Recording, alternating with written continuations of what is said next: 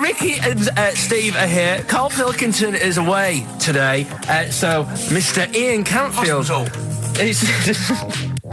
Stop it!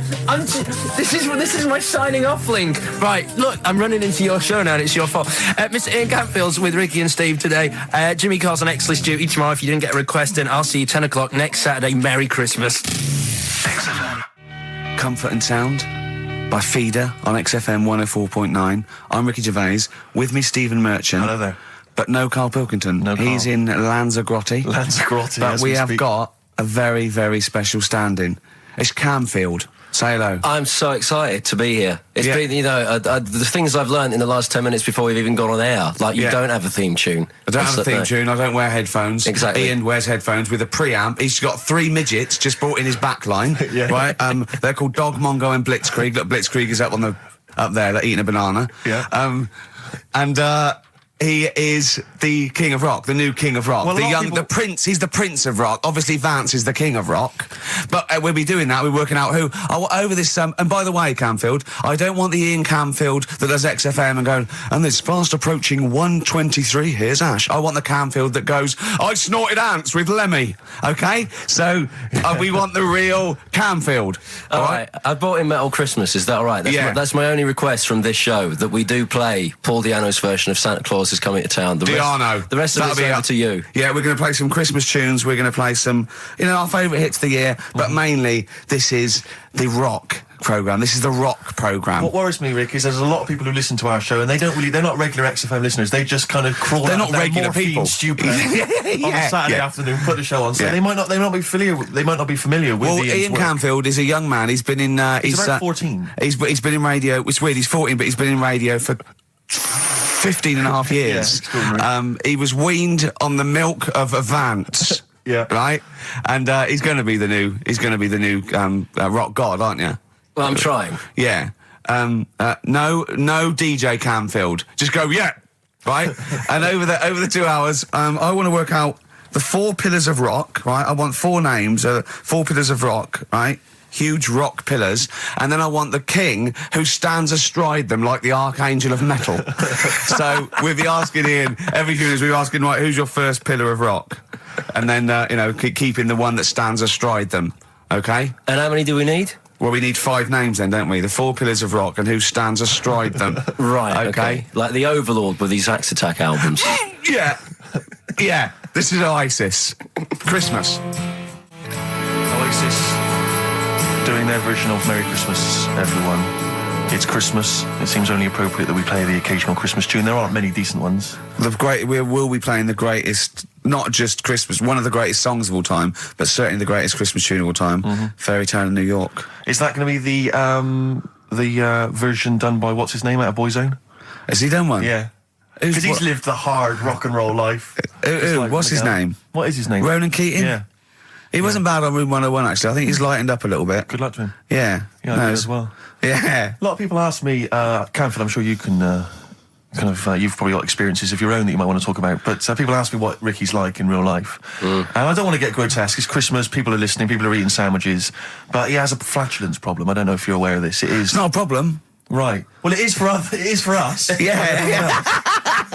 You may not. Yeah. I think the problem with Ricky is Ricky hates to miss out on anything. He's terrified that there's going to be something going on that he's missing out on, a conversation, a joke, someone falling over, And he daren't spend any time in the lavatory because any period of time he spends in there, he could be missing out on some fun. So he kind of tries to get his lavatory, occupying time down to a minimum, an absolute minimum. Plenty of pissing. There's loads of that, but none of the other activity, really. I mean, you keep that, really, it's like you're in, you're out, and sometimes I don't think you've done the full job, Rick. Yeah. And today, I'll tell you this, my eyes were bleeding. It's intense. It's just a word of warning, because the kitchen at XFM is out of bounds now. No one's going in there until the new year. A to J in the library. A to J in the record library. I'll tell you this, I don't know if, Tony Blackburn's in the building. His wig will fall off. But seriously... Not that he wears a wig. He doesn't wear a wig. But if he's going down now, maybe he wants to play some Beach Boys. I mean, seriously, forget I'm a celebrity, get me out of here. Forget you might have survived in the jungle, Tony, but you get down there, mate. Tony, would you rather eat a plate of maggots or go and get Beach Boys? Exactly. Saying A to J, pot pickers. Exactly. Jesus Christ. It is absolutely extraordinary down there. Oh, so just be warned. But it's Christmas. It's Christmas. Why would Blackburn be listening to this? I don't know. He's probably doing a bit of Christmas shopping. Sure. And he's out and about with probably got his little, personal stereo on. Yeah. And he goes, I'll listen to the boys at XFM. Exactly. And Canfield, what do you think of it so far? Yeah. Yeah? Yeah. It's not Vance, is it? Okay, who is secured as one of the pillars of rock? Lemmy. Of course he is. Never changes his boots. 2 pairs of trousers. 3 shirts. Really? Yeah. And he just alternates them, does he? Yeah, so he might yeah. have the same pair of trousers for 2 weeks, but the different shirt. Is it true his rider is a bottle of Jack Daniels and 40 Marlboro? No, it's like one of those 100 packs. No. Yeah. One of the 100 packs of Marlboro, and he like keeps them stuck in his boots, which don't change. Actually, I think I'm right in saying like that one of the like 2 left boots as well, because one of them did break. And he had 2 pairs, but he's now only got 1. But he's got the Lemmy, that is Lemmy then. Lemmy is one of the pillars of rock. What would Phil Lynott get anywhere near this? Yeah, he would have done. Let's play some Lizzie then. Don't believe a word. Thin Lizzie on XFM 104.9. I'm Ricky Gervais, with me Stephen Merchant, and over there Campbells. Is that your impression of me? Yeah. Yeah. The rock one's better. The rock one's better. Yeah, you shouldn't try and be a DJ. Yeah. Growing up with Diano Tuesday night. Ian, what? I know you're keen to know this, Rick. What are your thoughts on XFM? What? You get there. Let's get behind the facade of Canfield. What do you think about this? Because we used to have, some conversations. You've been with XFM since the beginning, haven't you? I've been here forever. Yeah, it's all right, isn't it? I mean, it's not quite magic. Well, no, a few things are. Got me eyes on the big 105.4. Obviously, eventually. What magic? Yeah. Now, do you think you want to do like a rock program on something like Virgin or Radio 1 eventually? Nah, I don't think so. No. What do you want to do then? What do you want to do?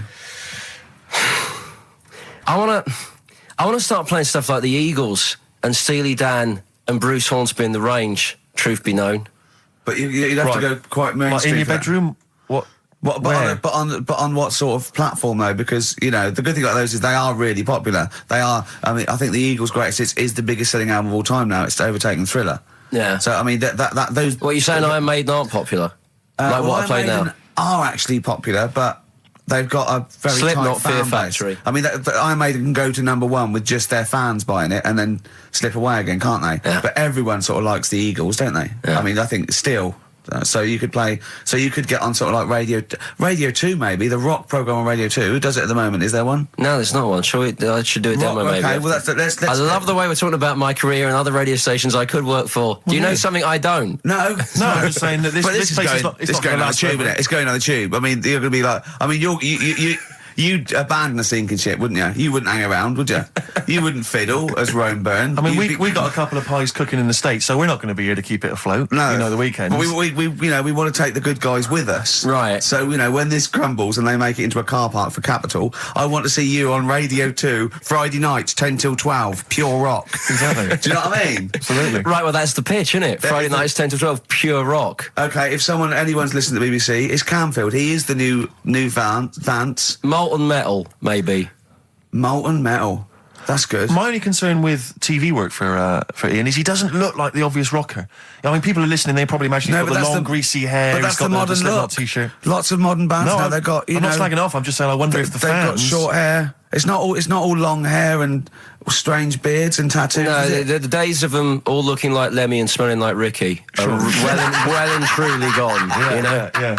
Yeah. Have you ever had the long hair? Have you ever gone in for that? No. Never tried that? No. But I've got bullet belts and stuff like that. You're right. If you'd have wanted me to dress up, I would have dressed up and brought CDs. I mean, obviously I should have prepared more for this show. Sure. Yeah. We're going to play some classic rock, aren't we?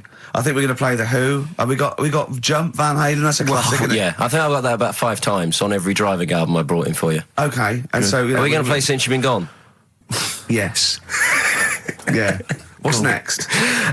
British Sea Power. Yeah, I thought we should play a couple of singles that we've enjoyed over the last year or so, and this is one of them. Carry On, play at Canfield. And don't forget, Paul Di'Anno and Santa Claus is Coming to Town's coming on as well. Paul Di'Anno doesn't snort ants, he snorts anteaters. Carry On from British Sea Power on XFM 104.9. Not bad at all. Now, listen, we should just point out to people that Carl's away, and we always slag him off because he provides very little And he's an idiot. Well, exactly, to be fair. But he's obviously off in Lanzarote, and he's forgotten to tell us what the password is for our email, Rick. Idiot. So we can't get into the email. So we're going to have to use Ian's email instead. ian.camfield@xfm.co.uk if you want to get in touch. You're never going to have so many emails, Ian. Really? Yeah, Right? You're going to be looking at them all week. It's going to be brilliant for you. You're going to feel really popular. You know what? Heat described Karl as a bald little mank twat. Nice. Karl was going, brilliant. Is that allowed? Is that all right? Yeah. Bless him. Bald little mank twat is back on the 3rd, isn't he? Well, if there's one thing that magazine's What was he suggesting? You can't be regionalist? What? Was he suggesting you can't be regionalist? Was that allowed? No, I just think it's a familiarity of, it's just because we call him a bald little mank twat, that a national magazine can say that. Oh, bless his little round head. Wonder what he's doing now. He's sitting in the ash, reading his, reading his Rich Hall book. Yeah, he spent a week when he went to, where was it, St. Lucia? He spent a week, right, throwing sand at crabs. Yeah. I don't think they've even got crabs, have they, over there? No, I don't know what he's going to do. What is he going to do? Suzanne, what is she going to do? He's going to be whinging. But it's sort of like, Karl must be like, you must like sit him in front of a video while you go and make the dinner or something. Yeah. It must be a nightmare taking a pet. Has she got a little harness for him? To be fair though, Rick, I mean, I can't imagine you're much better on holiday. I've always wondered what that must be like. Because you always need an audience. You've always got to have someone around that you can perform for, drop your trousers for. Annoy, just generally sing and dance about. And Jane's seen it all. She's bored of you. So what, do you just do this to other people on the beach? Holiday makers, it is me. You can't believe you're like Ricky Gervais. Do you want me to annoy you? Yeah, exactly. I can annoy you for 5 minutes. Yeah. Then I'll get bored myself. I'll tell you what, I want some ads, and after that, the fairy tale in New York. Oh. The Pokes, featuring Kirsty McCall and a fairy tale of New York. Brilliant, on XFM 104.9. That's the song I think that single-handedly keeps Shane McGowan in gin for another year. It must do Just well, about though. keeps- But I'm sure it does. I absolutely love it. I still love it. I saw it on Top of the Pops too. And it's just brilliant. I mean, he wasn't great at miming, but it didn't bother me. Sure. He's miming to a different song, probably. Yeah, in his head. It was great. I had a little visit in the week, Rick. I think you missed out. A little Christmas visit from, I know he's a friend of yours. He's a friend of He's a friend of the nation. Go on. TV illusionist Darren Brown.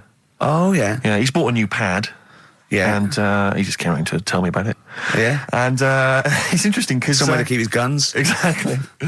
And I can never know kind of how much, he's just playing with your mind, experimenting. But he was telling me about the place, and apparently... Say he loves you? he's got a B-day in the house. Now, we were discussing B-days because... Never understood that. I've never got my head around it. To this day... He's not meant to. Well, no, but I don't think I've ever met anyone who's used a B-day. Oh, Darren Brown does. He's known as the cleanest arse in Modern Magic. Yeah. Shiny arse, they call him. But we were chatting about it, I don't really know, to be truthful, I don't really know how you use them. I don't know. Well, I assume you just sort of go over it and let... But do you face the wall with your knees on the tiles, or do you face away from the wall? No, it's sort of like you just... I don't... And no. it's got the little Do you nozzle. sit on it, or do you sort of hover above it? Do you hover above it and just splash things onto them? No, it's a little jet, isn't it? It does it for you, doesn't But it? is there a jet? This is what I'm wondering. Is there a jet of water that goes up the crap? It's like it's a drinking fountain. That's you used to have in school. Yeah. Which I remember Mr. Mellows used to embarrass himself every time. I go, no, he's in the playground, Mr. Mellows. Yeah. It's not a B-day. We're not at your French, cottage again. Yeah. I don't. B-day sounds French. I'm assuming it's French. After they're probably so embarrassed about just sort of like squatting over a hole. Yeah. They go, well, at least we can clean it. Have they? Because I haven't been to France for years. But are they still persevering with the public toilets? Just the hole in the ground? I mean, I think they have got. Is a single Frenchman travelled anywhere else in the world? Yeah, and seen that now. This you is can uncomfortable. I know. My trousers go down to Delhi, and I think there's proper decent porcelain. I know. I can't believe it. I think they have got the flush ones now, mainly for the tourists. Sure. Yeah. I've never really understood that. But it's not. You don't go in. It's not like because they're literally crapping into an open sewer, aren't they? That's the French approach to the public lavatory. Do they have the bidet next to the hole?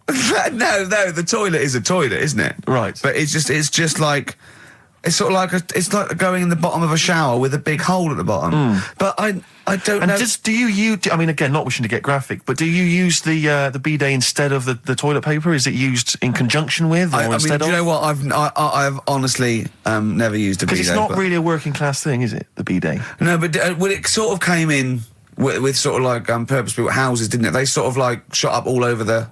No pun intended. All over the sort of 70s. You know what I mean? It was like in salmon pink. There was toilet, sink, and bidet. Yeah, we won't be using the bidet. Exactly. Fill it with ice. Put some beer in that. Yeah, because none of my friends washes their arse. There are people who refuse to touch their, the hole with the hands, and they only use a bidet. So if they're at a party and there's no bidet, well, Carl doesn't like feeding his bollocks for cancer because he says he doesn't like the texture of them. Sure.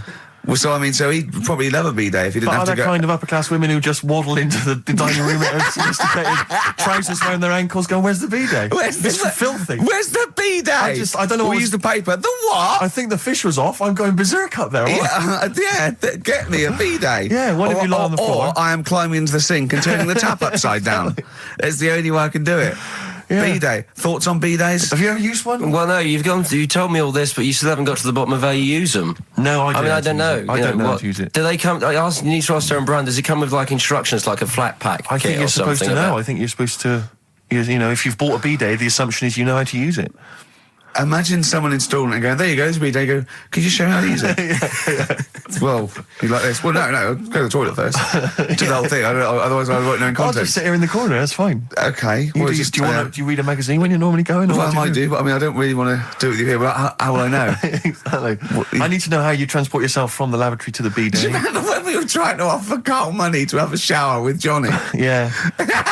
just some of the highlights of the year. That's a weird thing to do. Yeah.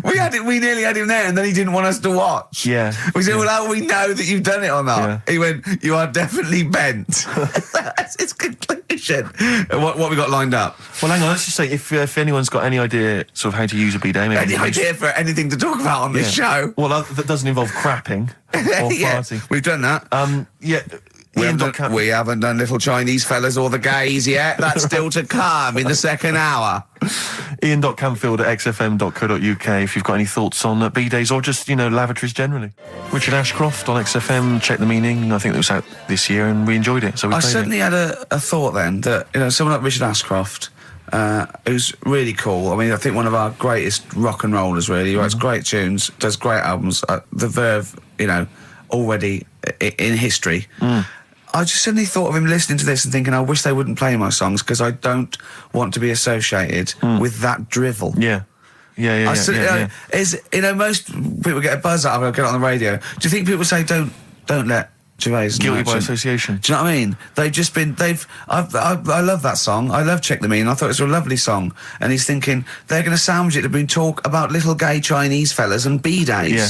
And it's going to make me look What worries me, Rick, is that if we had to draw up some kind of list of artists who would allow us to play their songs, it's going to be such a short list. Gary Glitter, it's just going to be a few people who, are slightly more shameful than us. I just thought of something. There are 1 billion people in China, and I assume it's the same percentage of homosexuality occurs, as it were. That's 1 billion, 1 in 10. That means there's 100 million little gay Chinese fellas running around. Richard Ashcroft, if you're listening, I apologise for that last... Think about it. John, you okay? War's over. I heard a DJ in the week. I won't say who it was, but sort of like a cheesy sort of housewife choice DJ, and he played that, and he went, weird one, that, isn't it? What do you think of that the first time you heard it? Strange one. John Lennon, Yoko Ono, war is over. Here's the moment, at least, out there. I love that. Oh. What does he mean? That's exactly what I want from a DJ. That kind of insight. We were talking before the break about how many little Chinese fellas there are. Yeah. Billions. An awful lot of them. Brilliant, good, more the merrier. Are you familiar, Rick, with the scary fact, I don't know, Camfield, if you're aware of this, and it's chilling. I don't know where I've heard this from, but apparently... And this is kind of legend, I didn't just make this up, this is well known, that if all the Chinese people in China, right, no, come on, if they all jumped up and down at the same time, Apparently, this is what they say. Apparently, it would cause a tidal wave that would wipe out America. That would destroy America. I love the idea of coordinating that. Brilliant. Well, I like the idea. Firstly, they don't need weapons of mass destruction. They don't need nuclear weapons because they got that threat. They can't constantly. have that. You can't count a tidal wave as a weapon of mass destruction. Or jumping. Tony Blair could send in sort of people, UN people going, look out for anyone jumping. Exactly. All they need is an immense sort of skipping rope. Oh yeah, once a little fella in Japan holding one end, a little fella in Russia holding the other. Exactly, yeah. And they go, on your marks. You'd have a lot of coordination over that one little... Maybe like someone like Mr. Motivator, kind of coordinating it all from the top of the wall, sort of looking down. The Chinese equivalent. Yeah. That's right, yeah. That would be... Because I think that's why they built the wall. I think that's why they built the Great Wall. To jump off the wall. Exactly, they just climb on that wall. That's the way it's done. That's the threat. And that's why America started the space race, because you can see it from space. Exactly. So they go... They're up there monitoring constantly. This is Eagle to Houston. There's lots of little Chinese fellas about to jump. Yeah. This is Houston. Are they wearing them lampshade We just need to hats? confirm they're Chinese. Are they wearing those... Are they wearing those comical hats that look a bit like a lampshade? They are. They are. We just have to confirm they're Chinese. Because if I was the leader of China, what is the name of it? Is he the king of China? We're so ill-educated, aren't we? Is he the king of China? The Tsar of China? King, is it? What is it? Is Chairman Mao still there? Is he still Chairman someone else probably, the new chairman. Or chairwoman, don't be sexist. And actually, when I said there's a billion people in China, so there's 100 million little gay Chinese fellas, someone phoned up to say half of them are women. Yeah. Well, of course. Yeah. Straight on the phone with that. Well, I meant little lesbian fellas or little gay fellas. Yeah. I wasn't being sexist. But I'm just saying there's probably 100 million little gay Chinese people. What worries me, Rick, is if I was the premier of China, or if it was some of the people I went to school with. Is it premier? Oh, whoever he is, the king of China. If I was the king of China, right? Isn't he the king of China and king and I? Or is that he's somewhere else, isn't he? That's Siam, isn't it? I don't know. Is that not in China? Where's Siam then? We're not. It's Ceylon now, isn't it? I don't know. Or was that... Oh my God! Someone educated listening must be tearing their hair out, listening to three buffoons in a room. If I was the king of China, let's assume it's the king of China. Okay, yeah, you'd be tall. But when sometimes you've had a few drinks, whatever, I'm sure you've done that thing where you order a pizza for someone, a mate or whatever, or send a taxi around to their house, something like that. Yeah. What I do is I just phone up George W. Bush and go, seriously, mate, you better send some stuff over, money and that, and videos, because seriously, they're all outside now. 1, 2... Yeah, and you can freak them out. Send us some knives and forks, because I am fed up with these sticks. Yeah. It's ridiculous. I don't know why we're still sticking with them. I can't pick up the tiniest little bit of chicken. It's crazy. It's rubbish. Send us some cutlery. I'm having a nightmare eating yogurt. Oh dear. This is 104.9 Racist FM. Absolutely. Jonah Louis. Should we apologise for that? Not at all, no. That's right, isn't Stand by it, yeah, that was his follow-up to You'll Always Find Me in the Kitchen at Parties. Yeah. One of my favourite lyrics. She was into French cuisine, but I ain't no cordon bleu. Brilliant. Yeah, looking forward to playing that in the new year. What happened to B.A. Robertson? Don't know. He knocked it off. I was standing in the corner and the ball came across. What was the other one he did? I don't know. We're not as old as you. Oh, no. This is all gobbledygook to us. XFM 104.9. That's Jonah Louis. Yeah, you're not listening to classic gold. Amazingly. I've still got my own teeth. I think, Rick, I was the subject of a Christmas con in the week. What, you mean you bought something for £4, then saw it for £4, £3.90 as you walked home? That would make me livid. Because I've seen you really livid. I'm absolutely furious. When I bought my PlayStation, I saw I could get it for £5 cheaper down the road. I was absolutely fuming. And you'd already walked to about 19 places, I remember. Yeah. I actually left you after about an hour. Yeah.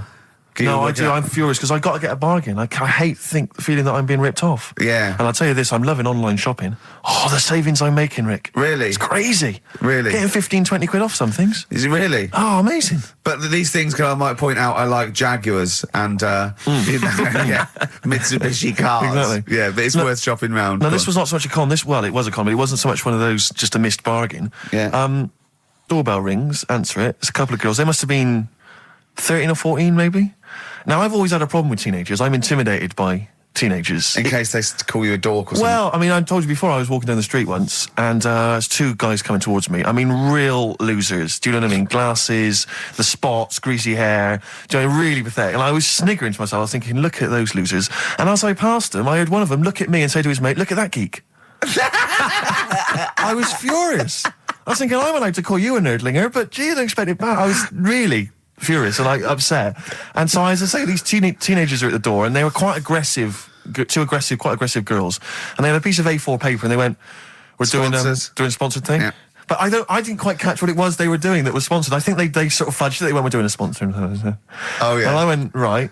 And they went, "Do you want to sponsor us?" Boy, they picked on the wrong person. I was a bit intimate. I don't know why I said no. I was worried maybe it was part of some kind of, hidden camera show, Yeah. And so I said, yeah, all right, I'll sponsor you. So they handed me this form, and I always thought you were supposed to have quite an official-looking form for any sponsorship thing. But this was literally a piece of A4 torn out of a notepad. It was the back of a Gareth Gates poster. Exactly.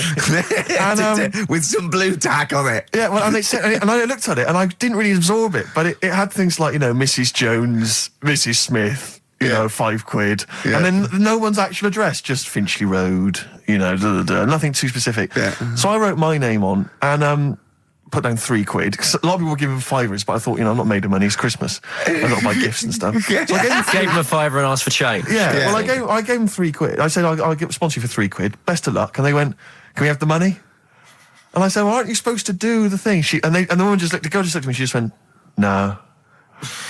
So I gave her £3. But what difference does it make? Well, I'm assuming, though, that it's not going to any charity. It's no sponsored thing at all. But then I'm not being funny. The charity that it's not going to, you wouldn't have given to it anyway. It's true enough. So all that's happened is you're £3 down. But I'm £3 down. Yeah, but if it would have gone to charity, it'd be £3 down. The fact that it hasn't gone to charity doesn't matter because you wouldn't have given it to charity. Yeah, but if it had gone to charity, Rick, I'd have felt a little bit superior, a little bit smug. That would have kept me going for another 6 months. Whereas now it's just gone to a couple of weeks off the street, who are scamming people, possibly old people, Rick, and that's who I feel sorry for. They've not got a great deal of money. That's why I'm not worried about myself. I've got a bit of cash. What about the old people? Yeah. Although you are £3 down, which probably still hurts, doesn't it? It's still stinging. That's why I just like to tell you now, get off my chest. It's an Merry emotional Christmas. thing, yeah. Just be careful. If you're living up in North London, be careful. There's 2 girls that are going around. I expect, they might come to your door. But they might be wary. Be genuine. No, I don't think so. No. They were common. They were very common. Do you know what I mean? Was the giveaway things like, Santa Claus had given £10, Exactly. Tony Blair had given £1? Yeah, I know what you mean. Yeah, I think you were conned, mate. Yeah. Right. Won't Get Fooled Again by The Who. Ian, I'm going to ask your expert opinion. Is that not one of the greatest rock songs of all time? Yeah, if you'd have played the proper version of it. I know, but it's 6.5 minutes, and we usually do, but we just thought, it's Christmas, people want to... him and more Jonah Louis. Yeah, but we could have played like the full 8 minutes rather than making the show sound like strolling round your local Asda with the Christmas songs with a little bit more racism. That to me sounds like fighting talk. You want a rock challenge, Canfield. You can't handle the truth. I'm gonna rock this out the last 40 minutes. Can we put Keith Moon in the monolith? I was going to ask you. He's my favourite drummer of all time. Will you go along with that? Yeah, absolutely. So we got Lemmy and Keith Moon. Yeah. Are we making up a kind of super rock band here? We could do. That? We could make up a super rock band. That's far too passé. Let's call it the Monolith of Rock. It sounds more stupid. Okay. So we got Lemmy and Moon. Yeah. We need 3 more. So we need 2 more Pillars of Rock, and then one to stand astride it, like the Metal Angel of Death. Now, Ian, you've hung out with some of the big rock names, haven't you? Yeah. No, I'm not going anywhere with this. I'm intrigued. Tell me some of the people you've hung out with. You've hung out with Maiden, have you? I've hung out with Maiden, don't you? I've been flying with Bruce Dickinson. Yeah. And have you? It only took us 3 attempts to land at Gatwick a few weeks ago. But I don't know much about you, Ian. Are you someone who lives the rock and roll excess lifestyle? Are you kind of drink and drugs? Is that your thing? I like to be kind of on the edge, having a look at what's going on inside. Right, I don't quite know what that means. Well, it's the way they talk, Steve. Right. Well, I mean, because some of those rockers, they're hard-living boys. Can you keep up with them? Do you up till 4 in the morning? 4 in the morning? Yeah. 4 in which morning? Hey, Daddy-o, man. Yeah. We're going out about 4 in the morning. Yeah. Carl reckons the gays go out late. Yeah. His favourite song is The Killing of Georgie, right? And he went, yeah, but would it have happened if he'd have been, going out a bit earlier? Yeah, well, no, fair point. Yeah. Is that song time specific then? No, but he reckons he probably got because he was out late. Oh, right, okay. He said there's one that works here. Sometimes he doesn't go out till midnight. But I imagine you a little bit like that little boy in the film Almost Famous. When you're on tour with the rock legends, do you know what I mean? You're like, the little kid there. Maybe the doors are being closed in your face, are they? As they go berserk. Yeah, when I started, but now, I insist. I see you as one of theirs. Yeah, access all areas, Islam, and that. I can enter venues now with a big bottle of Jack Daniels. I don't get stopped. Yeah. Really? But seriously, have you, without naming names, obviously, what excess have you seen? Have you witnessed anything? Or have people calmed down now? Are these rockers clean living now? Depends who you're talking about. Sure. Yeah. Is there anything going on like the days of Ozzy and Motley Crue? I haven't seen. I haven't seen any Red Snappers like with Jimmy Page. Do you know that story? No. I can't talk about it. Then that's forget about that. Yeah. Oh, is it disgusting? Yeah, well, yeah. But is it worse than talking about B-days and Ricky's farts? Kind of. Right, okay. Yeah. Yeah. Yeah, I know. You wouldn't want the instruction manual as to what happened with the Red Snapper like you do with the B-days. Sure. God. But don't, as I say, don't name names. Obviously, there's a sort of client, doctor confidentiality or whatever that you... Yeah, well, I saw... We know there's no one listening. Yeah. So it won't go further than this studio. I saw a member of a very big band play the Astoria recently, and they turned up at the Astoria about 15 minutes before they were going on stage, right? And someone said to them, "Is it good to be playing the Astoria?" To which he turned around and went, "Oh, right, are we in London?" Really? Oh, dear. And this person then... It wasn't Daniel O'Donnell, was it? I can only think of the Libertines. No, that's not a very big, huge band, is it? No. Bigger than that. Okay. Yeah. Okay. What other rock and roll excess do you want? Oh, I was told once that if you stay up for 2 days, the best thing to do is eat some yogurt. This is just like we're going to having tips now. Sure. Yeah, So if that's apparently the best thing at the end of the excess, you need some yogurt. So always keep some in the fridge. Yeah. And chopsticks are no good. Yeah, so don't, whatever you do, don't go on a bender in China, because otherwise you'll be screwed, right? No, there's no benders in China. Oh, there are. There's about 100 million. Yeah. Another tune that I enjoyed this year, Rick. I don't know what your thoughts are on it. I'm fascinated to find out. Loving it. Jay-Z and Farrell and Frontin. What do you think, Canfield? Darkness #1? Yeah, well, they cheated, didn't they? Because they went and did their signing at HMV yesterday, so they could get in like an hour of extra sales. Why is Just that so cheating, though? Well, I don't know. Well, I suppose Gary Jules could have turned up at Virgin down the road, couldn't he? And Yeah. Okay, well, then in that case, they're going... deserves to be sort of #1, because at least it's potentially a sort of evergreen, sort of Slade type classic, and they are the biggest sort of band around at the moment. Canfield, what are your thoughts? You love rock. What do you make of The Darkness? It's all right. They've been around for a while now. Sure. Another year, maybe. But they're all the ingredients of everything you like, I imagine. They've got a bit of glam, they've got a bit of Queen, they've got a bit of AC/DC. It's all in there. You've got a bit of Bruce Forsyth. You know what I mean? He's funny. They're a good fun band, aren't they? Yeah, they're all right. They're essentially just too close to novelty. But then so was Slade, in a way. Slade have only got this credibility resurgence in retrospect. At the time, they were a pop band that essentially were for teenagers and thugs. I'm not sure Canfield's going to be championing Slade, though, up there in the same way that he champions the Maiden. But you got to appreciate what Hold has done, surely. Yeah, I appreciate what Hold has done. But they only became cool, didn't they, when Oasis covered them? Yeah. I genuinely always liked Slade, and I've still got a soft spot for him. But The Darkness, we'll have to wait and see. At least The Darkness weren't as irresponsible for the kids of today, though, because the amount of spelling mistakes that Slade were responsible for at school in the 70s must be atrocious. Putting the Zs in. Rubbish. Ian, I'm going to have to ask you for our third pillar of rock before the ad break. Right, well, we need... who have we got? So we got Lemmy and Moon. Right, okay. I think we need to put in... we need a guitarist in there. We should maybe put in Keith Richards. I'm a little bit worried about the health scare, because the kind of air pollution around any venue that this band might play with, like, Lemmy and Keith Richards there. Yeah, See, I'm surprised at Keith Richards, because I would have thought it was heavy enough for you, but the Stones have done enough to get in the annals of rock. Yeah. Okay, let's play some ads. Quick question. Do you actually speak like this, Ian? What? This is your real voice. This is real voice, yeah. Yeah. It's amazing. Do your daytime sort of voice, the X-list voice. Say it's fast. It's just coming up to 2 on XFM 104.9. After the break, we've got Feeder. Say that. It's just coming up to 2 on XFM 104.9. These are the ads. XFM. Trouble with that song is... it could sound like he's saying something to do with Bell Ends. Well, yeah. What? Heaven forbid. What, you think he meant that? Did he? Probably. No. That's The Darkness on XFM 104.9. Bell End. Yeah. What other rude words are there? Cock. Yeah, that is rude. Yeah.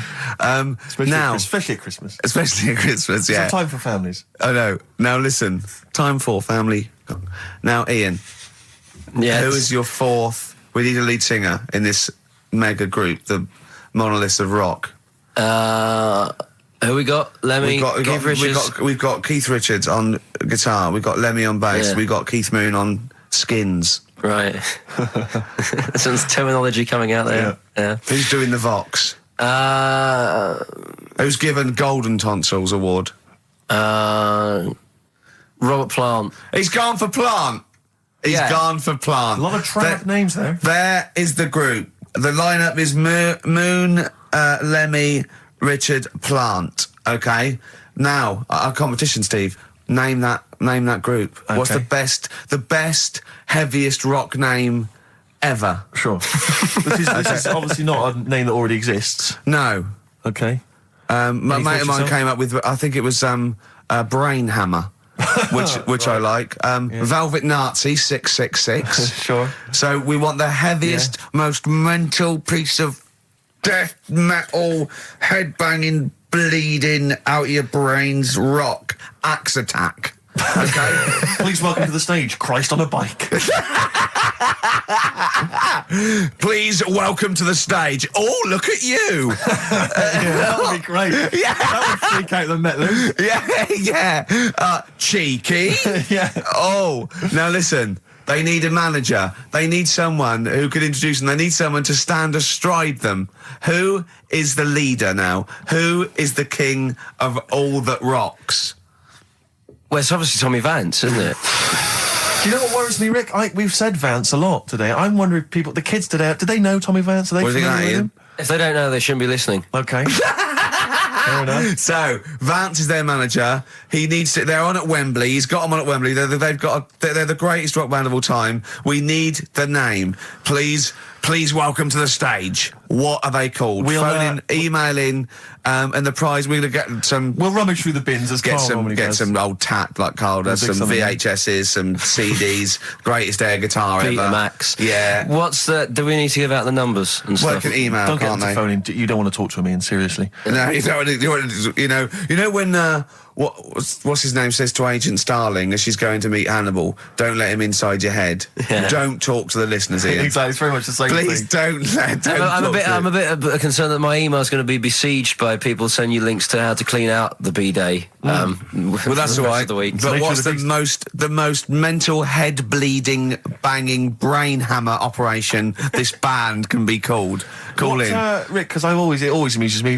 I know it's cruel to put you on the spot, but so some of your former band names have always amused me. Well, the worst. The worst one. Right, I'll just leave this. Ricky's had a number of bands over the years. What was the The worst one. Ready? Get ready to play that record because I don't want any aftermath. No, hang on, before you tell me, what was the one? Because these pictures of you, like when you were New Romantic, keep on being published. That was Shauna dancing. Yeah, but someone That's pretty bad. But someone told me, they were like, "Oh, ask him about when he tried to be Bon Jovi." Can you imagine such a thing? I know the name you're thinking of. Right, here we go. Play the record. Immediately I say this. Ready? The Sacred Hearts. Play a record. Blur on XFM 104.9. I forget the name of that track, but it's good. Good song. Thanks very much. Oh, good song. Yeah. Oh, right. I just thought you were complimenting giving his opinion. Right, Yeah. go on. The what? Are we still on the air? Yeah. What are we doing? Merry Christmas. We got someone on the line. Oh, right. He's here. Who's that? Ricky, Yeah, go on. it's Jonathan. How are you? Good. It's only TV's Jonathan Ross. Ross, turn your radio down, you idiot. I'm here. I like to. I haven't got a radio on. What are you talking about? We can hear the feedback. Well, I haven't got it. It's not my fault. It's your incompetent radio station. And also, didn't you hear we said don't call in, we don't want to speak to the listeners? What's I'm not a listener. I'm a visitor to your shores. I'm special. You know that full well. I know you're special, right? Yeah, exactly. What have you got a name for the band? Yeah, you ready? Yeah. Blump. B-L-U-M-P. I tell you for what, you can't have a normal word. If it's the monolith band of all time, if it's the big, you can't have a regular word. It doesn't make sense. How can you have a regular word? All these ideas you've come up with are rubbish. You need a word which only stands for that one thing. No one's heard it before. No one will use it again. Blump. I can't help but feel that that's a more appropriate name for maybe one of Ricky's bands. I love seeing that picture of him in that band. You see it everywhere these days. He was like a girl. He was like a little girl in a suit. It's like a little dyke at a wedding. What was that? That's got to be the kettle calling the pot black, surely. I've always got nothing but 100% heterosexual. We're not sure about. There's not anything wrong with it. I know that, but look at you. I actually had to get that in. There's not anything wrong with it. I'm Jonathan Ross. Oh dear. I was thinking the other day, right? Oh, yeah? The Comedy Awards. Yes, sir. You didn't have to say some awful things about poor celebrities, poor has-been celebrities with coke addictions and fat lips and faces that where surgery's gone wrong and everything. And when they're on the show, they're going, "Oh, you look lovely." Yeah, I'm nice so to good. well, I'm nice to them to their face, but obviously when I'm not with them, I like to let my true feelings be known. What's wrong with that? That's how everyone Well, I'll tell you what, you can get anything off your chest you want on this show. Any celebrities you want to talk about? There's no one listening. Yeah, it's just between me and you. A lot of people listen. They listen to my show, and after they've had a few hours of good laughs, they like something bland to just cool them down afterwards. So they flip over. We know this happens.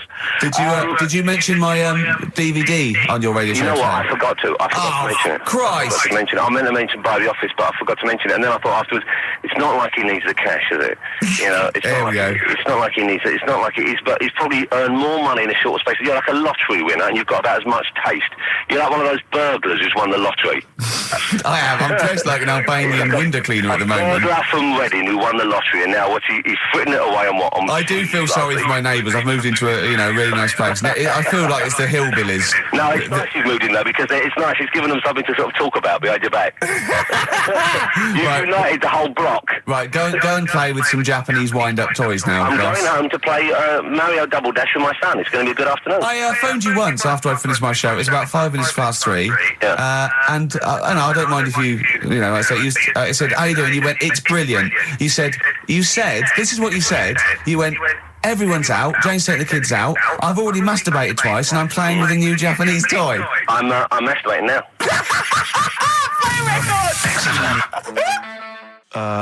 Kings of Leon, Wasted Time on XFM 104.9. Sorry, I was sidetracked there by just some of the band names. Now listen, I want to put in 2 of my own. I want to win that pile of tat out there, right? I've got 2 names here, okay? We should just remind people in case they've just tuned in. Oh yeah, what's Ian going on. Canfield has chosen his mega band of all time. He's got Keith Moon on drums, he's got Lemmy on bass, he's got Keith Richard on guitar, he's got, who have you got singing? Robert Plant. Plant, and their manager is Vance, but he needs to announce them at Wembley Arena. They're already sold out. They're at number 1 in the album charts. They're the greatest rock band of all time. And I've got 2 suggestions. Okay. What about this? Please welcome to the stage. Tungsten lung hemorrhage. Yeah, good. Yeah. Please welcome to the stage. God dildo. God dildo, interesting. Nice juxtaposition there of God, the Almighty Creator, and a dildo. Nice use of some contrasting imagery there. Yeah. Powerful and topical. Tungsten lung hemorrhage. Yeah. We've had a couple also on the email. People didn't really include their names, but who cares? Please welcome to the stage, Balls of Steel. Balls of steel, Well, yeah. And we've had like Brain Hammer. Yeah. Brain hammer's good. I Lots like of brain hammer. brain-related stuff. Quite liking the idea of tumour fish. Tuna fish. I like. Tuna fish is very good. I like tuna fish. I just wonder if there's one more contender. I don't know who this was, Ian, that phoned in with it, but possibly it's topical. Deathly Hem. Yeah. Deathly Hem. It's brilliant. Oh, it's Deathly Hem. Please welcome to the stage, Deathly It's Hem. Deathly Hem. Who's that? We've got to give it to I don't know who that was. Oh, but, well, if you came up with Deathly Hem, email again. Deathly Hem. It's the greatest name for the greatest rock band of all time. Will you please welcome to the stage, Deathly Hem? It's golden tonsils. Isn't it?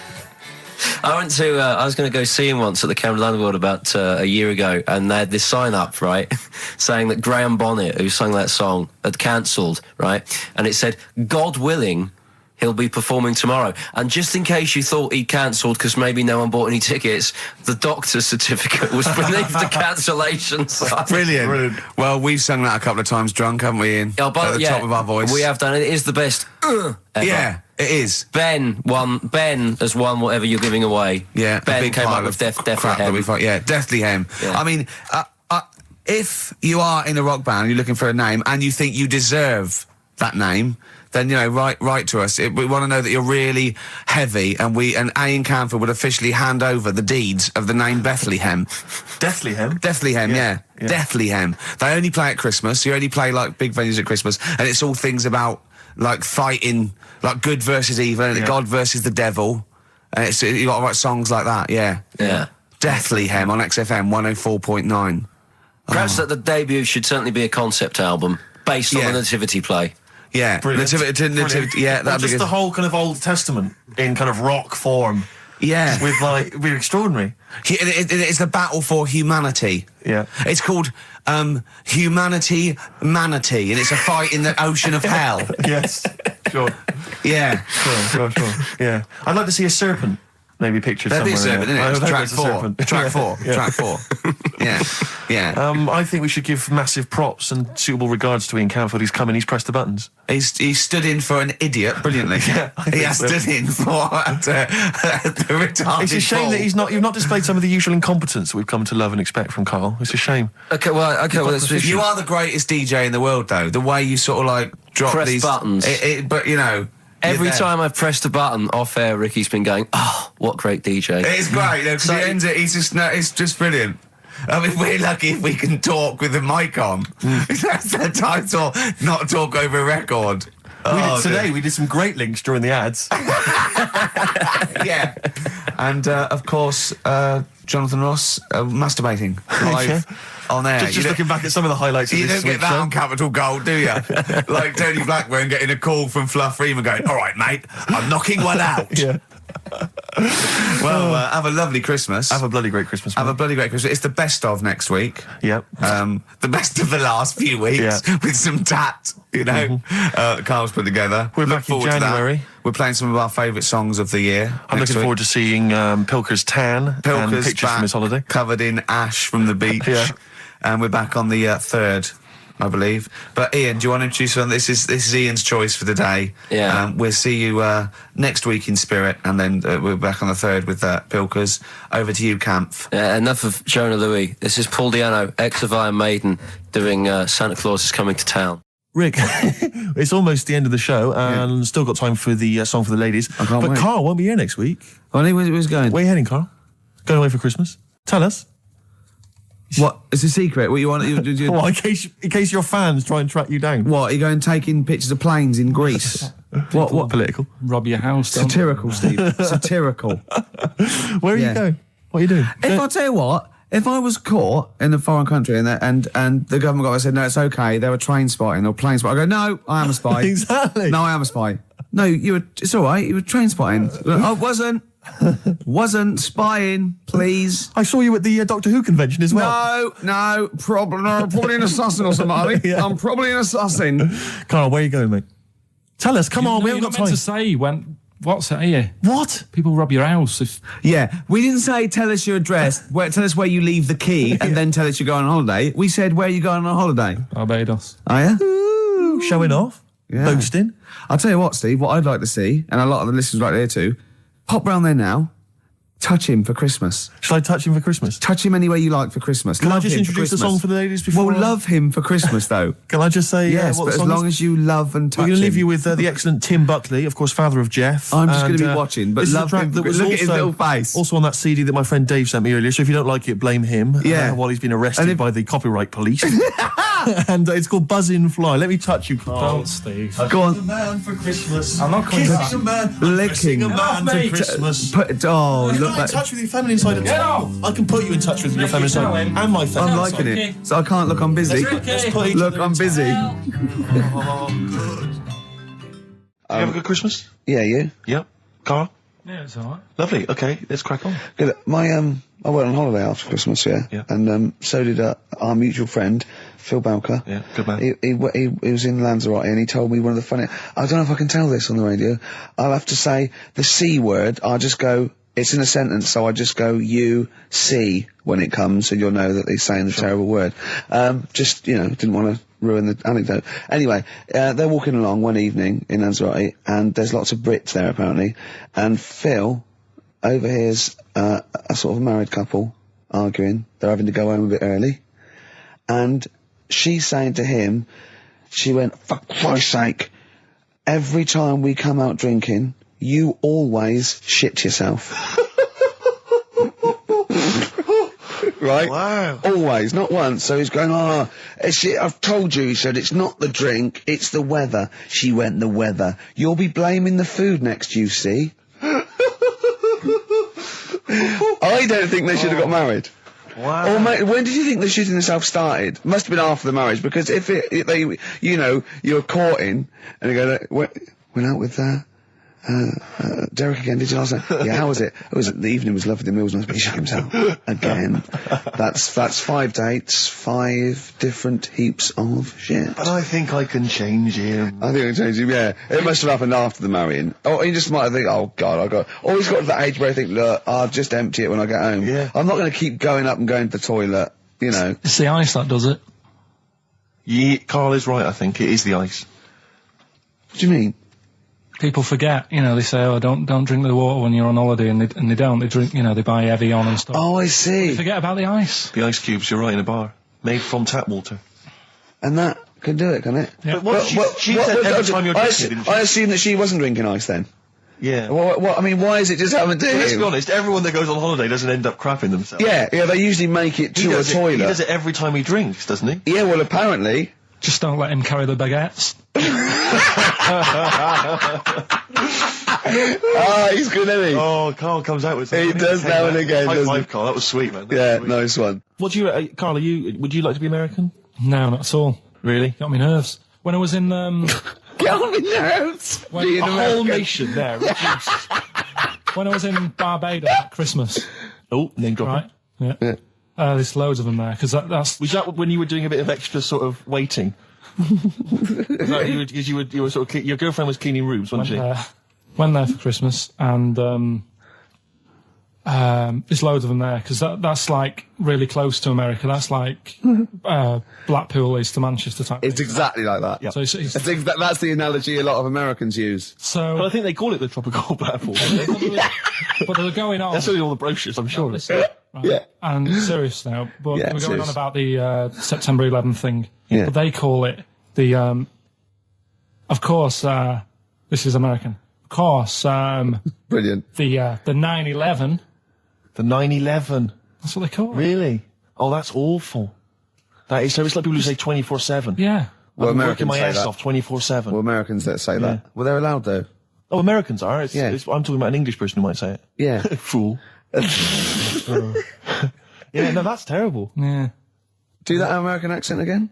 Yeah, of course, the 9/11. Where are you from? What? Which part of America is that? That's how they sounded in Barbados. Sure. Sure. But Can you do any other impression? But Carl doesn't. I very much doubt that Carl likes newfangled countries like America. Yeah. He doesn't like London. No, true. So he's not going to Have you been like. to America? Yeah. Did you enjoy it? Went to Florida. No, they got me again. Got on your nerves? Yeah. Went for some food. Yeah. And it was the last few days. I didn't take much money with me, and we were in Florida, and we were hungry, and we went for some steak, and we had our dinner and that, and I think it's their equivalent to the Angus Steakhouse. Yeah. Right. And sat down, had the steak, and that's huge, big portions. But anyway, we didn't have much money left, and we had like another 2 days left, so we didn't leave. We didn't have much money for a tip. Do you know over there they expect it? Yeah, big tip, yeah. So we left what we could, and I don't know what it was. It might have only been the equivalent to 60 pence. Yeah. But he didn't have to do that much. We didn't have loads of courses because we didn't have much money. So he brought us like the main course and I don't know, a couple of Diet Cokes. And anyway, left him the 60p Yeah. on the way out, and he comes running over. Excuse me, sir, you can have this back. Because it wasn't enough. I mean, Yeah. it's outrageous. What did you say? I said, all right then. 'Cause well, I needed it. I mean, I thought it was nice to leave them something, but obviously it wasn't enough, so he got us a couple of more. Is it good fun with you on holiday? I mean, do you enjoy yourself? Yeah. Do people go with you on holiday? I get bored after about 4 days. You surprise me. And then what do you expect out of a holiday, Carl? What do you go Sort for? of soak up some of the culture. Yeah. You liar. You liar. What did you learn about Barbados while you were there? A lot of crabs on the beach. I just imagine him sitting there with his knotted hanky on his head. As weeks go on, I feel like We're learning from each other. I'm learning more now than I did when I was at school. And can I just clarify? Yeah. You weren't raised as an experiment and you escaped from a laboratory. You had regular upbringing in Manchester and that. Yeah, I didn't go to school much because my mum and dad had a caravan. Right. And No need, is there? No need when you've got that sort of fun at home. I used to just go away for weeks. Really? Yeah. Is that true? Yeah, honestly. Where's you used to go? Port Maddock. But And so you didn't go to school much? No, I did, but not as much as everyone else. Yeah. How many holidays were your parents having? Oh, What was their income that they could... No, my dad used to work nights, and he used to travel back, because to Manchester from Wales, it wasn't that far. And Manchester to Wales? He used to do 4 on and 4 off, so me and my mum were, like, loving it. But what Port Meredith? Port Maddock. Port Just Maddock, down the road from Port Merion, where they filmed The Prisoner. right? Oh, so that's cleared up for me. Location-wise. So what did you do then? You were in this little 2-berth caravan on the back of a Cortina estate. Right. Well, what was it? What was the car? I want the. What was Granada, it? full Granada. Full Granada. What are we talking? 1980. Yeah, 82, 83, 80, right? 84, 85. Okay. And you in the car down there, park up. Yeah. What was it? What was Port Meredith? Port Maddock. Port Maddock. I remember Ruth. It's just, Oh, yeah. it's just a holiday camp. Yeah. And had an arcade and a beach. I was loving it. Yeah. But so of the 52 weeks of the year, let's assume, I don't know how many weeks you take off normally for holidays anyway. Let's just say, I don't know, you go to school 45 weeks of the year maybe? Generally, most kids? Nah. Bit less. Bit less than About that? 42. How many weeks would you say you actually spent in school? Well, how many weeks do you have off for summer? Well, we'll work that out. That's what About I mean. 6 off for summer, about 3 for Easter, about 3 for Christmas. Put it this way, I'm surprised I'm not Welsh, to be honest. Right. So there was there more than was in Manchester. Did the school authority not come and check you out? No, they didn't. Didn't get Manchester, I suppose they didn't care, did they? Not really. Yeah. They're lucky you turned up at all. What did you just turn up for the last day when you could take in your best toy? Did you know that when you could take in any game? Just play with everyone else's. Why, I break my stuff. Sure. Yeah. Yeah. No, that's a good Well, this point. answers a lot. This does answer a lot. The fact that you spent most of your time on the beach as a kid. Teachers were no good at my school. We were talking about it yesterday. So you were teaching them a lesson by going off in the summer. Yeah. And did you go to university? No. No. Did you go to sixth form or college? No. When did you leave school? When I was about 15. Right. What, you just went on holiday and didn't come back? I just got a job early, didn't I? Where was it? Port Maddock? Get in there. No, I was a printer. BM Print in Trafford Park. Well, that's great. That's a little interview there. yeah, little next, there. I'll be interviewing Steve Merchant. What are we playing next? Bit of elbow. Oh, this is fantastic. This is Elbow. Bread. Make it with you. Great track, isn't it? It is a good track. You can't argue with that. I think Bread defy slightly my test, don't they? The ladies and gentlemen, please welcome to the stage. Because Bread is a pretty awful name, and yet obviously they were very successful. Oh, they're pretty big. I think yeah. You're not confusing it with the sitcom. I'm afraid with I often Joey. do. I always associate Right. the two, and that's never a good thing. Yeah. Game's getting hard because someone's dealing you a losing card. Was that recorded by Bread? I think so. The cast of, yeah, I think so, yeah. Right. Win it. So the game, yeah, something like that, yeah. Bread. Bread. I bet you love. Look at his face lighting up. Did you like Bread? You tell him an Aesop It was fable, he's not alright. interested. You sing the theme to Bread. Yeah, little manx, like the scally sort of scouse Yeah, sort but of ways. Manx don't like the Scousers. Why not? Why can't they live Just don't. together? Why I can't they all tried. live together? I tried, and then when I went to where's that place? They have flies the size of you can't get them in a matchbox. Well, most newsagents don't put flies in matchboxes. I mean, what do you mean you can't get in a matchbox? You mean buy them at a tobacconist? No. I remember being there and thinking, God, the flies are big here. What? I can't remember, but anyway, there was a Scouse bloke there. What, a country? Or Yeah, abroad. right, okay. Flies are massive, and there was a Scouse bloke there, and I was quite happy to let things, we don't get on, but I was like, I'm on holiday, we're in the same town, let's get on. Yeah. And he couldn't stand me. Name was Alan. I think he lives in London now. Couldn't be doing with him. What did he do? He just was like, oh, I bet you like Man United. And it's like, well, yeah. And it's like, oh, they're rubbish. And going on about my town's dark. It's like, well, when did you go? If it was the winter, it would have been. Yeah. He's an idiot. Well, I'm glad you got that off your chest. I've never seen Carl like this. He was annoyed there. I tell you, Alan, if you're listening, you Yeah, really get in wild touch, Carl. man. You do not want to get on the wrong side of Really mind Pilkington. him up. Anyway, that's Because- pretty much it, isn't it, for this week? That's a lot. It is indeed. What's your song? Yeah, song for the ladies this week, taking on from your Bread, really. Same kind of low, acoustics kind of sound. It's Kings of Convenience, Toxic Girl, beautiful track. Just got time for this. Bye-bye. See you later. See you next time. Yeah. My favourite suede track of all time there. Well, we're that's nearly it, Carl. Right, what's your last Room 101? Oh, God. It was holidays. Holidays. Well, You want to put holidays in Room 101? people who are sort of annoying on holiday. Oh, yeah. Do you know when you go away Oh, yeah. sort of touched on this before. Is this going to be the Scouse guy? Yeah. Go on. Oh, it's so long now. I mean, it was a holiday when we went to Tunisia. And the Scouser pissed you off. Surprise, surprise. Yeah. Yeah. But the annoying thing was, when you go on, it was a cheap holiday, and like the lesson here is, if you want a good holiday, you got to like spend some money. Yeah. And we didn't on this one. We spent about, I don't know, 400 quid for two of us for like a month or something ridiculous. And we got there, and you get to the hotel and you go, we have made a mistake. It's a ropey hotel. You can tell like the blinds and stuff as you walk in, they're all dirty and stuff. You think, well, let's make the most of it. Let's not get down about it. It's a holiday. It's for a rest.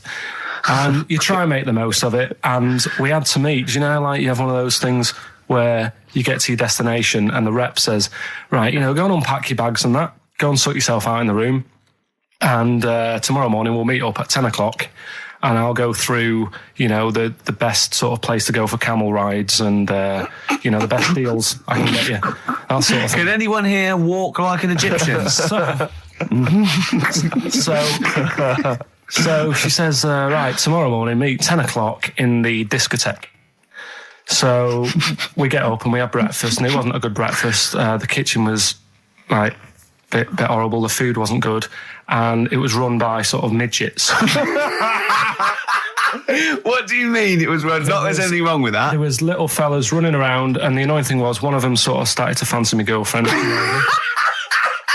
How did he manifest his affection for No, you're not saying there's anything wrong with midgets, though, are you? Just saying it was strange that there was Yeah, but even midgets shouldn't be cutting in on Karl Pilkington's territory. I know. But it's also that thing of, they've got little fingers.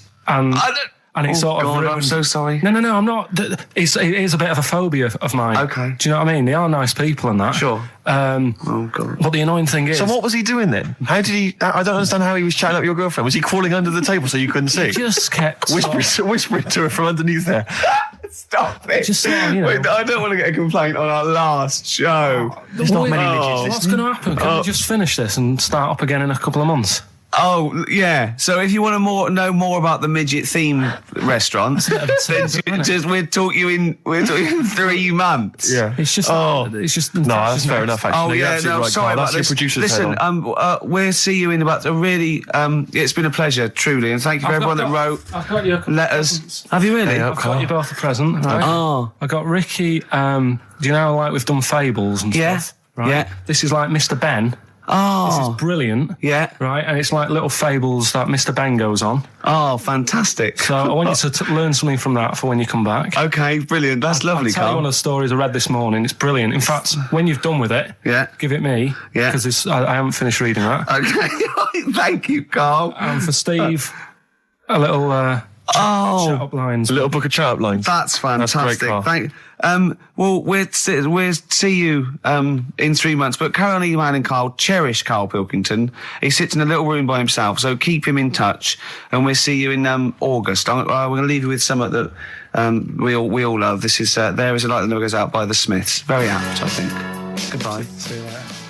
Yeah, but anyway, he'll be back shortly, I'm sure. He phoned me. His dad's ill. His dad's in hospital, so Karl went back to sort of look after his mum. And he was so sweet. He said, "I'm back. I'll just drive my mum around." He said, so unbegrudgingly, he just went, "It's like old times." And I said, "Oh, sorry to hear that." And he went, "That's all right, yeah." I think it's going to be fine. And I said, "How was your holiday?" He went, "Yeah, it was good. Except it was a nudist beach, so he didn't tell me." I went, of course it was. I went, "What do you mean?" He went, "Well, sitting on the... I don't know why they have to do it. I don't know why they have to do it. Why do they have to do it?" He went, "Suzanne said they think there's nothing wrong with it, like being a transvestite." Right? I went, "I love the fact that your girlfriend has to tell you what's wrong and right in the world." And he went, "Well, we're walking along the beach, fella coming towards us with knob out." I went, "Oh, what's going on here?" Right? And he said, and because it wasn't all nude, he's walking round, he's stark naked, and he wants the freedom of that, but he's got a big rucksack on his back with his clothes on just to get changed. He went, "So what's the point in that?" Right? And I went, "He should just carry the book." He went, "What, and covered it up?" When he went, "Oh yeah, good idea." See? He went, "But I wasn't happy." He says, and that was the first day, so we didn't go there again. I can just imagine his little face. Yeah, just going, "All right, gobsmacked. That's out, Yeah. that's out. What's that doing out? Why has he got his out?" I imagine Karl sort of dressed in a suit in a sort of safari suit, done right up with a cravat. I'm not undressing. I don't want people seeing the flesh. That's for you, love, and no one else. But I love the fact that it's girl goes, Carl, they don't think there's anything wrong with it. They're just happy that way. and he in his own mind just goes, like being a transvestite. He knows there's nothing wrong with that. I'm always a little bit suspect about people who like walking around nude. I think you meant transvestite. No, nudists. What? Hold on. Can you be a naked transvestite? What are you then? Yeah, I suppose you're a... When Eddie Izzard's naked, is he a naked transvestite? That's an interesting metaphysical question. Yeah. Yeah. On XFM 104.9. If you know the answer to that metaphysical question, or indeed any of the famous ones, if a tree falls in a forest and no one hears it, has it fallen over? Any of those. Excellent. That's brilliant. Yeah, if you leave the room, Rick, does it get quieter? Yeah, what's the sound of one leg hopping? Exactly. What we got there, Claire? Do you want some music or I'd love to hear it. bit What more you got? chat? Yeah. I've got the Vines, actually. Oh, All right. play it. Nice. Strokes. Someday. I'm already annoyed. I've been here 3 minutes and I'm already annoyed. Yeah. I'll bring back Claire, I'll tell you. No, it's not his fault. It's the whole place. The library's shite. I tried to get... Oh, God. I had to go to Capitol Library. Fancy that. I had to go to Capitol Library to get a couple of records I wanted, right? Place is falling apart. The email's not working. It's so shoddy. He's had 2 weeks off. I'm on holiday. I mean, they might as well bulldoze this, honestly, because for all the, you know... It is ludicrous. And we get paid peanuts. You get paid, do you? Oh, and it really annoys me to have to fight. Oh, anyway. Just calm down. 104.9, I'm Ricky Gervais, with me Steve Merchant and Karl Pilkington. Carl, you're back. All right. How was it? What, the holiday? Yeah. Well, it wasn't all fun, was it? Because my dad was in hospital. Oh, but he wasn't during the holiday. Not during the holiday, though, was he? You came back from holiday and then found that out, didn't you? Yeah, but it happened when I was on holiday. Did you know that, though, when you're on holiday? No, because I didn't take my phone with me. Well, the weird thing is, I got a feeling when I was sat there, because it normally happens. What was the Nudist speech, was it? When I first went away... You saw that old fellow with his packet out. When I went to Ibiza, right, I had a feeling, and I called home, my dad had punctured a lung. When you say you had a feeling, what do you mean, a feeling? Just like, I should call home, there's something not right.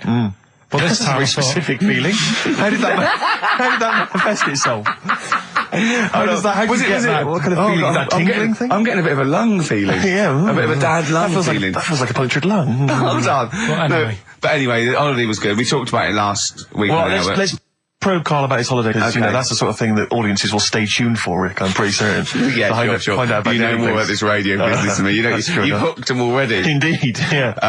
Well, also, I'm thinking we've got nothing. Now. We may as well save that. No, I resent it. I used to put a lot of work in, but no, I think of the money, which is, for me, pretty shoddy. Well, you know what I mean? I don't usually get out of bed for a lot of cash. Well, exactly, yeah. And, the whole thing is, the whole setup. It was raining today. I thought I should have a cabin. And then the sun came out, so I walked in again. Ah, dear. How are you? But I'll tell you what, I got a bit criticised last week as well. I only played ballads and same songs, so I'm going to rock out this week. Oh, I've been down to the Capitol Library to get some good tunes. And what about a little bit of AC/DC? Oh, took me all night long. Let's hear it. Well, that's cheered me up. In a better mood now? Yeah. Good. That's great. Should we rock out today? Yeah, well, yeah. Bit of Led Zeppelin, maybe Stones. Brilliant, yeah. Some other classics. Yeah. When are we going to talk about Carl? Have we run out of stuff already? Okay, let's go. Okay, now, yeah. So where did you go, Carl? What was the story? It was my birthday, right? Went home after working with you a couple of Saturdays ago, right? Girlfriend was like, open your card, and I said, no, it's my birthday on Monday, I'll open it then. You obey by the rules, certainly on birthdays, birthday rules. Well, there's no point. Well, exactly, chaos leads that way. Yeah, right, so... not an anarchist, never has been. So anyway, she was kept going on, it was doing me head in, so I said, alright, I'll open it. Yeah. So I opened it, ticket fell out, surprise holiday to one of the Canary Islands. So... And what was your reaction? I mean... First one was, we haven't got enough money. Right. For this, but I didn't want to ruin it, so no. So I didn't go on about that, and I said, it'd be great, so I can't wait. So, did you say it in that tone of voice? Well, it was good timing because I was tired and everything, and I'm not a big holiday fan, but the timing was right. Yeah. Do you know what I mean? It's the same as last night. I don't always like a curry, but last night You're in the mood. you get that sort of, oh yeah. Curry, you had a feeling. Yeah, you had a feeling You for thought, curry. and then lo and behold, later you were eating the curry. It's weird, isn't it? Isn't it weird, the paranormal? Isn't it weird? Isn't it weird? They work in mysterious ways. Yeah, ghosts. yeah. So anyway, right, the island, if I was on with you here, I'd probably say it's a bit barren. Okay. Not much there, but if you get a hotel, you guarantee good weather, right? Are you? No, what I mean is, it'll be a good holiday. If you get a hotel, right, the weather's always good, so you'll have a nice Yeah, time. that was a comma, yeah, it was go on. And all that, and the food was all right, and everything was going all right. I was just having a nice, relaxing time. And how do you sort of spend your time on a holiday? You just lie around? Is that Sort of holiday, just lying around. I bought a book. You bought a book? Yeah. Okay, ghosts? No, it was short stories, right? It About was like ghosts? no, it was about like special days in our time and time before me and stuff. Oh, yeah. And it was like it was telling you about how in I think it was 1814 the Thames frozen up. Yeah. And all these stories are told by eyewitnesses. Yeah. Right. So there's some fella who was around in 1814. And the Thames was frozen, and people used to put market stalls on there, and they'd do the shopping. It was like like an Oxford Street. Was that Mad Liar Charlie? No, because he's famous for that. Well, I'm sure you know. No, I think that was Mad Liar Charlie. Yeah. So I was reading that, and then after a couple of days, was a bit like, oh, Boring. yeah, you can only do sort of so much lying around And so much reading. So Suzanne said, well, let's go on the beach, have a walk. You ain't gone on the beach? Where had you been up to this point then? In your room? No, just like around the pool, just relaxing and having a swim and that. Yeah. So she said, let's go on the beach. I said, all right then, yeah. So wandered down to the beach, and first impressions are, yeah, it's all right, it's clean. Sea Your looks good. criteria is so basic, it's brilliant. Hotel, yes. Roof, good. Food, adequate. Beach, clean. Next. So I'm walking along, and everything's good, and there's a woman feeding fish bread, which I thought that's different.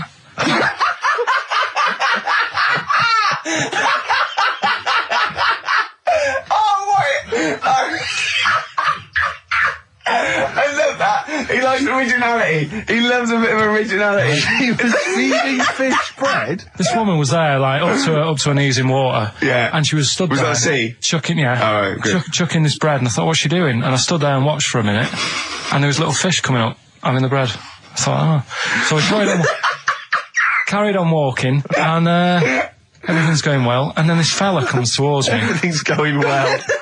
Yeah, that's I haven't original. fallen over. Clean feeding bread. 2 points for originality. well. Yeah. Fella comes walking towards me. Oi, oi. He's only got no pants on. Oh. So I said, Suzanne, what's going on? What did he turn to her? Like she knows more So than him. she said, oh yeah, it's she said, yeah, it's a nudist. Is this going to be a long story? Could you pour that coffee? Can you give me that coffee over?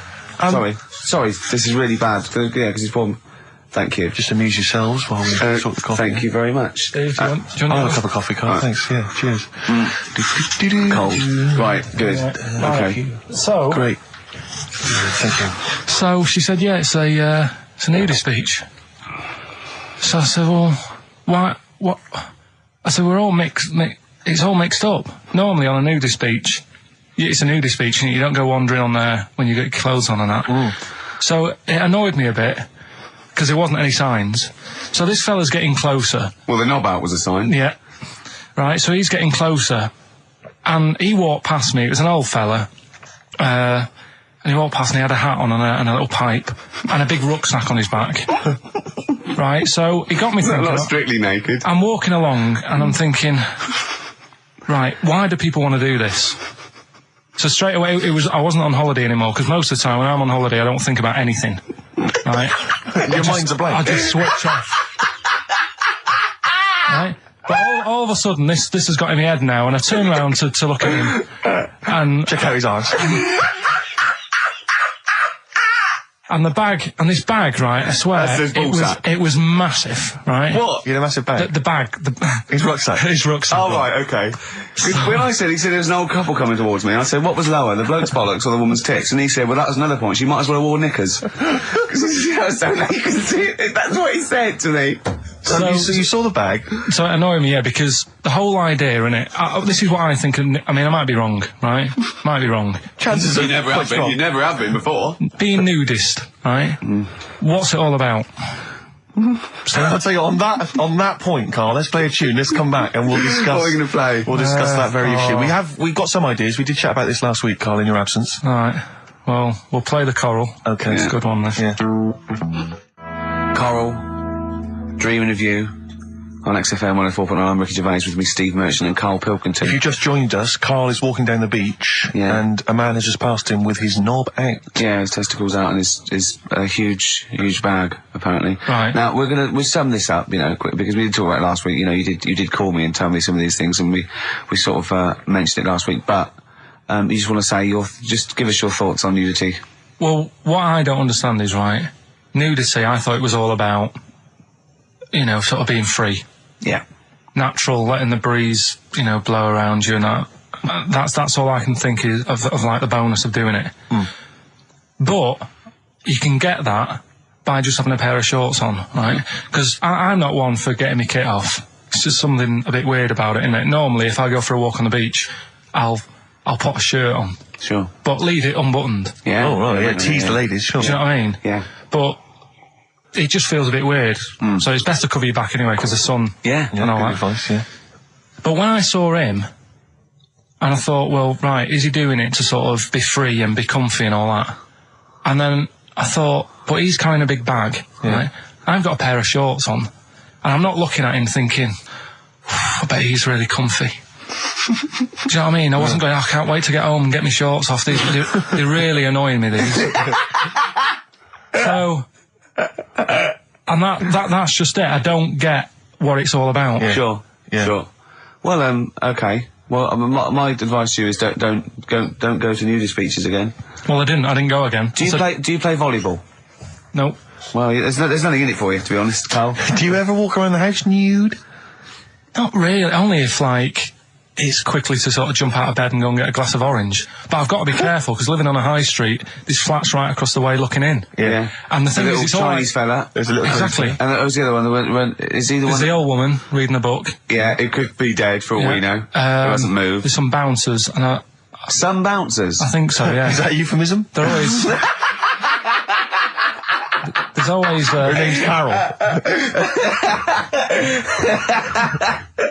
But, yeah, the only time, if I nip out, sort of get out of bed at night, go and get an orange, I've still got to be careful, because if they're awake and I open the fridge door... and the light illuminated, comes up, yeah. They'll sort of see the light. And the shadow. Turn round. And the weird, long, stretchy shadow. What did you get up and got orange juice or orange swash? You know, Robinson's. You can't advertise on... Why don't you take a glass of that to bed with? Why are you getting up? Yeah. Because whenever I do that, I normally don't wake up, and it's a waste, isn't it? The man is a genius. And continuing our rocking out thing. Yeah, we're in a rock mood. Well, I think this sums up rock and roll, doesn't it? It's not called rock and roll, is it? Yeah. Textbook. Featuring Puff Daddy and Little Kim, that's Notorious B.I.G. Brilliant. Notorious. Great, lovely. Carl just said to me, here's something. You can't hold your breath to death. Have you tried it, Carl? It's just another little lesson. There's someone here who's in a really low ebb. They've been listening to a show, they were going to commit suicide. They just started holding their breath and thinking, oh, it's brilliant. Well, what did you learn in the week, right? I'm always doing all the educating. I asked you were talking about watching a programme about jellyfish. Yeah.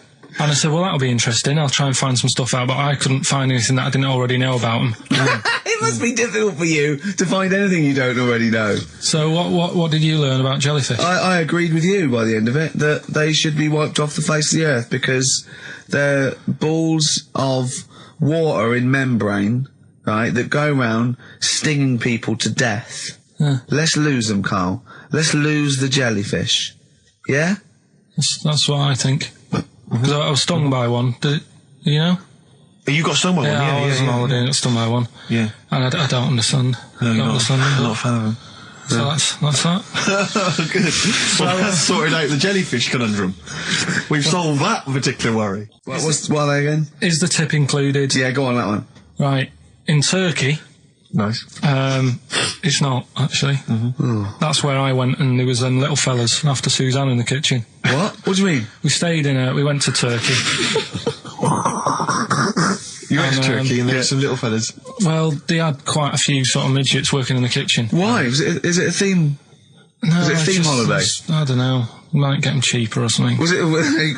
So they were get them working, cheaper? They were working in the kitchen, and one of them fancied Suzanne and kept sort of eyeing her up, and she was winding me up saying, "Oh, Not eyeing up and down, just eyeing her up.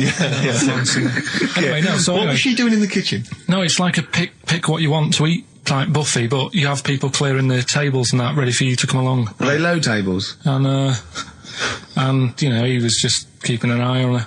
What did he say though? Was he? Was he? It was Turkish, so I don't know what he was saying.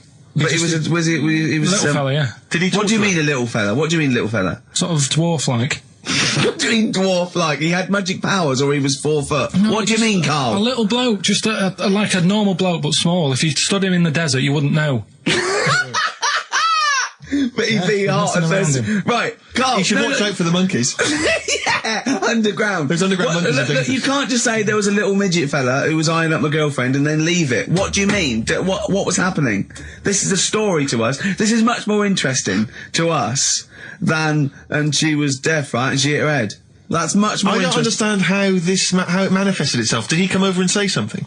No, do you know when it's like girls know, don't they? When someone fancies them.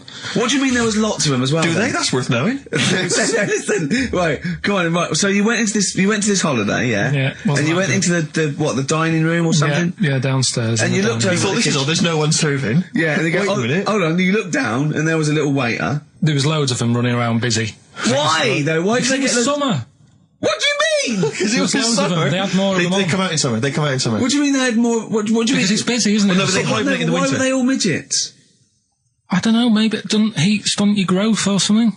No! Well, they just happened to, maybe it was a thing that they did for tourists or something, I don't know. I just got on with my meal. It was a holiday, do you know what I mean? God. Right, So it's a midget serving. I'm not going to ask any questions. Right, okay, yeah. So they're all little fellas running around, and this one always was like, you know, oh, do you want a new serviette? You know what I mean? Going out of his way to sort of... for turning on the charm. Yeah, he was going out of his way. The others weren't. Right. I think what was happening is he'd been working with Santa all the winter. Yeah. This is sort of little summer break. This one He was hadn't seen your a girl. waiter, and so he was being polite to you. Maybe. But what did Suzanne say then? Well, she was using it to wind me up. What was she saying? Oh, he's... Oh, just like, you know, look. He may be small, but he's Well, built like a... Yeah, he's all man. so... Were you jealous of a midget then? You were jealous of him? It is a bit annoying, isn't it? Why? It wouldn't bother me as much now, because I've been with her for ages. Right. But at the time, that might have been one of our first holidays, and it's like, you don't know, want to be what's going on? I've thrown away paid by for it. this holiday. Yeah. And then you get off with a midget. Yeah. Oh. So anyway, But it doesn't matter because you got chatted up by a bearded lady. So. yeah. tell you what, no, that's got nothing to do with that. What were you going to say? What were you going to say? I was going to say the hotel was half board, and maybe. Oh, right. I thought you were going to say it's just one of her shortcomings. So listen, right? Play a record. Right. Badly drawn boy, born again. Right, just get this educating Ricky out of the way. So, Turkey, yeah. So what is this again? This is educating Ricky, is the tip included. Right. Apparently a fella was on holiday in Turkey. He's just having a normal holiday, weather's good, you know, he's having a good time. And Waiters are all normal height. Yeah. He's having his meal. He hears a load of screaming going on in the kitchen. Hold on. Has his girlfriend wandered in there? And they do, With a stepladder. the circumcised people in the kitchen, and apparently... What are you talking about? Whoa. Slow down. We were Sorry, sidetracked there for a minute. what are you talking about? Well, I'm excited about two things at once here. One, they circumcised people in the kitchen. Two, I guessed it was someone losing the end of their knob. He did, yeah. I started thinking like Karl Pilkington. Extraordinary. That is amazing. Apparently it was going on. It wasn't just a one-off either. Well, when I say a one-off, I mean they did it more than once. Yeah. Right? And there was... it was there for a week, and apparently the first night it was quiet, and then the rest of the week, every day, it'd be like having his breakfast, or even his lunch, or even his tea. Yeah. Right? He'd be doing it all day. Oh. You'd be hearing Lunch and screams. breakfast, fair enough, really. Yeah, Circumcision but at tea time. Don't do that. And apparently it's a tradition over there.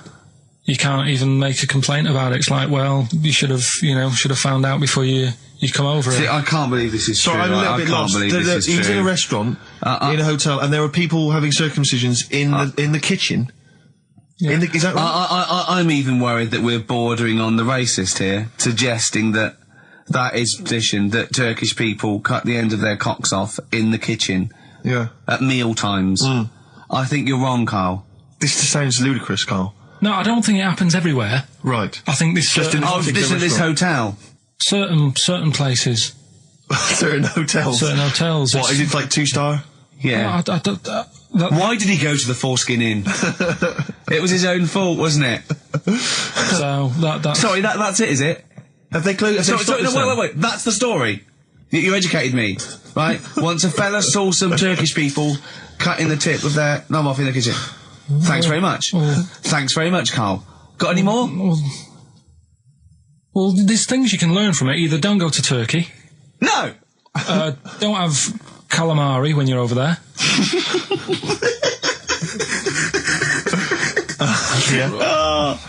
Carl, you've done it again. Well, Carl is our, sort of, I say producer, but he's the one that pressed the buttons because I was Dog's too... body. Yeah, but I mean, it was just because I was too big to run the desk. Yeah, too like important, I used to have to do. Literally too big. You couldn't get behind it. Yeah, and then we discovered that, you know, he looked a bit like a boring sort of, alright, yeah, no. But then when we sort of, you know, poked him with a stick, he came up with, he doesn't realise, but some of I think, some of the funniest extraordinary things I've ever heard. Say hello, Carl. alright. Yeah. Well, classics, I think, so far, that have gone straight to the list include, have you ever used a Y front correctly? Yeah. Brilliant. You never see an old person Eating a Twix. eating a Twix. These are sort of things. Extraordinary He's things. back on his campaign to get rid of jellyfish. Why is that, Carl? Oh, did you see the paper yesterday? Go on. There's a jellyfish, right? It's about 15 foot long, about 5 foot wide, and there's a fella swimming next to it, and the paper's going, oh, look at this we've found, there's loads of them in Japan. Yeah. And it's because the water's getting hot, so it's making jellyfish really big. Oh dear. How's the campaign going to get jellyfish get rid of them? What's your point about jellyfish? They don't do anything. There's no point. They get in the way. Jellyfish, yeah. It ruined me holiday because I got stung by one. Yeah. But you think the same thing about Liverpudlians, and we can't just go around, wiping out things that ruin Well, your let's do holiday. the jellyfish first, and then we'll move on to the Scousers. Yeah. But, Yeah. Beautiful day. You too, to kick off the show, Steve. Absolutely. The Ricky Gervais Show with Steve Merchant. Hello there. And Claire Sturgis. Hello, Indeed. boys. Carl's ill. Well, he's not here. I mean, I never believe people when they're ill. I think they're always malingering. I never take any days off work. I just think you can drag yourself in unless it's life-threatening or... To be fair, Rick, can I just stop you there? It's not so much that you take days off as you'll just suddenly decide around lunchtime that you've overeaten and you need to go and lie down. But I'm my own with boss. a cold compress. Yeah, and but a I'm my Swedish own... masseuse. I'm my own boss. Yeah. So it's In not a so much you take days room. off. It's not so much you take days off as you never actually do a full day's work. Yeah, You actually exactly. prevent that straight away. I never take that hour and a half off a day. Exactly. XFM 104.9. So what's the story, Claire? Do you know anything about Carl? Do you know what his illness is? I think he's got this sort of cold virus that's going around. He phoned me yesterday. He did sound poorly in his defence. A little Poorly. bit croaky. Well, I'll tell you what. He I'm coughed a bit. I'm not being funny. He better be in hospital. To miss this show. To miss definitely. this show. Flagship show of the week on XFM. Do you know, you are right, because, and you've been away, haven't you? Been away he's 2 missed you. weeks. We had the best of again. But let's part of the best of. Yeah. Let's part of the best of the last 2 weeks, Yeah. shall we? Yeah. I mean, we're going to try and get him on the phone. We're going to phone him, and I want him to really explain himself because, I think he's malingering, to be honest.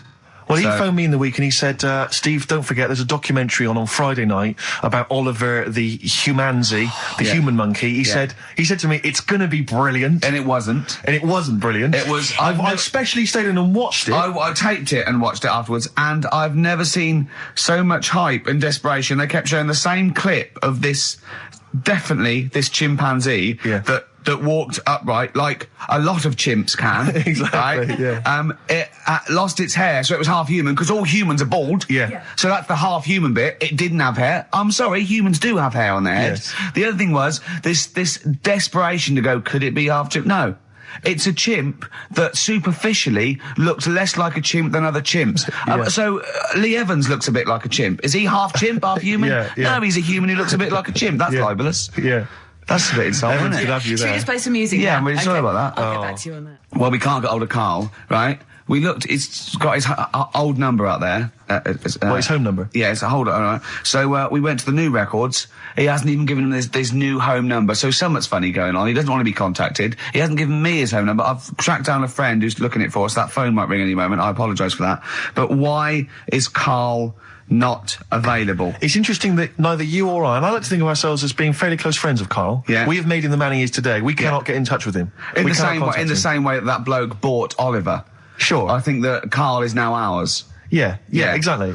Well, exactly. I think very much that's true. Yeah, Yeah. Carl is very much like a humanzee. If in we many look, ways. we're going to lose contact with him and find him 5 years in a circus in Manchester. Exactly, they're doing experiments on him. Yeah.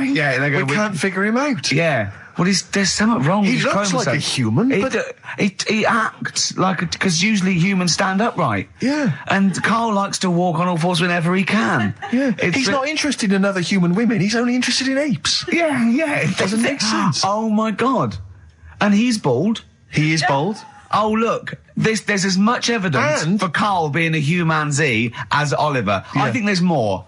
And Well, Carl barely walks upright. I know. Scared of fire.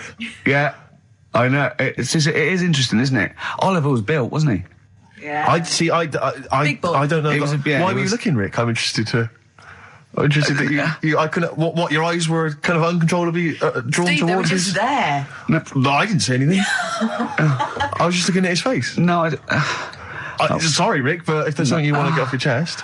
yeah, and that was the human part of it then, was it? Being built like that? Because Yeah. that's humans, but... Yeah. Although Carl's is very tiny and hidden behind. And he's got... I've noticed something else as well.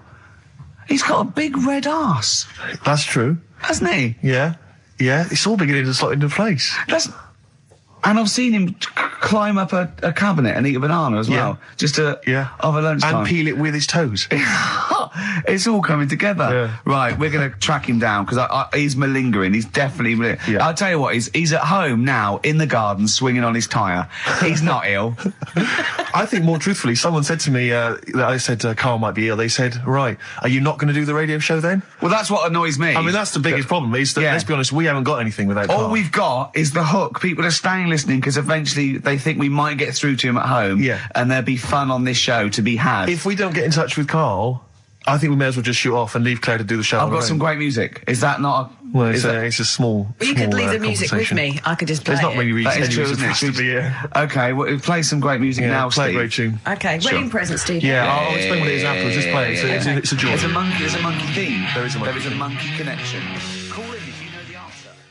Another classic there from Oasis, Supersonic on XFM 104.9. Ricky Gervais, Steve Merchant, Claire Sturgis standing in for Carl. But where is Carl? Where is Carl? So we've failed to get in touch with him at home. Well, look, he you doesn't think want to he's be listening? contacted. He's turned up every phone off. He hasn't given the XFM his new home phone number. He doesn't want to be contacted. I can't believe he's not listening, to be honest. So you think he's listening now? as we Yeah, speak? he listened in Manchester. If he's not listening, he's out and about. I mean, has anyone spotted Carl? What's your message to him, Rick, if he's listening? Call up. Anything else more sort of... Call up or you're fired. Okay. Any bad language you want to use? Obviously, you can't really swear. I on can't the radio. really say it. What sort of words? I mean, the F word, would you say? I'd say the F word. I'd call him a twat. Would you use the P word? I'm thinking of prick. Prick, yeah. Definitely use that. Not on air, but Sure. I'd call him a What about stupid tits? little prick. Would you just say you're a tit? Yeah. Yeah. Okay. Little, All right. little, you stupid little bag of tits, I'd Yeah, say to yeah, him. yeah, Not, yeah. I mean, privately. What about the MF word? Because that's pretty intense. That's pretty hardcore. Do you think that this is not appropriate now? Do you think that would be too extreme? I'm worried if I use that. There's no going was, back. and he was genuinely ill. Sure. I'd feel You'd feel bad bit if of he a, later a died. bit of A C word. cock. Sure. Yeah. A cock. Yeah. Because I wasn't thinking of that. C And word. I mean a male bird. Sure, because we've got in trouble with that before. Meaning penis, and we don't mean that. Yeah, we definitely don't mean penis. But if anyone out there, sorry about that. It was a discussion about bad language. We weren't actually using it. But if any of you out there do see the little twat, get him to call XFM immediately. Yeah, and likewise, if you're listening, Carl, you cheeky MF, well, you sexy MF, as Prince once said, then give us a ring, because we'd love to talk to you. We just want to find out how you are. Just call in. We know you're listening. Little Amy Man, Red Vines. Brilliant. Lovely track. On XFM 104.9, Ricky Gervais, Steve Merchant, Claire Sturgis, in for Karl Pilkington. He hasn't called. He may be really ill. I'm feeling a bit guilty. How ill is he, though? I mean, do you know what I mean? How ill have you got to be to not be able to make a phone call? Honestly, Joanne on XFM 104.9. Right, I just called Karl again. I've been calling him all the time, trying to get through to him, right? He's changed his message, so he is listening, and I've got proof. So can you just call the number, Claire? Yeah. Right, call this number. Now listen to this. This is really annoying. We should tell you now that this is not an amusing sketch or setup. No. What's happening there, Claire? Not quite happening for you? No, it's all right. We'll try that again. Try that again, Claire. Yeah. I'm livid now. I'm genuinely annoyed, because you'll see, when you hear the message, you'll realise why. Right. Okay, right. Let's try again. I don't know who he thinks he is now. I'm beginning to wonder if his minor celebrity is going to his head. All this nice write-up in Heat magazine. Yeah. It's changed him. Richard Anderson, incidentally, has emailed in. Go on. Dickers Anderson. It's not happening, is it, there? Is it? Why not? Because I'm a bit stupid. Why can't... I can't work it out, can I? Can't figure it out. How would you call someone normally? Well, normally I just pick up the phone and dial it. Sure. No, I don't mean... I mean... But it's like I have a problem getting it through the desk. I tell you what, can I play an ad break and practice? Pretend this didn't happen, and then come back in a to weird you. way, it's like having Karl. Here. It's like having Karl. Play the ads. I'll get back to you. Bit of Snoop. Never... And when did a bit of Snoop ever hurt anyone, Steve? Absolutely. Never, Right. I don't think. Okay. Karl's away. He pulled the wool over Claire's eyes. There's a few people out there that believed he was ill. I knew he wasn't. In fact, at one point I thought, maybe he is ill. His message on his answer machine has changed in the last 5 minutes, and listen to it, and this is evidence that he's not ill, right? Okay, here we Don't go like then. Yeah. Who don't read out? Yeah. Anderson, Richard Anderson, I should just say, has got in touch. Okay. Here we go. Hold on. Oh, Claire. No, I can do it. Just tell All me right. Anderson. This is ludicrous, yeah. Sorry I'm not in today, but not well on that.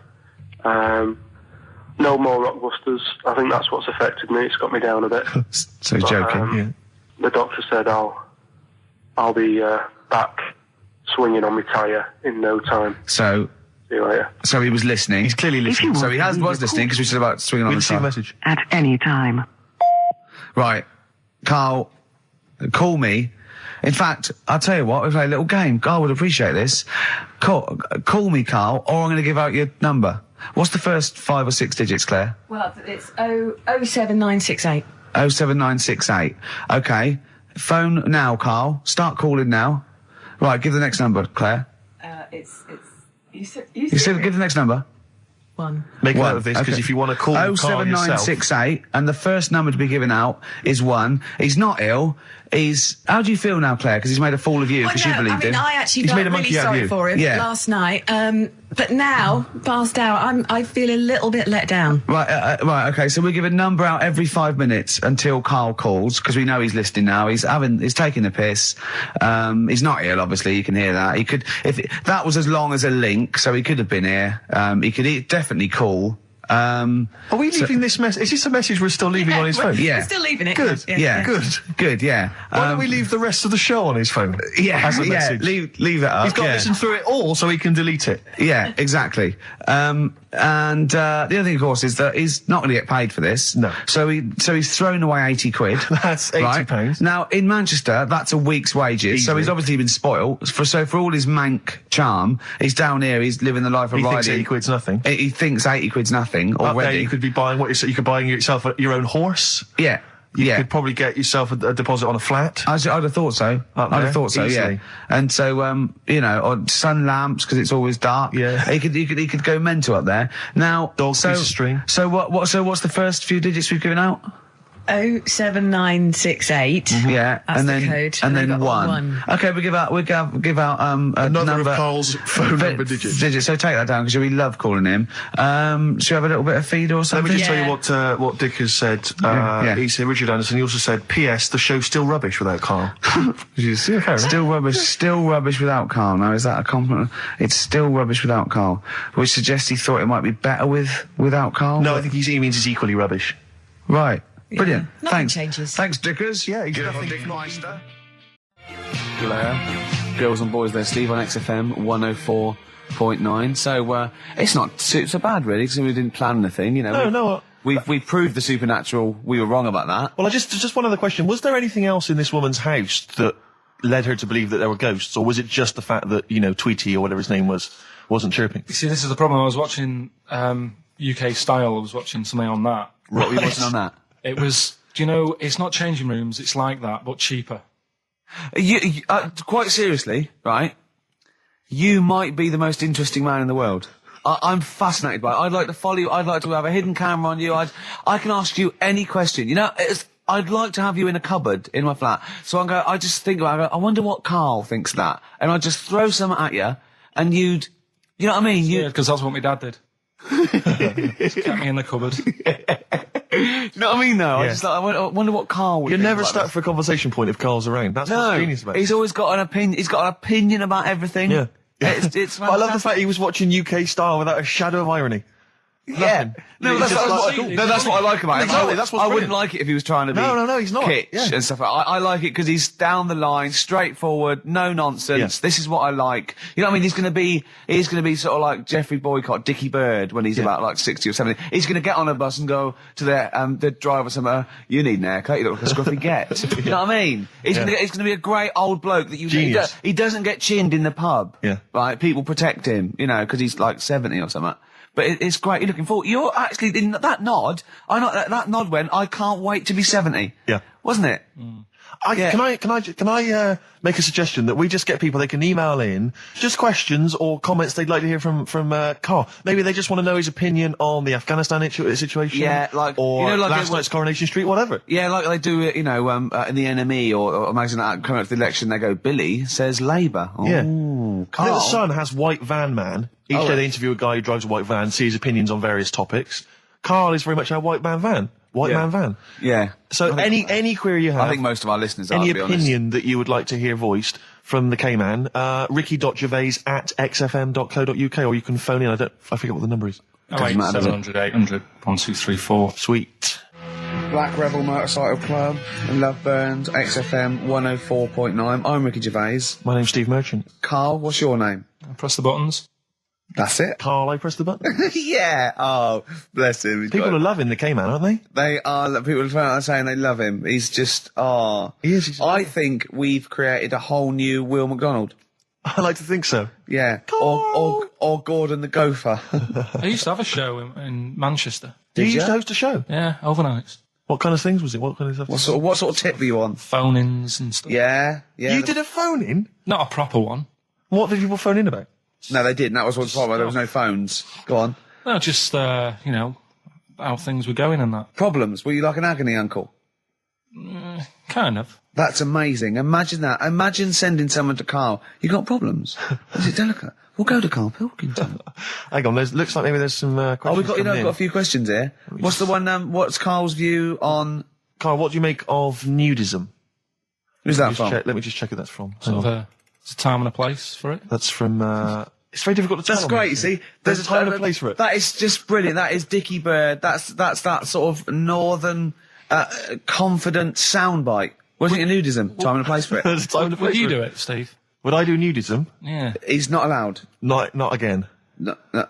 It's not nice, is it, really? No, it's not with Steve. He's not allowed on any National Trust land doing it because he's caused the death of millions of starlings. That's true. There was something on BBC Choice the other night. It's a really short show. I haven't seen it before. Like an odd It's court not a bloke eating cuppa soup and then another short show, like maybe someone cleaning their teeth with Colgate, and then the really short show. What was it called? No, what it was about this old fella who he's into nudism. And he was saying he's done all right. Did he out play of it. volleyball a lot? he said he's done all right out of it because there's not many blokes who are willing to go nude for modelling and that. And he's about 70, so it's not. Is there much cry for that, do you think? Is there much demand for a 70-year-old nude? He's doing all right for it. Sure. Good luck. And the odd thing was, you see, he had a corkscrew penis.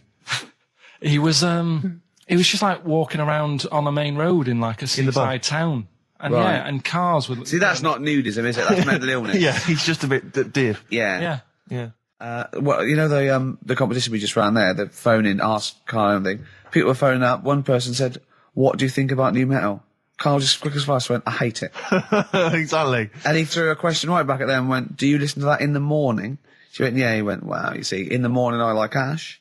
In the evening, I might listen to I think he said Magic FM. Yeah.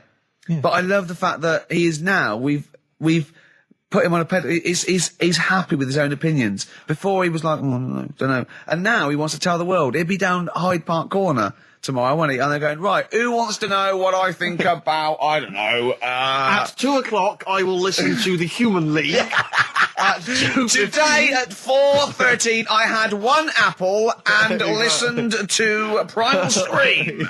Thank you. No, you're a great bloke, Carl. We better stop now because, you know, we're going to make you into the new There'll be Fake more if from we're not Carl next. So careful. this is a very last question that this is Jim, he's emailed in. He says, does Carl think that that Waterworld, Mad Max, Judge Dredd or similar films present an accurate portrayal of what a post-apocalyptic world might be like? How do you imagine the world will be, Carl, I when haven't seen the any bomb of is them, so dropped? I've got no comment. You've got no comment? Okay, let's forget the films. What do you think the world might be like if there was, say, a nuclear war and we had to survive underground for a while till all the, waste went away and we could come up and we could eat fruit again and, it was all weird and we had to start from scratch? I'd rather die. Okay. Okay. Wouldn't you? Wouldn't you? Well, supposing it was sort of like, Britain was just it was all the buildings had gone, right? Or there was some bit of scavenging. There was and we hid underground and we came out, sort of in 10 years' time. Don't keep shaking your head. You know the question. You can go, no, rather die. And it's fine. You lived on tin fruit for a few years, right? Then you had to come up and start again. You had to find other civilizations. I'd want that thing that, is it Walt Disney had? Sort of, Cryogenically put me in a preserved. fridge thing and say, look, wake me up when it's all built again. I couldn't be doing with that, walking around with a hard hat on all day. Yeah, what would you do? Set an alarm clock? You're the only person. What you get in a fridge and leave a note. If you find this, do not disturb till 2012. You know what I mean? No, yeah, but saying that wasn't. Well, I mean, what would you do first? You just come out into the light. It was like Saxon Britain. There was nothing. You'd have to start again. What would you do? What would you do first? I'd probably go and see where I live now to see what's left of it. I love how he thinks. Oh, Carl, if you were the last man on Earth, right, and you had to have one other woman with which to start the human race again, right, and not your girlfriend, who would you start the human race again with? Which person would you want to? Bear in mind, it's not just like the fact that you've got to have kids. They've got to be able to provide something in this world. They've got to be leaders, and they might be all melted. And exactly. So their beauty may have. They've just got one good eye, but now they can tell what you're thinking because of radiation. Yeah. And they tried to go through a pod, and there was a fish in there for some reason in their Wellington. I mean, for me, probably. What would you rather kiss, a mermaid or a unicorn? Carl, quickly. Mermaid. Why? No, I want him to answer my Because question. it's got a lady's face. Okay, then. What would you rather kiss, a lady with the body of a fish or the body of a horse? A fish. Wouldn't you? This is the best thing in the world. It's just like, when you call a file a rude word, and then the computer goes, "Do you want to open tits?" You laugh, because it's like, that's what playing with Carl's like. It's sort of like you input it, and you always get, you know what I mean? You sort of get... You get more back than you bargained for. Yeah. Oh. Probably only because I've seen films, that one with that Hannah Darrell or whatever her name is in, and she looked alright. I've never seen Hannah a film Darrell, with a woman with a horse's body. Maybe if I've seen one, I might change my mind. Okay, can you email us a picture of a woman with a horse's body? Yeah. Yeah. Ricky.Gervais at XFM. Or do they exist? Anyway. Do you reckon unicorns exist, Carl? No. Let's play another song then, because I think we were going to give away some Incubus tickets. We seem to have got sidetracked. Beatles, Revolution. Was that clear? Yes, it was. Yes. Yeah, Thank you. good.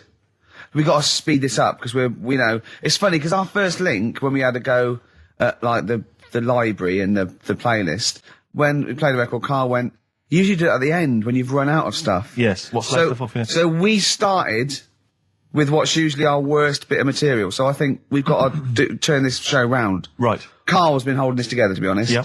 It's Carl's beautiful naivety and, could I say it, Carl, in the nicest way, stupidity Yes. that are keeping the listeners... I wouldn't class it as stupid. I'm only joking. I'm only joking, mate. Of course you're not stupid. Everyone knows you're not stupid. You're sincere, and that can sometimes be, you know, frowned upon in this cynical world. Would you say you've learnt stuff from me in the past few weeks? Definitely. Definitely. Yeah. Rather like a scientist learns from injecting mice. Yeah. No, but I've learnt from you about ants and stuff. I think every week, as weeks go on, I feel like we're learning from each other. I'm learning more now than I did when I was at school. And can I just clarify? Yeah. You weren't raised as an experiment and you escaped from a laboratory. You had regular upbringing in Manchester and that. Yeah, I didn't go to school much because my mum and dad had a caravan. Right. Air, Don't Be Light, XFM, 104.9, 5 to 2. Absolutely. Ricky Gervais with me, Steve Merchant. Smirch. The Smirch. And the K-Man. KP, Karl Pilkington, the K-Man. Pressing the buttons. Yeah. See that in Heat this week? What was it? About the campaign to stop Karl going back to Manchester. You know, because he's a miserable sort of northerner who goes, London's crap and I want to go back up north. Yeah. And I only need 40 quid a week to live up there like king and all that sort of rubbish.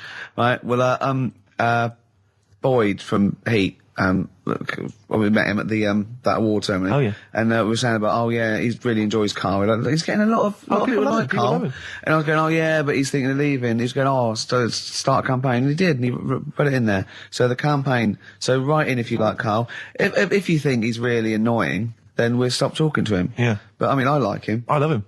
Yeah. Have you ever read the White Van Man column in The Sun, Karl? I've seen it. Are you familiar with this? This is where every day in The Sun they interview a guy who drives a white van, just, in order to get the kind of voice of the man on the street in the paper. And he has to answer, or just give his opinions, really, on events that have made the news each week.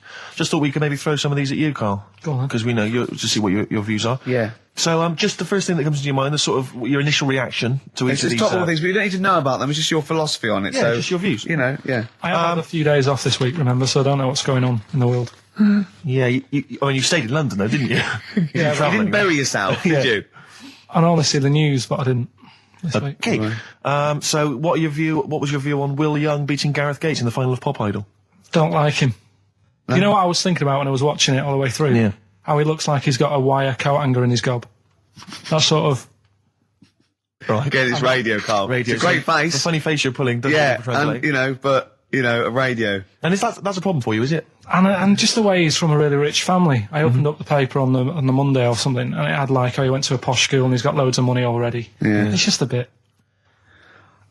Key. Right, what's the second question? There have been huge rises in street crime, especially muggings and carjackings. What's your view there? More youth clubs are needed, aren't there? You think more youth clubs? I like that. No? Okay. I like that because it's so 1950s. Yeah, it's sort of like you want a bobby on the beat that'll clip you around the ear. So once they've come out of national service... Yeah! No, I love that. And if you find someone smoking a wood bomb, you make them smoke 50. Yeah, exactly. Oh, this is great. That is great. Did you used to go to youth clubs? Yeah. And they kept you out of trouble? You used to get into a fight afterwards when you came out. But for the sort of hour and a half you were there? You had a bit of pool and some boxing and a bit of pop. Yeah. So more youth clubs, that's good. I love him. I love him. If you're at home, just make notes, because this is brilliant stuff. Honestly, you won't hear more honest, from the heart stuff than this. This is great. Go on. This is not pre-planned. These are your direct responses now. I promise you, Karl did not know what we're going to do. He never knows what we're going to do, and he always answers honestly. That is the beauty of Karl. It's not an act. What is your view, Karl, on New York's former mayor becoming Sir Rudy Giuliani? Sir Rudy Giuliani. Is he happy with it? He appears to be pleased with it. Let it go ahead. Fair enough. Okay. Go ahead. Oh, he's genius. Okay. Is he happy with it? He's like your nan. Yeah. What do you make of Michael Greco's character Beppe being axed from EastEnders? Problem for you? The whole soap thing. It's back in Coronation Street, isn't she? What's her name? Who? Lynn's. She thought she'd go off and be a bigger star. Yeah. All went wrong. and now she's coming back. Yeah. Always happens, doesn't Beppy will be back. Yeah. No one really cares. Sure. What was the van reply? What was the guy? The White Van Man says, obviously they feel the character has run his course, but I think he's a pretty good actor and I can't understand why. So, I mean, obviously there's a White Van Man there who's also got an opinion on script development. The through line, like the narrative through line of soap opera. The 12-week narrative, the arc really shows itself up. The two last ones I want your opinion on here. What do you make of a cat that's been cloned in a secret 2.5 million research project? To find out what? If they can clone it? cats, yeah. Have they had to hurt it? Sorry? Have they had to sort of hurt it to do that? Have they had to hurt it? Yeah, or is it just scraping its tongue for some stuff? I think the cat's fine. The point is that they're cloning another creature, which is potentially very dangerous. Have you seen that film where they bring Hitler back? That cat. What if that cat turned out to be a world dictator? Exactly. What do you reckon of cloning generally, Carl? You cloning about it? When they're cloning for organs, they just grow them for the, Do you know what cloning means? Yeah, it's when you, make something else that's the same, isn't it? Right. Yeah, I mean, it's not going to do any harm. Okay. And finally... This is on the World Council. Yeah. Finally, what do you make of some city workers who were caught bonking in the glass lifts of the Lloyd's building? What do I make of it? Yeah. Is that a problem for you? Do you think that's unprofessional? Was it the lunch break or...? I think it was lunch break. It was their own... All right. It's their own time. I think fair enough. It only takes 45 seconds to go from the bottom to the top. Is that a problem? They moved quickly. They acted, on instinct. You think fair enough? If that's their natural instincts and they're both consenting, you think fine? Yeah. Okay. Yeah. Thanks very much, Carl. Thanks very much, Carl. Carl, we'll have more of Carl's world-weary opinions next time on the show. Yeah. Now it's time for White Van Man. White Van Man. Yes, for those that don't buy The Sun, they think it's beneath them. White Van Man is a column they have, I think, every day, actually, and they just get sort of some, Joe Public to kind of comment on the week's news. Just seems to me, that it might be interesting to get Carl's views on some of the big events. Not because we think that Carl hasn't got a valid sort of viewpoint. No. Because Carl sees the world differently to some people, that's all, and that's what's interesting. Like an artist does, or a... Exactly, yeah. He's very bohemian in his outlook. Yeah. Do you feel that you're up to scratch on this week's news? I don't like this bit. Do you? No, just relax. Why not? It's pressure. No, because you just have to give us your first opinion. For your honest answer, that's all we've ever asked of you, Carl, and it's all you've ever given us. Your honest, your first from the heart view, yeah? Don't worry, just relax. Just chill in. Are you worried that people are listening and thinking you're an idiot? If my girlfriend's listening now, go and have a wash or something. Go and have a wash. Not very nice, is it? Is it the opposite of Napoleon and Josephine? Yeah, go on. If you're going to visit me again, Josephine, for Christ's sake, wash. Well, I'll ease you in with something fairly easy, a music-based question. Kylie Minogue versus Dido as Queen of the Brits. What's your view there? Go and have a wash. It doesn't really matter, does it? It doesn't really matter. What doesn't really matter? With the Brits. I was watching it the other night, and I think Kylie will be a good-looking old woman. Okay. Do you ever do that sort of thing? Steve, I want to celebrate with you. Every time he opens his mouth, it doesn't matter. I want us to open a bottle of champagne. I know what you mean. Do you know what I mean? It's sort of like we did that. Yes. No, do you ever do that, though? Look at people, and another person who springs to mind, Jenny Powell. I don't think she's that good-looking now. Who's Jenny Powell? Is she that girl that used to be the assistant on Wheel of Fortune? Yeah, I think she's a bit over the top for a young woman. But when she gets older, I think she'll be a bit of a stunner. Okay. So for you, Kylie, whereas you don't feel that about Dido, is that right? She's alright, she's normal. I prefer Kylie's sister to Kylie. She looks, I can imagine her being hard work to live with. And who, Kylie? Not being washing up and that. Right, sure. Being a bit fussy. Okay. And what do you make of taxes rising in the next budget to pay for NHS improvements? Well, my dad went to hospital to have an operation once. Yeah. So I feel like it's worth paying it, because I've got something. Because people might have to go to hospital. Yeah. Yeah. But it makes a change when it's someone in your family, doesn't it? Yeah. Because you sort of realise... Yeah, a change is as good as a rest. And the weird thing is, if it weren't for me dad, I wouldn't be here doing this show, because when he was in hospital... Well, no, I'll stop you there.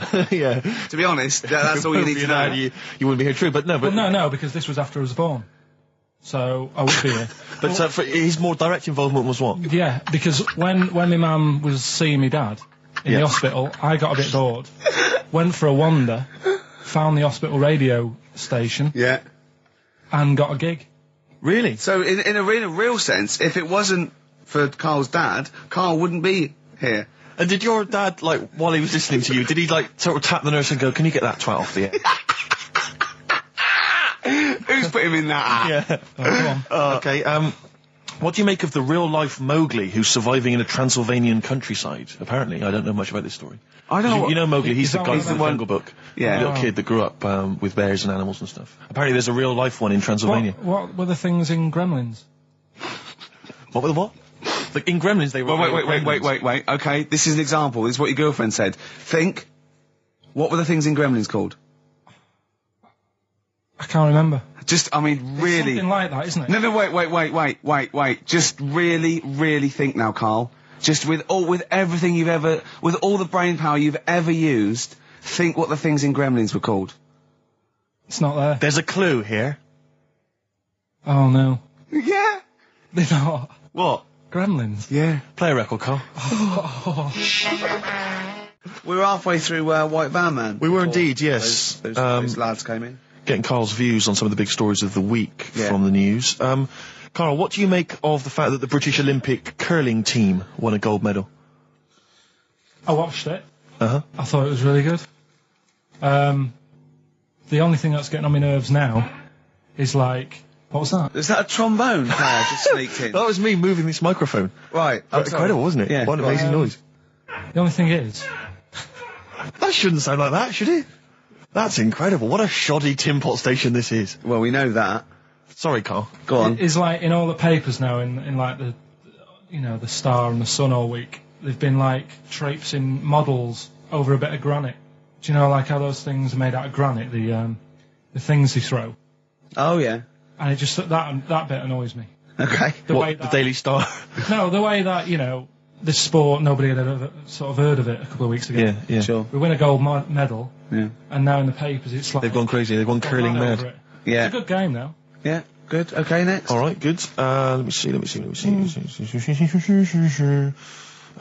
about the fact that the world's tallest man is living in a semi in Neasden? It's alright, isn't it? Something that someone told me in the week is that, do you know all these tall people like this guy? Yeah. It's just a bit weird they've only just found him, considering he's the tallest man. I think that's a bit weird. Yeah. Someone told me that, do you know the guy who was in James Bond, the big bloke? Yes. Jaws. He's got the same illness as this bloke. Right. And what it is... It's called tall. It's something about... You're suffering from tall. You've got a small tumour or something just behind this part of your head. Yes. Oh yeah. Just sort of in the middle of your eyes. Yeah. And the pressure on that makes you grow really tall or something. Yeah. So he needs to get it sorted. That's your advice to him. Yeah. Get it sorted. Okay, very finally, Carl, this is important. This is just projecting into the future. Just projecting into the future now, K-Man. Apparently, global warming will bring sizzling summers and weird wildlife to Great Britain in the future. Are you worried about that? How soon? Soon enough for you to worry. Yeah, it's pretty worrying. Okay. You You wouldn't prefer it to be sunny here all the time? No, because with hot weather comes weird spiders and that. See, I always think we're quite lucky here. Yeah. If you live in Australia, you might have the sun and stuff, but you've got like deadly snakes, Yes. which are deaf. Did you know snakes are deaf? Snakes are deaf. They don't have ears. Okay. So you're all right walking about behind them. Yeah. But if they see you ahead of you, You're not. you're in trouble. But yeah, with places like Australia, people go, oh, it's great, it's sunny, but they don't talk about the spiders and They keep the spiders. lizards Yeah. and stuff. Go on. So I think we've got a bit of both the best worlds. So you're worried though about in the future, vultures flying through the sky, we've got various creepy crawly snakes. You concerned about that? Yeah, well, there's a load. I saw something in the news in the week that a load of sparrows or something was somewhere. Maybe that's the start of it. That's an interesting story. Was that front page or? There's a load of sparrows somewhere. Read all about it. Sparrows somewhere. Some sparrows somewhere. Sparrows somewhere. Load of sparrows somewhere. Sparrows somewhere. There you go. Anyway, Excellent. That's Thank you great. very much, Carl. That's Carl giving his views on the news. don't do that next week. Why not? I just don't like it. Why? Pressure. It's not pressure. You did brilliantly. Yeah. Well, I think we should have a White Van Man session. Oh, White Van I Man think people tune in for the White Van Man Yeah, session. people who haven't tuned in, they don't know. If people aren't familiar with this, The Sun runs a column every day which is asking some punter from the street their views on the week's big events, and we just thought, why not hijack that idea, but apply it to Karl Pilkington. Karl, I haven't seen much news again this week. you've not seen much news. Don't worry, I'm sure you have an opinion on it. Just give us it from your heart. So Gladiator. Okay, so, well, on the subject of Gladiator, what do you make of Russell Crowe's appalling behaviour at the BAFTAs? This is, I heard a bit about this. This is, when he got some director or something, because... Director or producer and threatened him, because they cut his bit, didn't they? They cut a poem that he'd done during the acceptance speech. I watched it on Sunday night. Sure. I didn't realise it wasn't live, to be honest. Yeah. But I quite liked the way it was to the point and didn't mess about. He went up, he said thanks. So you're saying that he shouldn't have beaten up the director? Is that what you're basically saying? It's a bit over the top. You thought I mean, if you didn't have time, if you really, I mean, what's the poem got to do with the film anyway? He was an awards. So do you think it's ever justified to beat up a TV director if you're a major Hollywood star? Depends what he's done, but I mean... Right, what would he have to have done, Karl, for it to be fine for him to then beat him up? The thing is, right, forget all the beating up. At the end of the day, it was a awards thing for a film. The poem had nothing to do with the film. Yeah. So go up, collect your award for that thing. And if he really, really wanted people to hear about this poem, he could have photocopied it and left it at the entrance and said, on your way out, this is a really nice poem, pick one up. No, but the thing is, he knew it was televised, so he knew by saying that poem once, he was reaching 5 billion people. That's a lot of photocopies. Do you see what I'm saying? I'm not saying he was justified. It wasn't a poem award. If it was an award show for poems, you'd say you can't cut it out. It'd be like doing the top 40 and then going, number one's good, but we haven't got time for it. But it's a films thing. Okay. And he went up and he got the award for the film. Which film was it for? I don't know, but when I wanted to give you results, I said let's give Karl his results. Steve went, no, we should introduce people to Karl again, just remind people what Karl's like. And he's so right. I'm so glad we did this first. Am I right, though? Carry on, Steve. Okay, the next topic, what about this big debate over whether Kylie Minogue's had a bum job? I'd have to see it. Next. Okay. What do you make of Will Young's single? He's the Pop Idol winner. It's going to net record-breaking sales, apparently. It's going to go straight to #1. He's had millions of copies sold. I heard last week that you had to, if you wanted to buy it from Woolworths, you had to go in and put £1 down to guarantee getting a copy. Wow. I think that's stupid. But what do you make of it, though? Do you think... as a song? Both as a song, and are you excited about Will Young and his future? No, he'll do all right. I don't think we have to worry about him. Okay. He'll do all right. It's not my thing, but he seems like a nice bloke. Okay, very good. What do you make? One? Yeah, one final one then. What do you make of our scientists getting the go-ahead to clone embryos for research? We have discussed cloning before, and obviously there's the pros and cons of that. Christopher Reeve, former Superman star, he's behind this. Are you behind him? Yeah. I mean, with everything, you have your good and your bad, don't you? Yeah. At the end of the day.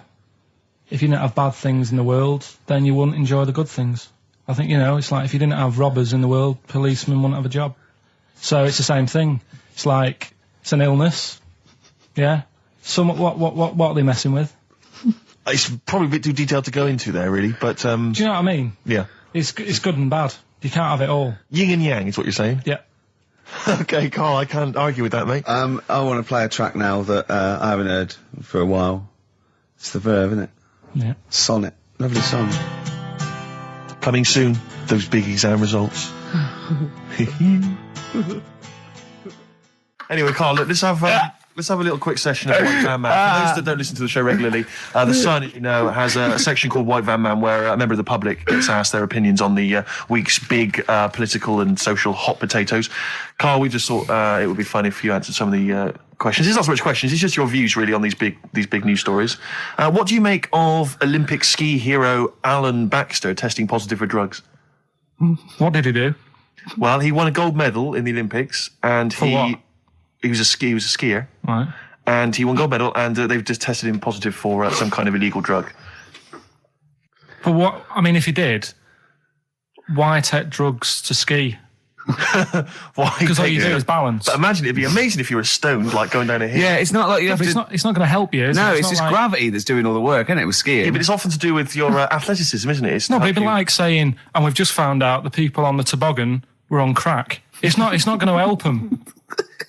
You sit there and you go with the flow, and you try and you hold Could on. I say, the drugs he was Apparently taking... that's his defence, Probably, it probably wasn't jacking up H or, dropping a few E's or getting stoned. He was probably taking more sort of performance-enhancing drugs, as opposed to him just, like, scoring some shit around the corner from someone, getting off his tits and jumping in a toboggan.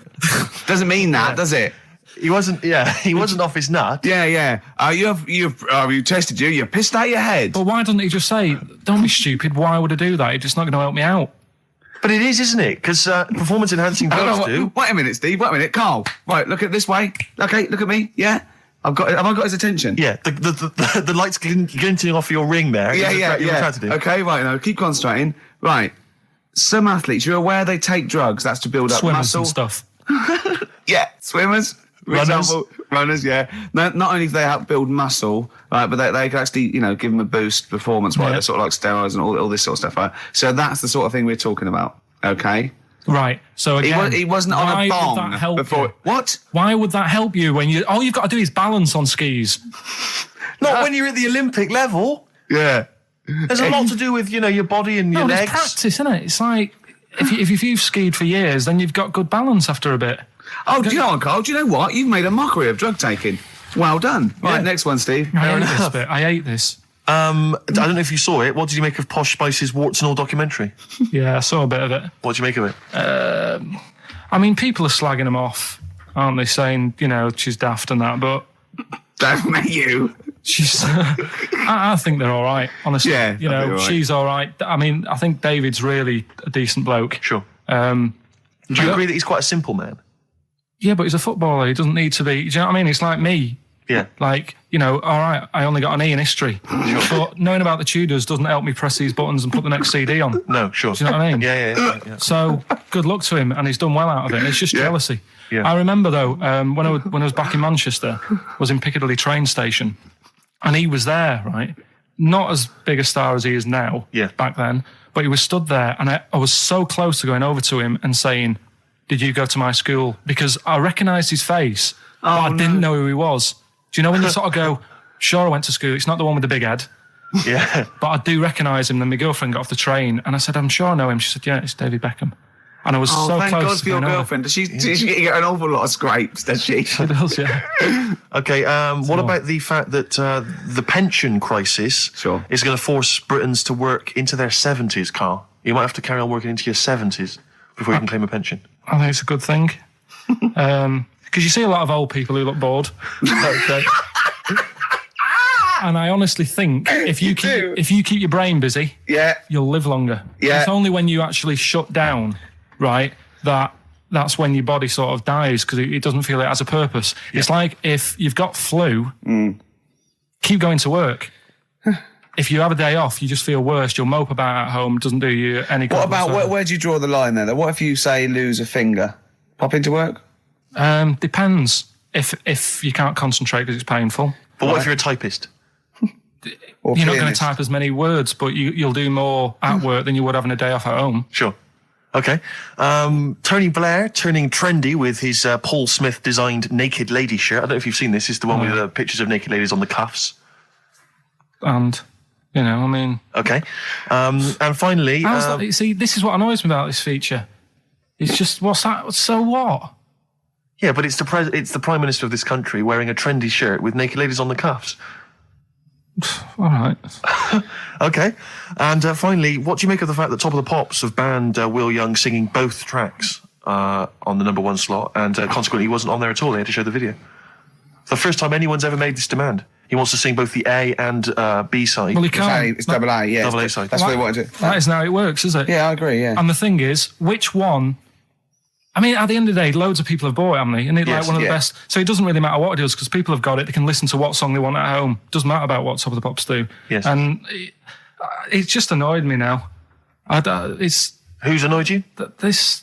Just what goes on in the world. I tell you, you're better off not knowing. It's better being in my little world if that's what people are talking about on the streets and asking the white van man, do you know what I mean? I think you're right, Carl. I think you're right. Jeez. Shall I play a lovely song for you? Because you're getting all stressed now, aren't you? I've not had a good day. No, I know. We tell you about it later. It's not a good day. Well, I'm going to play a Neil Young track here of Harvest. It's Alabama. It's beautiful, and this is for Carl. Right. Steve, it's time for White Van Carl. We should definitely get some jingles. I think the show sort of lacks jingles, I think. Yeah. Noises. Yeah. Funny sound effects. Yeah. Wow. Yeah. What's Mr. Nosy Neighbour interested in? Hello, what's going on here? Oh, we should definitely get some pre-recorded comedy noises, Carl, for next week. That's my job, but unfortunately I'm busy reading about Hitler.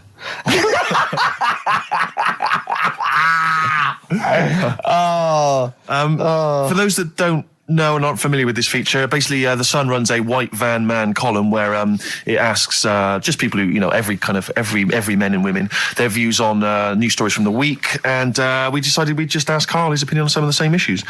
This week... Not like us to rip off another idea and just use it for our own... No, but this time... The White Van Man in The Sun this week is Herbie Crossman from Harrow in Middlesex. Herbie. And he's asked his opinion, Carl, and what's yours, on pop idol Will Young admitting he is gay. Come on, Carl. I don't understand what the big deal is, to be honest. Okay. No. Talking to different people about it, and they've said, it could affect the sales, girls won't like him anymore, which I think is rubbish. Yeah, because it finished George Michael's career, didn't it? Well, yeah, and I was thinking when I was growing up, right? And Freddie Mercury. I was into Kim Wilde, right? Sure. Now... And her kids. You're not going to tell me she's gay, are you? No, but if she was, if they said, she's a leather, yeah, right? I wouldn't say, right, that's it, I'm taking kids in America back to the shop, I'm disgusted. Sure. I liked her. Yeah. I don't think I'm ever going to meet her and marry her and that, so what does it matter? Yeah. Will Young, he's a good voice, he's gay, a lot of gay people in the world. Georgie boy was gay, I guess. There you go. Nothing more and nothing less. The kindest guy I ever knew. So Do you Bowie?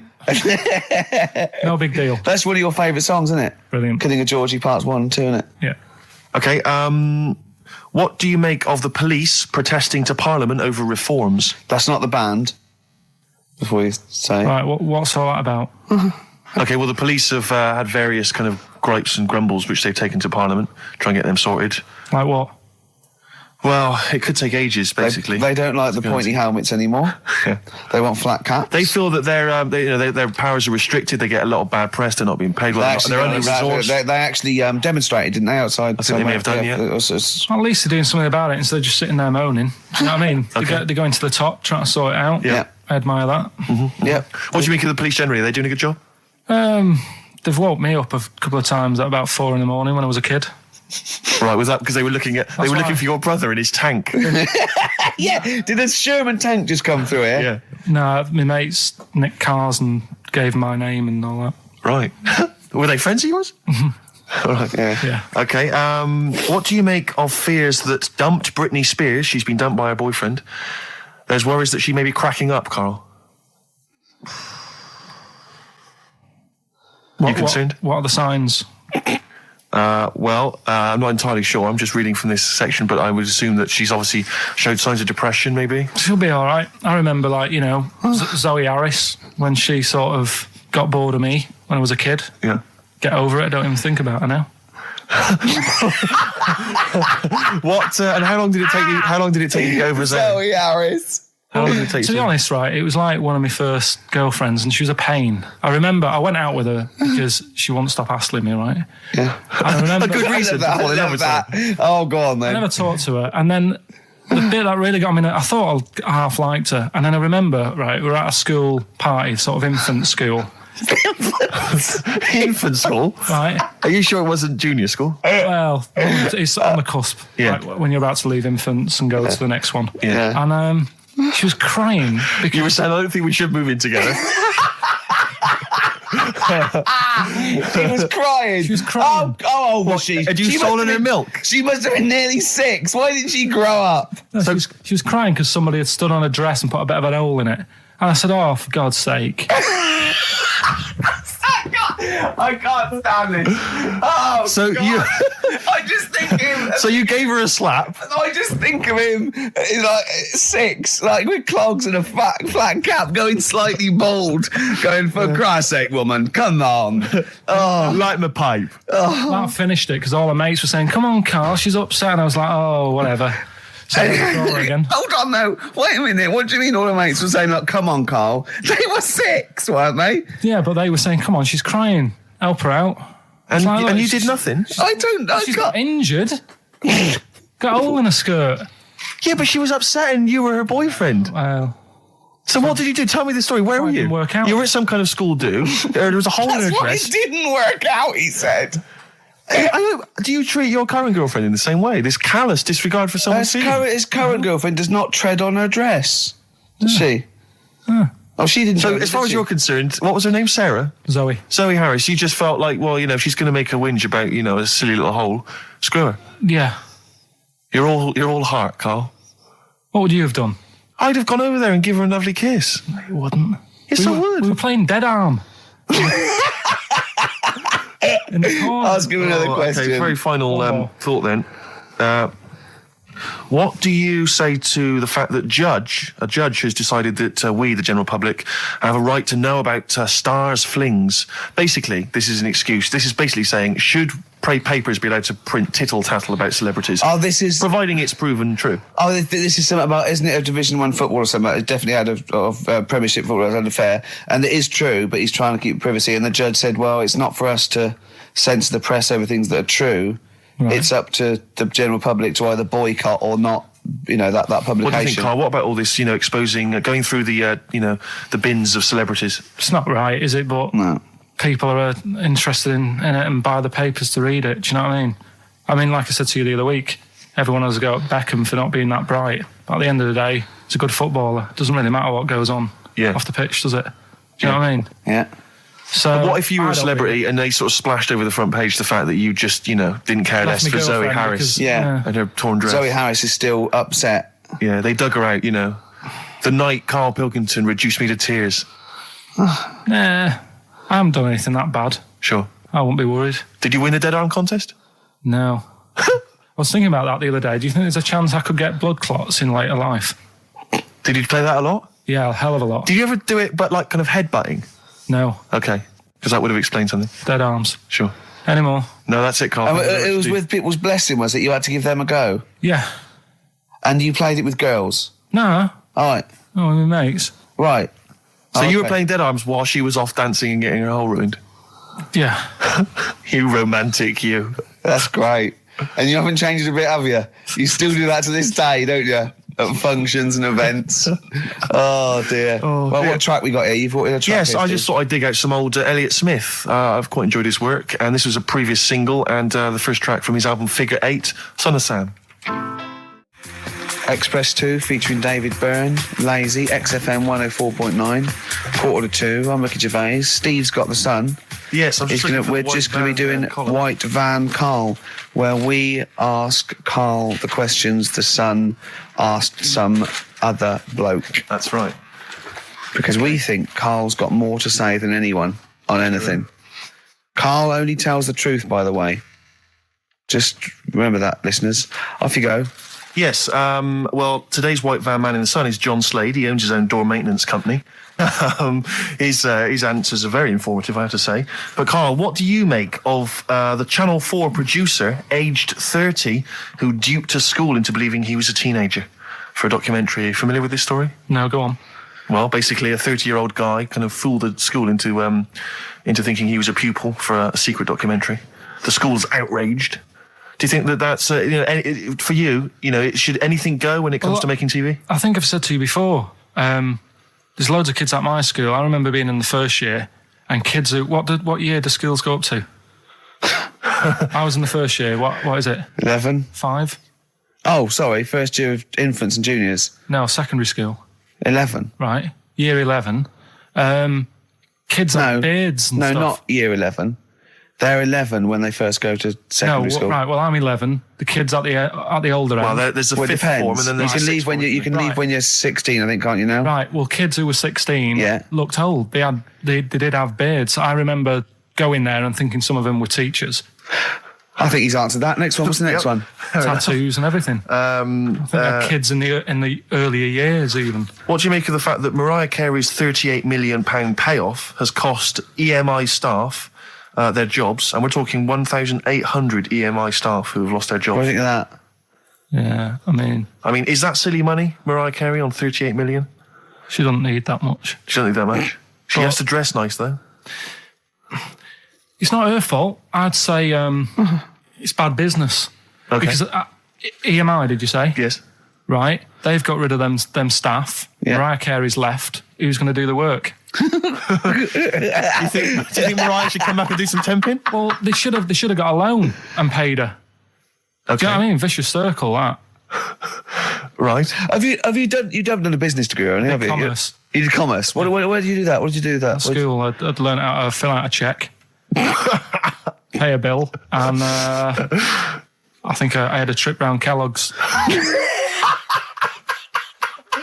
Did you get an O level or a GCSE? We know he didn't. You know, I did. But was there a commerce exam, or was it just a division of Can't maths? remember. What did you do? Fill out a Was it check. a subset of It maths? was an option. It was like, if you want to do it, you can. What was it? Fill out a check. Fill out Pay a check, bill. Pay a bill.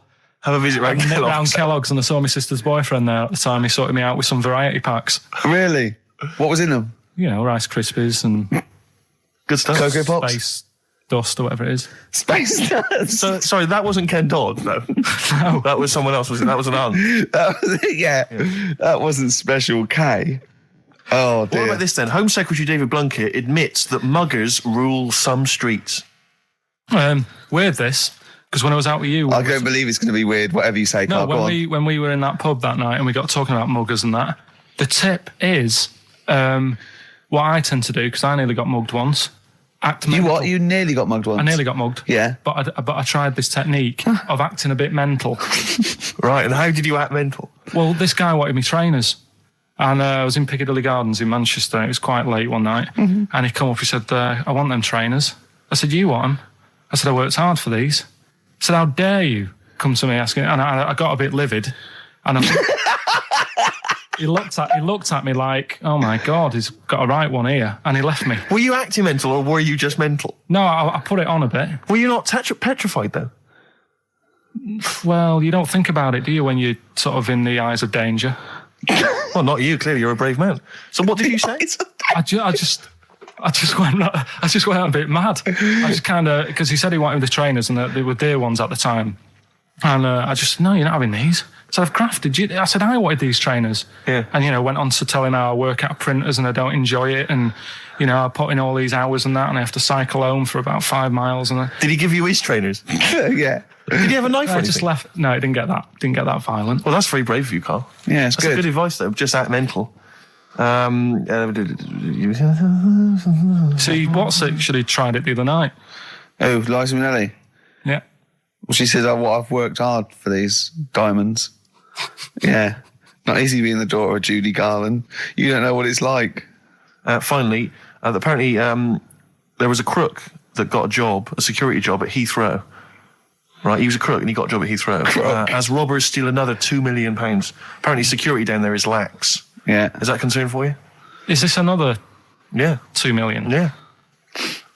Why is all this money at the airport? It's those sandwich shops. You know how they're really expensive, the sandwiches in when you're in a plane. They're like £2.50 for tuna, which is ludicrous. Yeah. That's basically the reason. What do you mean, why is all this money at airports? What is it doing there? Why? Have a go. No, have a go answering this yourself. Why is anything at an airport? It's going somewhere. Or coming in from somewhere?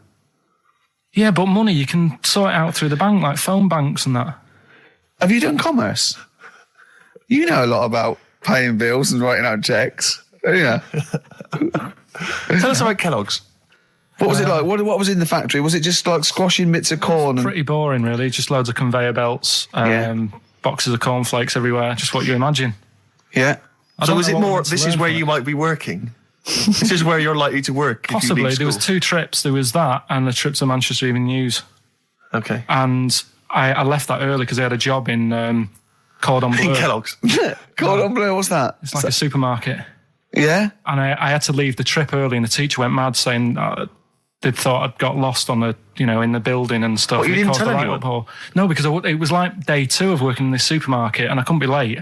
I thought by the time I explain where I've got to go and everything, I'll be even later. Sure. So I just left, and then apparently they were searching the building and everything for me. Oh, I was where? stuck in a printer. Don't know. Stuck in a printer? I don't know. What was the printer's name? You worked at a supermarket called Cordon Bleu. Cordon Bleu. Brilliant. That's great, isn't it? It's rubbish. Oh. Got sacked. You had What'd you get sacked for? Messing about in a back in the car park round the back. Yeah. Right, there was a grid, and all the concrete had gone funny. So when it rains, you got like a big lake. Oh, yeah. Right. And I got in. Do you know those big metal trolleys you get to like put all the food in whilst? Oh, yeah. And I got in one of them and pushed myself out into this lake. Of cement. No, water. It was full Oh, it of was water water, because it'd been right, raining. right. And I got stuck in the middle, right? And the boss was like, "Where's Karl? He's meant to be doing, facing up the beans." And I was like, And you were stranded in a lake. So someone said, "Oh, I saw him messing about out the back." He came out and saw me stuck in the middle of this lake in a trolley, and he said, "Get back in." I said, Would you say, no, I'm filming sharks? I said, it's too deep. I can't get out. You'll have to pass me something. And he said, "I'm not passing you nothing." He said, "You can get out of there and walk through it." I said, "I'm not. I've got my trainers on, probably the same ones." Yeah, you've risked actually. your life for them. Yeah. I said, "I'm not getting these wet." He said, "What are you going to do?" I said, "I'm going to wait for the water to go down the grid." He said, "The grid's blocked. Now get out or you're sacked." I said, "Well, I'm not getting out." He said, "Right, you're sacked." So you were sacked. How long did you have to wait for the water to go down the grid? In the end, I did get bored and I sort of did a bit of a leap and a jump and got 1 foot wet. How long were you waiting? About half an hour. Just think of it. How did he get himself into that situation? That's fantastic. Should we play a record? Oh, definitely. That's a Your choice. joy. Oh, you're an absolute pleasure. More White Van Man next time on the show. Electric Soft Parade. I keep trying to get the album for free from you, Karl. You've not sorted me out yet. I have to rely on other people to give me different copies. No, of I did the different try. tracks. I'll keep trying. Please do. This is one called There's a Silence, Electric Soft Parade. Right, well, it's time for White Van Man, which is where we ask Karl the questions that the Sun asks someone else. Exactly. It's an article in there where they ask them, typical man on the street, the big questions of the day, gives them their platform to the nation, and we think this is just too good to let out because we only care about one person's opinion in the country now. That's true enough. He's the K man, and there he is. There he is. Right. Karl, your thoughts, please, on Kylie Minogue slagging off Britney Spears for ignoring her fans at her premiere. Are you aware of that story? No. She got booed at her premiere of her new film, Britney, because she'd left her fans waiting for like an hour. Some of them had travelled up from Bristol, other parts of the country. 3,000 of them. Loads of them screaming for her. She just went straight into the theatre an hour late, just gave them a quick wave and straight in. Didn't even And they bother were to shake their crying hand, and sign any slagging her off. autographs. So they were booing. What do you think of that, Karl? And Kylie's obviously said that was actually outrageous, and you should treat your fans with respect. What do you make of it? So she did wave. Like, Yeah, but literally as she was walking into the theatre. was it raining? No, I don't think it was. He's like a defence lawyer who hasn't really read the brief. He's just winging it. Judge's first joke, was it raining? No? Oh, shit, I was relying on that. Was she running late for the start of the film? Yes, but that's her own fault. I mean, the people are inside. They're not going to start the film without her. It's Britney Spears. Yeah. She could take some time out. When Tom Cruise came here, he spent like an hour and a half shaking people's hands, talking to people on their mobile phones, all sorts. That's Tom Cruise. He's a bigger name than Britney. I know, but He's a smaller person, but he's a bigger name. What do people want from people? Do you know what I mean? Yeah, An good point. autograph, things like that, a photo. This one's going nowhere, Steve. Is there another one? Fair enough. It's not bad. If she had more time, she might have done it. I bet she would have done it on another day. I mean, I'm not feeling too good today. I mean, But you're going to still take time out to sign people's autographs, surely, when you leave the building. Yeah, there's always a bit of a crowd, isn't there? next. Go on. What do you make of a New York's ex-police chief saying we need more bobbies on the beat? He's come over here. He's the guy that sorted out crime in New York City. He's come over. He said, "You're going all over the place here. You need more bobbies on the beat, more policemen, a visible police presence." There was something last week about some copper in London who was sat on a bench, and he was asleep or something. Oh, yeah. And people were like outraged because like he should be looking after England's people, not nodding off on a park bench, which is a bit daft because They were shouting he should be looking after England's people. Was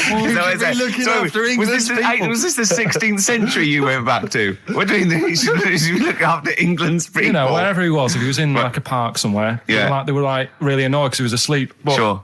The way He's I probably look at it, undercover. Well, no, but the thing is, if there would have been any trouble, I'm sure he would have woke up. Yeah. If there was any sort of, if someone needed help and he screamed, he would have woke up. So I don't know why they were having a go at him. Yeah. And, And he know, might not have been there at all. So, you know, it was, you know, so Yeah. he probably have his radio turned on, didn't he? Yeah. Listening to Heart. So you're not concerned then that there's not the crimes going I up? think there's enough. I see quite a lot of them whizzing around. Okay. You're happy then? Yeah. As long as you're happy, Carl. So you don't think it's too much crime? No. Just the right amount of crime. Yeah. Okay, let's have a great show, everyone. Oh, yeah, good luck. Good luck. Good luck to you. Right, that was Jane's Addiction, Just Because, on XFM 104.9. Right, everybody up, let's give them a great show, yeah? 2 hours of, like, fun, chat. Let's keep it, you know, let's keep it cutting edge. Let's not be too, I mean, that's what the listeners of XFM would, oh no, it isn't, is it? No, because, hold on, wait a minute, because we came in yesterday and did this little skit, didn't we, where we bleeped it out. We're a little scared. She was quite annoyed. It's And quite then controversial. Carl called me last night, and we're not allowed to play it out. 'cause Oh, it's we've been censored. yeah. Interesting. Yeah. So it's a cutting-edge alternative station. Wants to push the boundaries. Wants to be thought of as rock and roll, a bit punk rock. Yeah, But we're not allowed to play stuff. because I said something about the radio authority. I bleeped it out, what I called them, Yeah. but couldn't do it. Done Not it allowed, before. censored. Couldn't do it. Censored. Carl agrees though. What's your thoughts, Carl? You agree with that? Yeah, I agree, yeah. Why? Well, what's the point?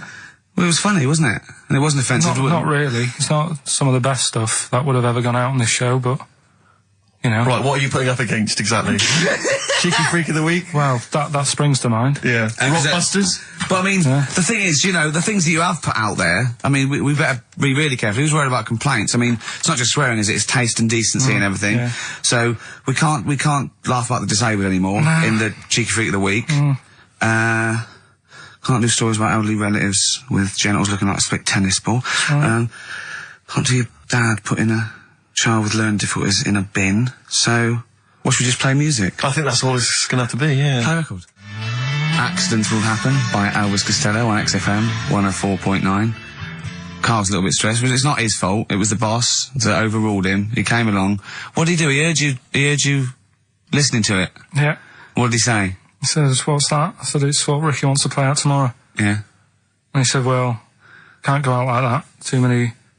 But they're all bleeped. We bleeped the swear words. Yeah, but he didn't want it to go out. I mean, you got to remember, right, you came in yesterday to have a chat about what we're going to do. Yeah. One of the topics that I said, let's talk about, which Yeah. I came up with, Yeah. was, let's talk about swearing. No, you said you never had a problem with swearing, which is normally. Yeah, that's right. And then we did the thing about, isn't it funny that you can, the thing about you can bleep a swear word by taking out the vowel. So we're going, so it's the vowel that's offensive, and we did a little sketch around that, and then ended, and he wanted to completely obliterate the word in the end, didn't want to put the thing in that we said about the radio authority, which I think it was valid and wouldn't have got a complaint. Yeah, You but know, at the end of the day, he's the boss, and what he says goes, doesn't it? Sure. So, Yeah, I was just going to say, right. But what you got to remember is what he also said is if you want to pay the 70 grand fine, then go ahead and do it, Steve. There wouldn't be a 70 grand fine there, would there? Well, you don't know what it'd be. But will you pay it? Will you pay for my mortgage? Will you pay for his mortgage? Will you feed his kids? He wouldn't be fired. What do you mean? Well, I tell you what, if it's not a fine, we'd lose the licence, then we'd all be fired. Right. When you're Do sat you at home. seriously think you'd lose the licence for that sketch? Does he really seriously think well, I you'd don't know, lose the but- licence for it?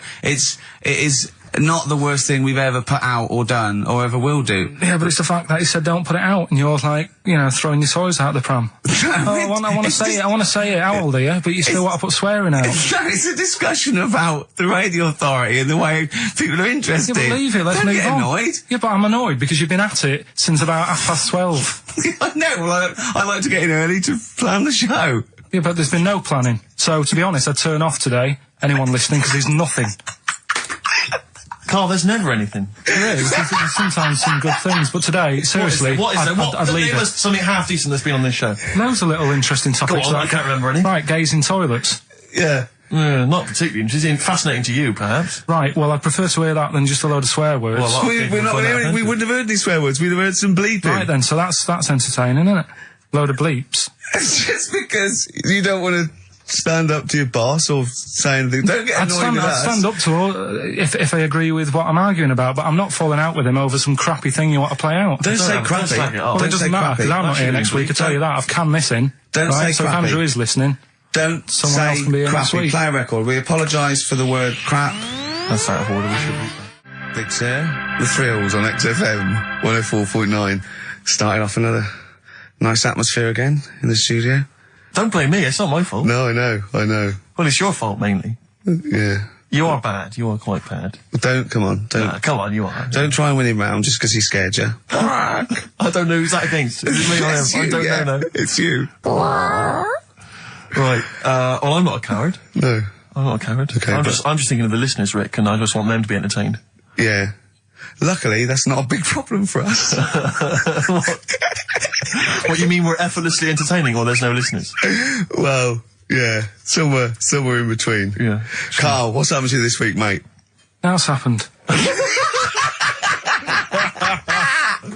Come on. What, nothing's happened? Come on, I came in, and he had an hour lunch break. You know, he's sort of like he never gets a break. I came in one day, he was out for an hour, and I had a little chat with Andrew Phillips about, you know, where we were going with the show, and, you know. Where are we going with it? You come up with anything? Ah, dear. Is how far we can run it into the ground? Yeah, no, if we go off air, it certainly won't be through, being cutting edge or controversial, because people are just turned off because it's too boring to listen to. But he was out for an hour. Having a lunch break for an hour, and always saying he's too busy. I know, yeah. It's interesting. Actually, on the subject of that, I noticed Dan here has emailed in. He says, I was listening to last week's show, and I think Carl has taken his job for granted. I'd love to swap with him for a week. My qualifications are that I can press play on a CD player and stop. Carl, what do you think of that? And he can come in next week, seriously. It says here... Don't get ratty, Carl. I'm not being ratty. Dan, email me. You know my address, email it, it'll be sorted out. You can be here next week. Dan suggested we could call it Carl Idol, where people audition each week, or perhaps Bone Idol. I like that. Bone Idol. Brilliant. Have we got a monkey news, Carl? Don't know if I can be bothered. Play a record. Pretenders. Good. Oh, dear. On XFM 104.9. That's professionalism, isn't it? Yeah, that is unbelievable. Ricky, you were, I don't know if I can describe it really, the scene. You were going mental, you were shouting, you were really being quite an unpleasant character. But well, wait, the mic's come on, Rick, and you're a charmer. Funny how people get annoyed.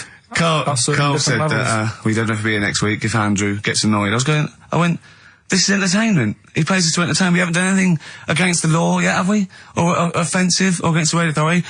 Carl said crap, but I think we'll get away with that. Yeah. So what is there to worry about? Exactly. Right, let's just draw a line under the beginning. Yeah, let's start again. Seriously. Come on. Can we just hug and make up? Can we just have a bit of this? Yeah, come on. No, don't do that. Just, Carl, what have we got? What's on the list? We've done swearing, that's that sorted out.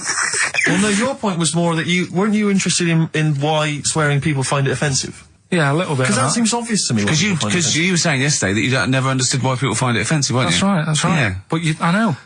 Well, carry on. Yeah, but that's what I was saying to you, why you can't do it on the radio, because people find it offensive for some reason. I don't agree with it, but some people do. Yeah. I'm saying everyone swears. Bleep it out, I would. Well, bleep it out. Bleep it out, that's my theory. But you say that everyone swears. Not everyone does swear. I don't know why you've got this in your head that everyone swears. I'm convinced. Everyone. What? Everyone? Like, religious people, religious leaders? Jesus. I bet Jesus swore. Right. What's your evidence for that? No, I'm just thinking, things are better now than they were back then. Right? Right. He's wandering about in his sandals, getting pebbles stuck in there and stuff, and that's annoying. Nails in his hand, that must have hurt. What I'm saying is that's offensive. No, it's not though. That's blasphemous. No, but what I'm don't laugh at the crucifixion. Play a record. I'm not laughing at that though. That is terrible. I'm just saying. No, you can email in if you want to complain. Carl. Yeah. .talkers@xfm.co.uk. Wasn't offensive though. I'm just saying it's a fact. When you stub your little toe, you let out a little effing and jeffing. What do you think is he? Yes, an effing and jeffing. So the kind of ancient Hebrew version of effing and jeffing. Ooh, I'm worried about this. This is naughty. No, it's not. Yeah, it is. When did you start swearing? I started swearing at school. Right. I hope you haven't offended any Christians. Right, there's a lad at my school, right, who got caught swearing. I got caught and I got... When you say get caught, what was it? You were behind the bike sheds having a swear. Have you got any of them Fs? Yeah. No, I've only got one C left. It's from Dad's. Oh, come on, let's have a go on it. Let's say hunt. Yeah. Let me say the hunt. No. Get the older kids to buy you some swearing. No, just smoke it down to the car. Yeah. So you're out there, you're behind the bike sheds having a swear. Yeah. And a teacher hears him say, right, the S word. The S word. The S word. Well, yeah. So, the way this teacher dealt with it, he said, right, it's not a clever word to use, and he tried to make him get sick of using it he had to write an essay using that word 300 times, right? Yeah. So I would have loved that. But I that's would have just loved practice that. for a kid. But that is like the father catching the kid with a cigar and making him smoke. Yeah.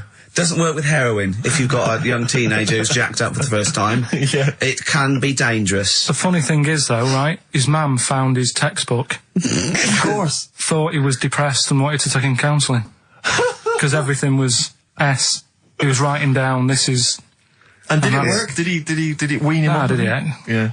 The teacher, I mean, he disappeared. He got kicked out for hitting a kid on the head with a bit of wood. So It wasn't you, was it? That was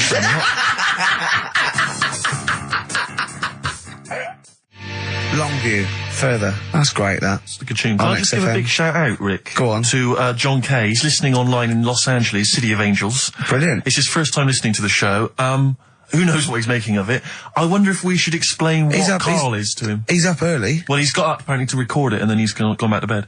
Oh, right. So he'll he's be listening to it listening any to this time. So, oh, yeah. Exactly. Carl, Can you explain what he is? well, he's a little bit of a grumpy, spoiled, lazy prat at the moment. Oh, yeah, that's but fantastic. usually he's quite a funny, nice, sort of genuine guy who's in awe of the world if it's furry and doesn't really care if it isn't. But, Anyway, we're all one big happy family. You all come right? on, Carl, attitude up. Happy. Happy. If we're happy, the listener is happy. We were talking about schools, swearing, kids at school. I just remember at school, loads of my friends now are becoming teachers.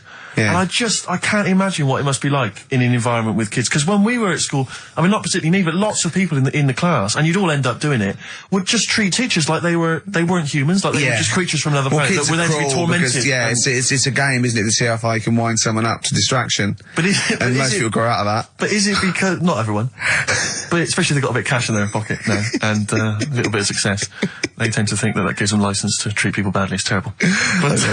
But I remember there was a guy, this is such a terrible story, there was a teacher, he came in, and he was teaching us, and one kid, one of the hard nuts, he'd found out that this he lived on his own, and he had a cat, and the cat got run over.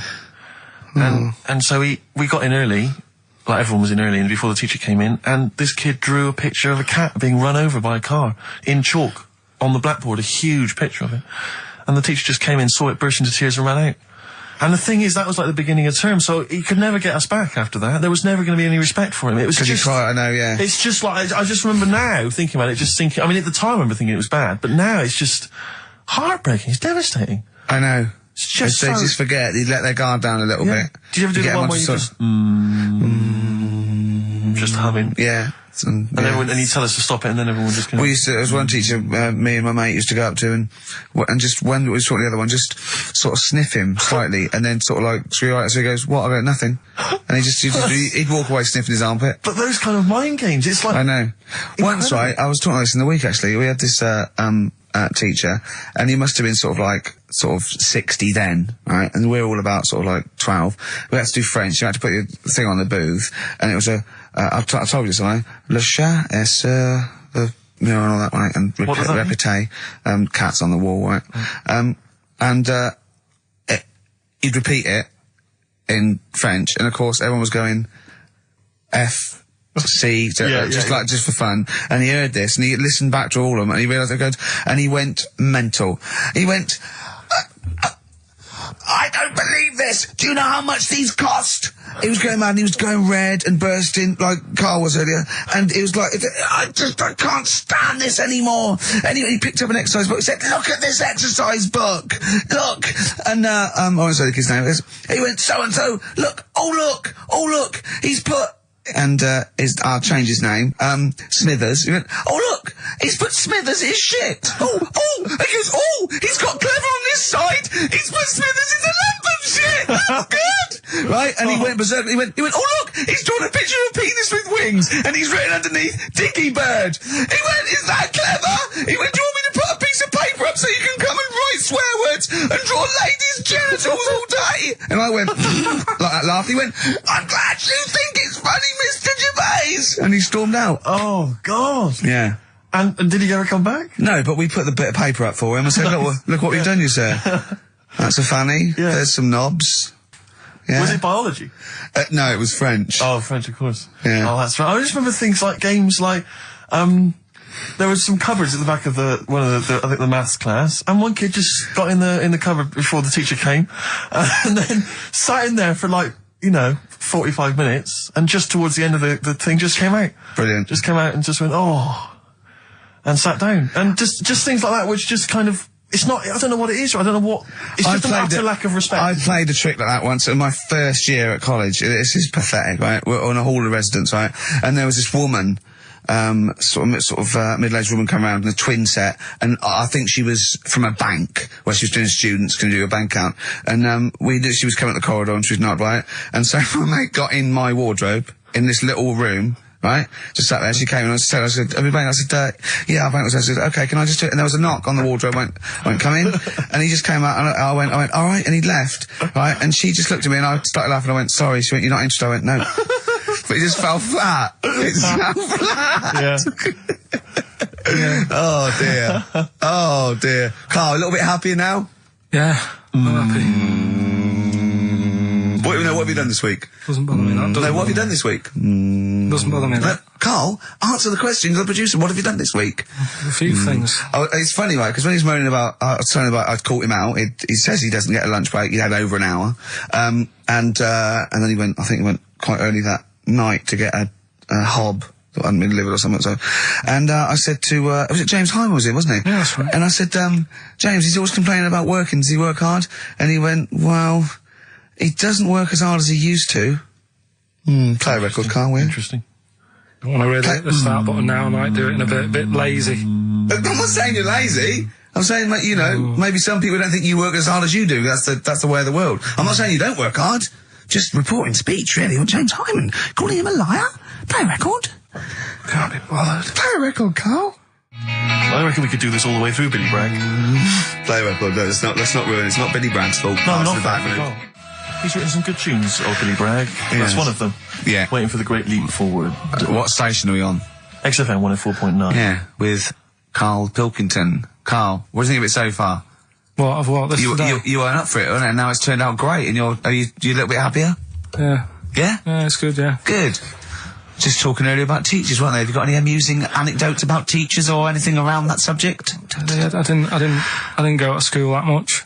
Go on. When I did, it was, I was telling Suzanne about it the other day how she goes out with me now and she thinks I'm great. She's lucky what she's got. So. No, she's done well. Yeah. Right? But I was the sort of kid who she would have hated at school because I never had, like, a pen. Oh, yeah, I know what the sort you are. Never a pencil case or any stuff. I'd start off the term, I would, and have, like, a brand new carrier bag with my stuff in. Brand new carrier bag, classy. And, well, you've got to have somewhere to put the stuff you've nicked from Woolworths in, haven't you? Right, so that'd be there. But then by the time, like, a couple of weeks down, I'd have put my pen down, I would have lost it, and then I'm sort of going around saying, can I borrow a pen? You didn't try sticking it up your nose, it's not still lodged up there. It's not, no. But the funny thing with, like, you were talking about teachers and stuff. Were you disruptive? Were you a disruptive kid? Were Not you sort of really. causing trouble? No, not really. He wouldn't cause trouble. He's terrified of the boss here, isn't he? No, it's not that. It's just that, what's the point in winding people up? I find it quite annoying if people do that. So I don't wish it up on anyone else. Why'd you wind Steve up then? I don't wind him up. You do. You have done, but no, come on, let's not argue. We're getting on well then. Come on, Carl. And, like, the teachers, because I'd lived on this estate, right, loads of stuff used to get nicked and go missing and what have you. Blackboards, and desks. their way, like the telly and the video, Oh, really? and stuff like that, and the projector thing and all that. So the way they used to try and find it, right, my little conspiracy, because I'm good at them. Yeah, What they used to do is set your own work and say, right, draw like a bird's eye view of your house. Right? But draw everything you've got in your house in it as well. So if you've got, if you've got anything in the loft, make sure you draw it. Right. So kids would come in with overhead projectors. Well, that was the idea, I think, behind guns. it. Yeah. They were and the aircraft guns in the shed. So the picture you did for your home, presumably got nothing from me. Nothing. I didn't do it. I'm not. He used to hand it in empty house. I'm not a grass. Yeah. And nor the illegal immigrants living in the Just kitchen. a picture of your Auntie Nora. Yeah. What's that? Is that? Have you Is that a been tennis ball? stealing tennis balls? Yeah. No, that's not a split tennis ball. That's my auntie Nora's. But what about all the stuff? What, didn't you have to draw all the stuff that your father had nicked? All this, you know. Listen, we're doing Songs of Phrase today because Rockbusters has gone. What songs of phrase again? I can't remember. I think I've blanked it out. Yeah. When we do something that's been said a few times on the show. Right. Right? It's been said a few times. Bark! I'm scared of Andrew Phillips. Bark! I'm not I need my scared of job on it. Bark! Go on, sorry, you were speaking, Carl. So we take a phrase from the show, right, and just get songs, like the words from the songs, edit them together so Something it says like that phrase. Yeah, something like that. Yeah, okay. Yeah, no, just go on. Sorry, go on, Carl. Come on. So are we doing it? Sorry, so what's the phrase you've come up with? Phrase is no more cheeky freak of the week. No more cheeky freak of the week. Is there not? We're not having that anymore. Well, no, because it's offensive, and if we're worried about offending people, to talk about people with disabilities, Well, yeah, like, but that's like what conjoined annoys me. twins and women who are born with like deformed legs, was and you call never- them dog woman. It So wasn't- you know, you've got to be careful. You've already insulted Christ. Let's not do disability. Let's do songs of phrase, shall Cheeky we? freak of the week was never out to offend anyone. No, It was to make you Nor realise swear, how we don't lucky. try and offend people. We try and entertain them. Right, do you know the funny thing is? Right, you're saying about, being cruel about people and stuff. It goes on all the time. On the news the other night, do you know those Siamese twins that didn't make it through the operation? Yes, yeah. Right? And this is why I'm stopping it, because I don't want people to think we're having a go at disabled people and stuff, right? On the news, right? Yes. Before that operation, the doctors said, we're going to try and sort this out. All the doctors are going to get their heads together. Is that a good phrase to use? Yeah. Yeah. See what I'm saying? Carl, play a record. No, I'm Play a just... record.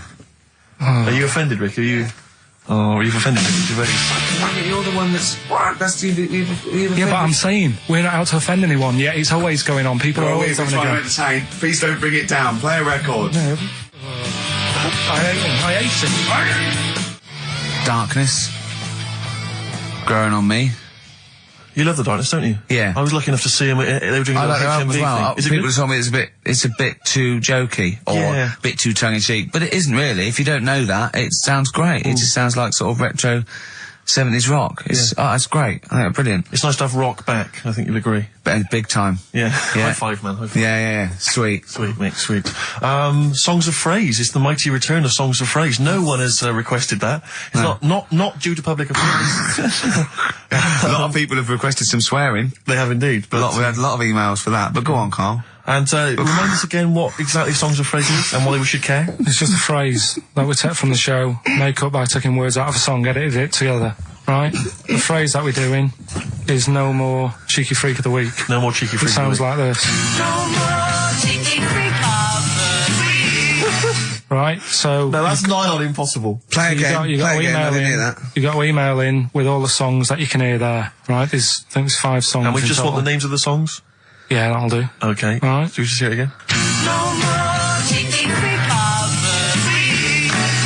Right? Yeah, It is good. It's probably one of the best you've done. It's very tricky, though. that's not too tricky. Play it again.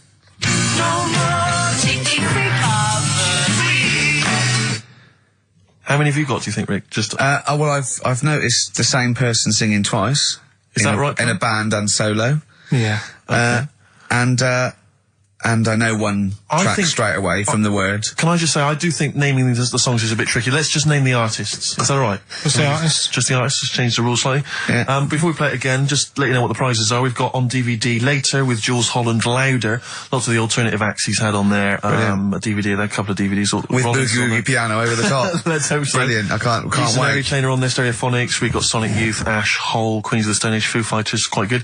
Once again, Cruise of the Gods on DVD, starring Rob Brydon and Steve Steve Coogan. That was on at Christmas. It's not bad. It's not the same one. They haven't been sending that back.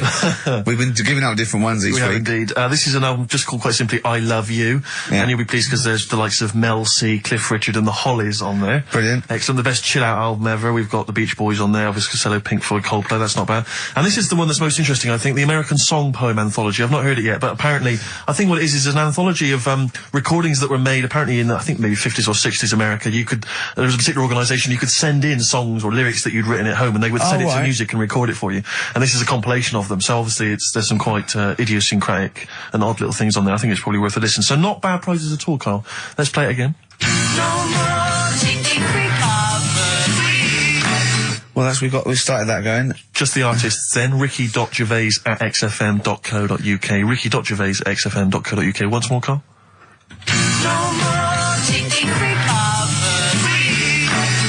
See, it's great. Yeah, not bad at all. A little bit of Elbow.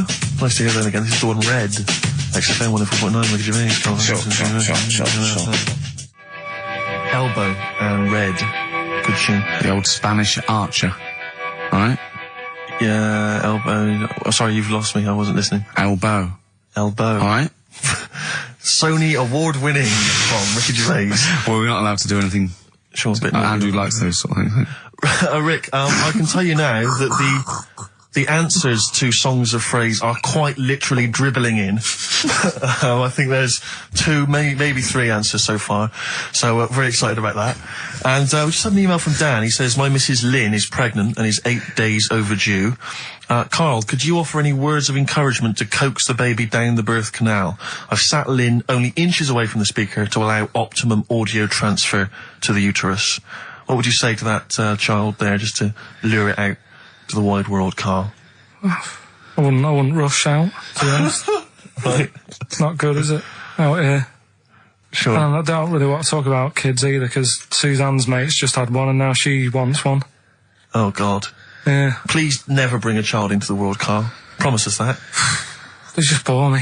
Have you seen, there's loads of people in the office who have got them now and they've all got baby pictures everywhere. And they're all like, isn't it nice looking? And it's like, no, it's not. They all look the same. Do you know what I mean? All like Mel Smith. Don't they? But it's that theory, actually, right? Do you know how I've said before about babies, right? Yeah. But like little old people. Yeah. There was, no. Another of the great theories. No, the fact that, you're born and you sort of, you got no teeth, you got a little bald head, you can't control your bodily functions and that. Sure. Then you get to like... Sorry, 70. you're describing yourself? Yeah, I was saying, you've got a dangerous No, ground, I'm aren't just you? saying, that's how you're born. Yep.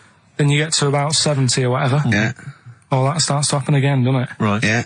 Now, there was a story in America about, just backing this up again, 70-year-old fella. 70-year-old fella, okay. Little bald head. Yeah. Right? Probably no teeth. And that. Probably, yeah. Nappy and that, right? Yeah, probably, yeah. Goes into... Not like 70-year-olds, but pop the old nappy on your 70th birthday, take your teeth out. Goes into an off-licence to get some beer. Doesn't get served because he didn't think he was old enough. Right. Okay. Right, okay. Wait. Carl's back. Wait a minute, No, I'm sorry. okay. So they thought he was Right, a okay, giant forget it. baby that had walked into an Forget off-licence. it. Weird, isn't it? Steve, forget it. Carl, please. I Forget need it. Carl to answer. No, that's the story, but it's weird, isn't it?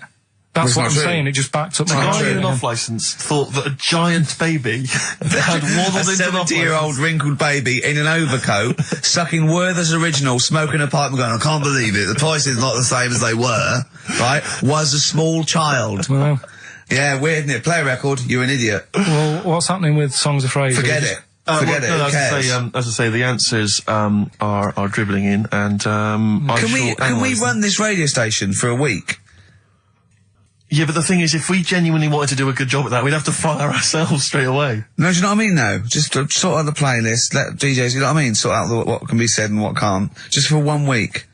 Yeah, see if we can give it a bit of shall we? Well, what would you do? I don't know, does the phrase pissing in the wind mean anything to you? Well, I know, yeah. Well, are we going to even meet this week? Because it's, we've wasted time pre-recording stuff that we can't put out. I don't know if it's He's worth... still on that. He is still on it. I mean, to be honest, I've let it go, but he's still on it. What else is on the list? What list? On the list, I said to you yesterday, let's sit down and have a chat. I threw that away. I thought it was just a piece of crap. You can't say crap. You're saying... You should have bleeped that. I know, why don't you bleep that? Why don't we pre-record the whole show, then we only have to come in once? What do you think of that, Carl? Carl. Whatever. Carl. Steve, what are you doing with I seriously think Carl. if we put out last week's show, would anyone know? Carl. Play a record. He's driving me mad now, Carl. Carl. Seriously, he's driving me mad. Carl. Press the button. Please. Carl. I'm sick of it. Carl.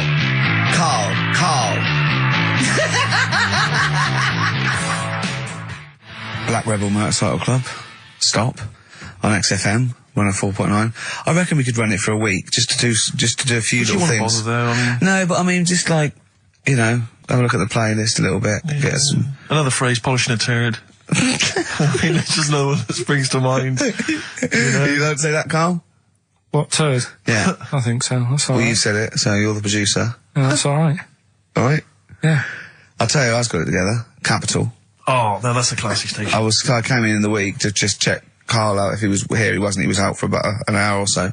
And I heard in the lift, I don't know what DJ it was on, he just went and he was talking about that little girl, Summer, who went missing, but then she was just found reading a book. And I swear, right, I swear, he went, and there's a lovely picture of her there, just reading a book. So, what a happy ending. It's a shame they don't all end like that. Oh, God. And he played a record. What's his point? Unbelievable. What's that? I don't know. It's those people who think that they're being a little bit philosophical. Yeah. And then just everyone goes, Thanks very much. Yeah. I noticed in the story of Summer, the little girl that went missing, I don't know if you read that it mentioned her family. Now, it mentioned the father of the house. I don't know if it's her father or certainly the guy, the parent, the male parent. And it was something like, I think, I don't want to, libel him, but it was something like Paul, 24, and he's a graphic designer, recently changed his name to Dragon. I just wonder what exactly is that? How is he, her family is that, really? Yeah. I don't want to... I'm always a little bit worried about people who change their name adults, to certainly. something to really, really cool. Yeah. Because, Kevin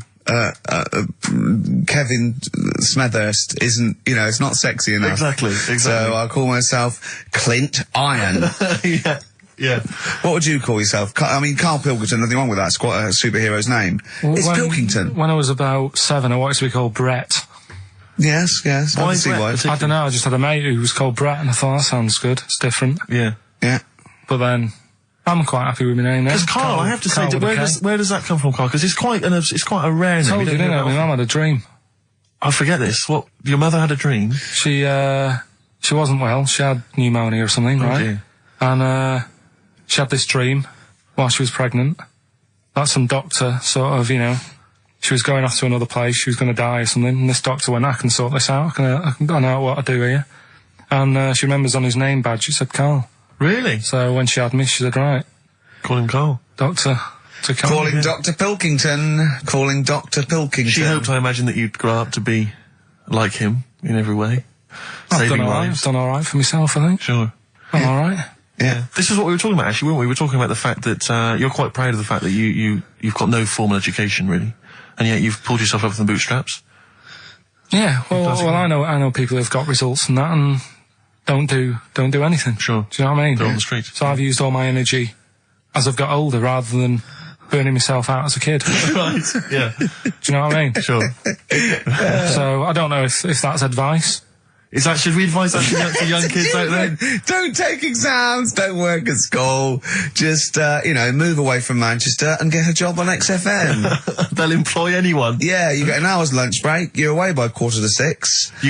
You need no qualifications. And to work for XFM. because you don't have to think for yourself, because your boss tells you what to do, you can have some time off to go shopping for hobs and shower units. He's alright, he's a good boss. Yeah, I know. He'll let me have next Saturday off. He knows how tired I am. How many Saturdays has he had off? He's going away again. He's had 2 holidays. He gets 26 holidays, 6 days a year. 26 days a year. Unbelievable. He was sick because he put on wet trousers. Yeah. And now you're going down to Hastings. Are you leaving early? Because you left early last time, didn't you? No, I wouldn't do that again. Now, what are you going to Hastings for? Just having a break. Listen, though, we were talking about depressing news, right? And with that kid and what have you. Yeah. You see that thing in the week? There was 3 bits of depressing news, right? There was one, an old woman who swallowed a fork. An old woman who swallowed a fork. Yeah, did you see She's that? dead, the dork. An old woman swallowed a fork. So what did she swallow a spoon? Why did she? Yeah. Everyone knows she swallowed a spoon. Yeah. When she followed the spoon. What's her name? She swallowed a cockroach. Right. Sorry, whoa, is this the old rhyme Sorry, now? is this a rhyme that you've got slightly wrong? No, You've it's changed right. dog for fork. This is the truth, is it? This is what you read? Oh, no, yeah. Sorry. Yeah, never confuse the two. This is what you read on a spurious website or some mentalist No, hang on, sorry, emailed you. just before you move on from that, there was an old woman who swallowed a cockroach. Yeah. And in order to get the cockroach out, she swallowed a fork? It doesn't rhyme, but it's good. She tries to get it out. With a fork? She went, what I forgot? I'm thinking she's in a kitchen. Yeah. That'll do. She grabs that, she tries to get it out, and she lets go of it. And it goes, swallows a fork? Yeah, It was in the paper. The terrible thing was it was a gardening fork. it was awful, you know. Or is that stupid? That'd be stupid if it was a gardening fork, wouldn't it? I'll tell you what annoys me though with things like that. 'Cause Me? in the paper, it was, well, you do, and everyone knows that. Honestly, no. Right? You do me head in. People, the way people say it must be great working with him. Must be brilliant. No one it's not, says it's that. a nightmare. It is a nightmare. Get on with it. Go on I with can't be bothered now. Let's just play a song. Because I'm interested. I'm interested. Yeah. Seriously, I am. Come back after this. No, let me finish the story. Come on. Long links. I'll tell you in a bit. I'm getting annoyed. I'm getting so angry. Alright, the player record up with the verve. Unlucky man, that's for Karl, who is a lucky man. 2 hours every Saturday, yeah? Just a little bit of chat and laughter. Some great records. Alright? What are you going to Hastings for? Just to chill out? Yeah. What are you going to do? Just chill out. What specifically is in Hastings that's of interest to you? They having another battle? Nothing, it's just cheap, isn't it? If you can get a B&B for about 40 quid. Sure. The weather's good, so Well, let's all go. why not? Yeah, why not? Do you want Ricky to come down with you? Now. Right, okay. Now, you were going to tell us something before we started winding you up. What were we talking about? We were talking about the old man who was mistaken for a small child. It was actually, the 70-year-old who they thought was underage. Right, so we got on to, right, this is the old woman. I was saying, she ate a cockroach. Right? She ate a cockroach, yes, by mistake. How did she eat a cockroach? Why was there a cockroach? She was cleaning up, it jumped in her mouth. Right. So she immediately, the first thing she did was immediately grab a fork and plunge that down her throat. Yeah. Well, no, maybe not immediately. I mean, she tried other methods. She tried plastic spoons, her fingers, maybe washing it out, maybe going, oh, I nearly swallowed a cockroach. Did she try that one? Ugh, how horrible. Right, so anyway, the fork went down, Yes. and it's got this picture in the paper of, like, the X-ray, and you can see the fork just, like, going across like that. Yeah. Wow. That's mad, isn't it? Yeah. Well, it was, well, the fork was in her abdomen, was it? In an X-ray? Yeah. Are you sure she swallowed it? Sure she didn't just say that to the doctor? Like, how did it get in there? And you got a fork inside you? No, I know what you're getting at, because I remember years ago, do you know Dr. Steele? Do I know Dr. Steele? Yeah, on, he does... Is he a superhero? The one on Richard and Judy. Right, what's he, a psychiatrist or the He resident just doctor? pops in and... Is that the sort of like the suave sort of... He's not that smart. I know the one you He's mean, just a normal doctor fella. Sure. And, this was like in the 90s, and, Rich and Judy said, we got the doctor in again today. We're looking at things that, have been inside people. And there's this one, right? Fella comes on, with an X-ray. Yeah. It's sat on a pint glass. It's sat on a pint glass? Yeah. That's what... He hadn't had That's what he it. said. It's sat on a pint glass. I remember that story that, was published, about the bloke, and this is the excuse he gave to a doctor when he had to go and have something removed. It was a bottle of sort of HB sauce or something up his... what word can we say in case sound resistance? You don't need to, people know what you're saying. Okay. Right. Rectum. Is that all right? No, you didn't need to say it, but... Well, no, he might as well. It's a medical term, isn't it? Doctors Anyway. say rectum, don't they? Anyway. So the doctor got it out, and the excuse, he said he'd been shopping, been to Safeways, he brought his shopping home, and he popped the shopping on the front step, and he realised he's locked himself out. So he started to shimmy up the drain pipe, but his trousers and pants fell down. while he was climbing, and he slipped and fell on the HB sauce bottle, right? And that was the note thing, right? And the doctor had put at the bottom on his notes, this would be somewhat more believable if Safeway sold their HP sauce with condoms already attached. Wow. Well, God. I would be bizarre. Why did he put a condom on it? No idea. To use it again on his chips.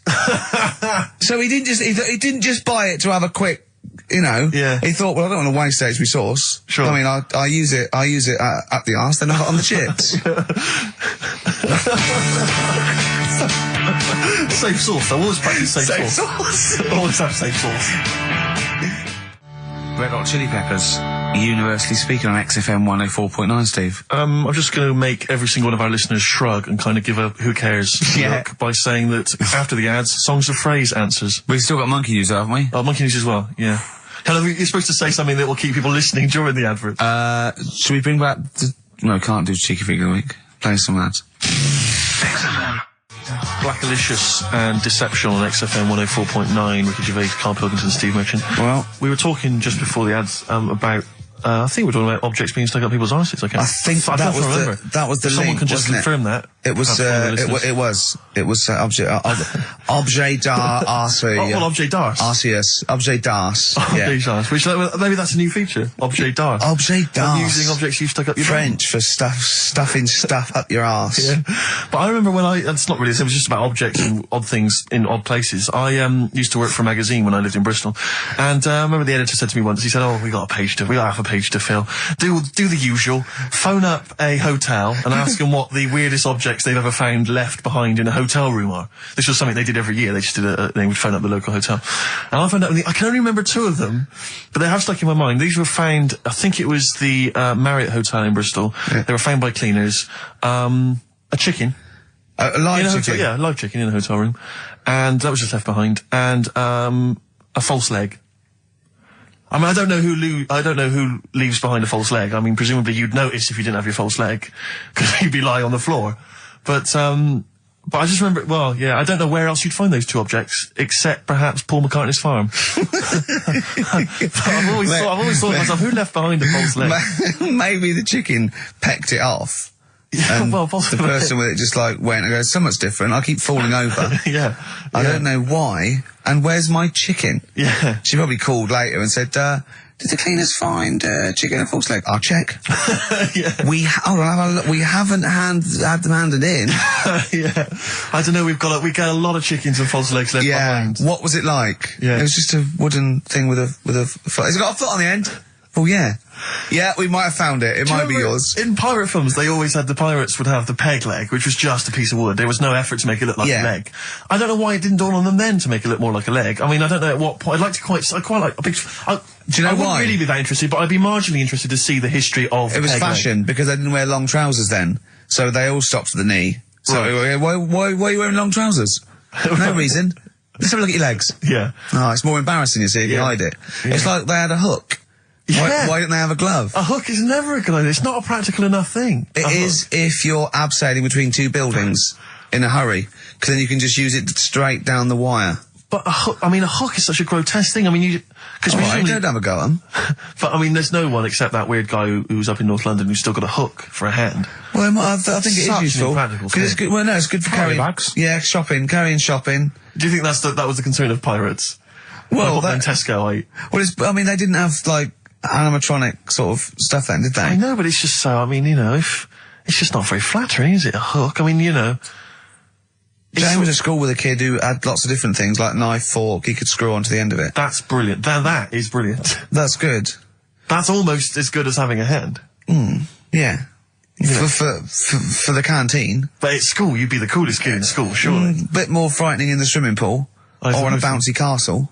Yeah. But yeah, for chopping up a bit of, I imagine him being banned from the bouncy castle at the fate. You can't let him on. Oi, hooky, get on.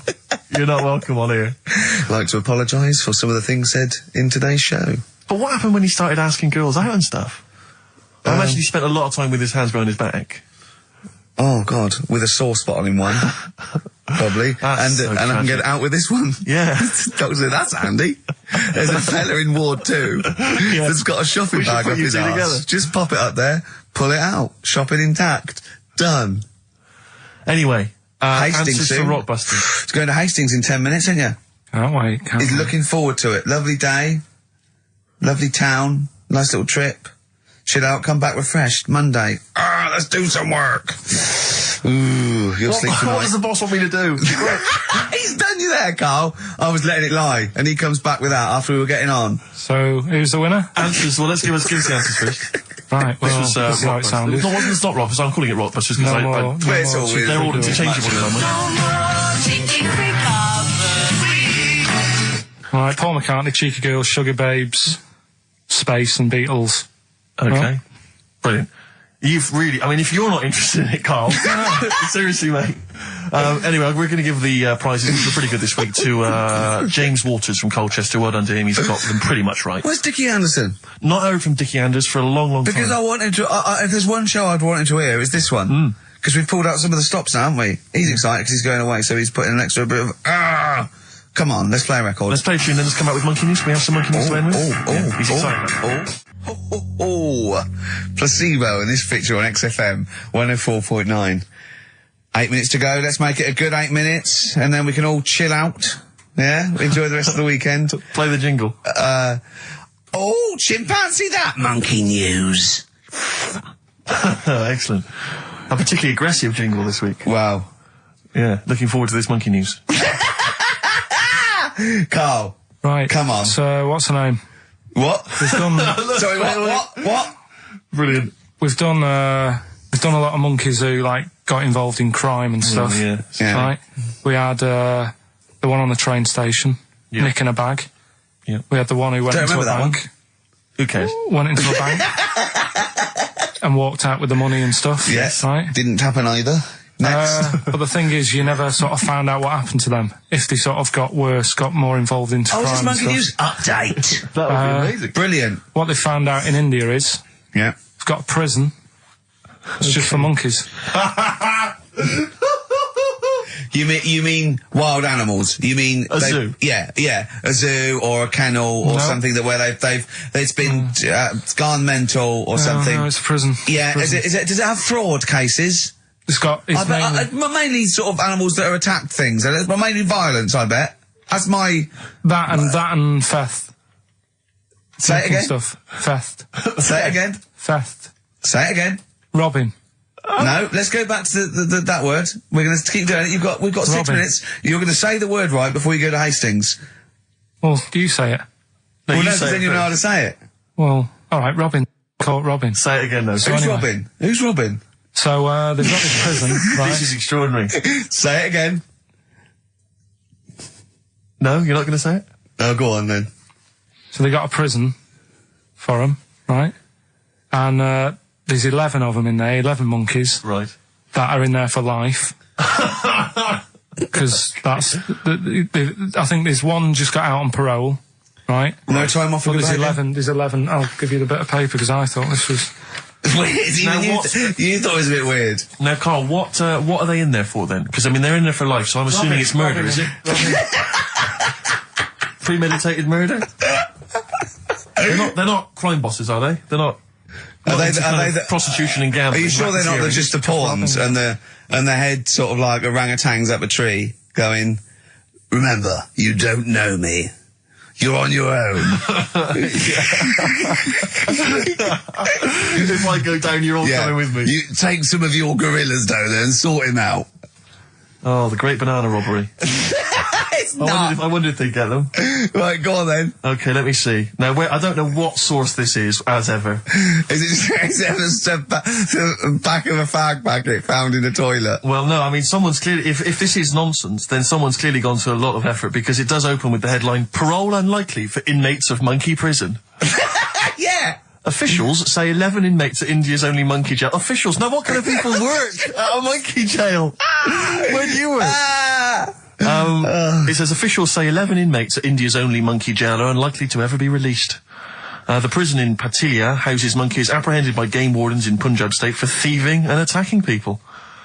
The Daily Telegraph reports how the monkeys at the prison in Montebello snarl and glare at visitors from their heavily barred cages. 2 monkeys were released a year ago after exhibiting good behaviour for 18 months in the jail. They have remained out of trouble.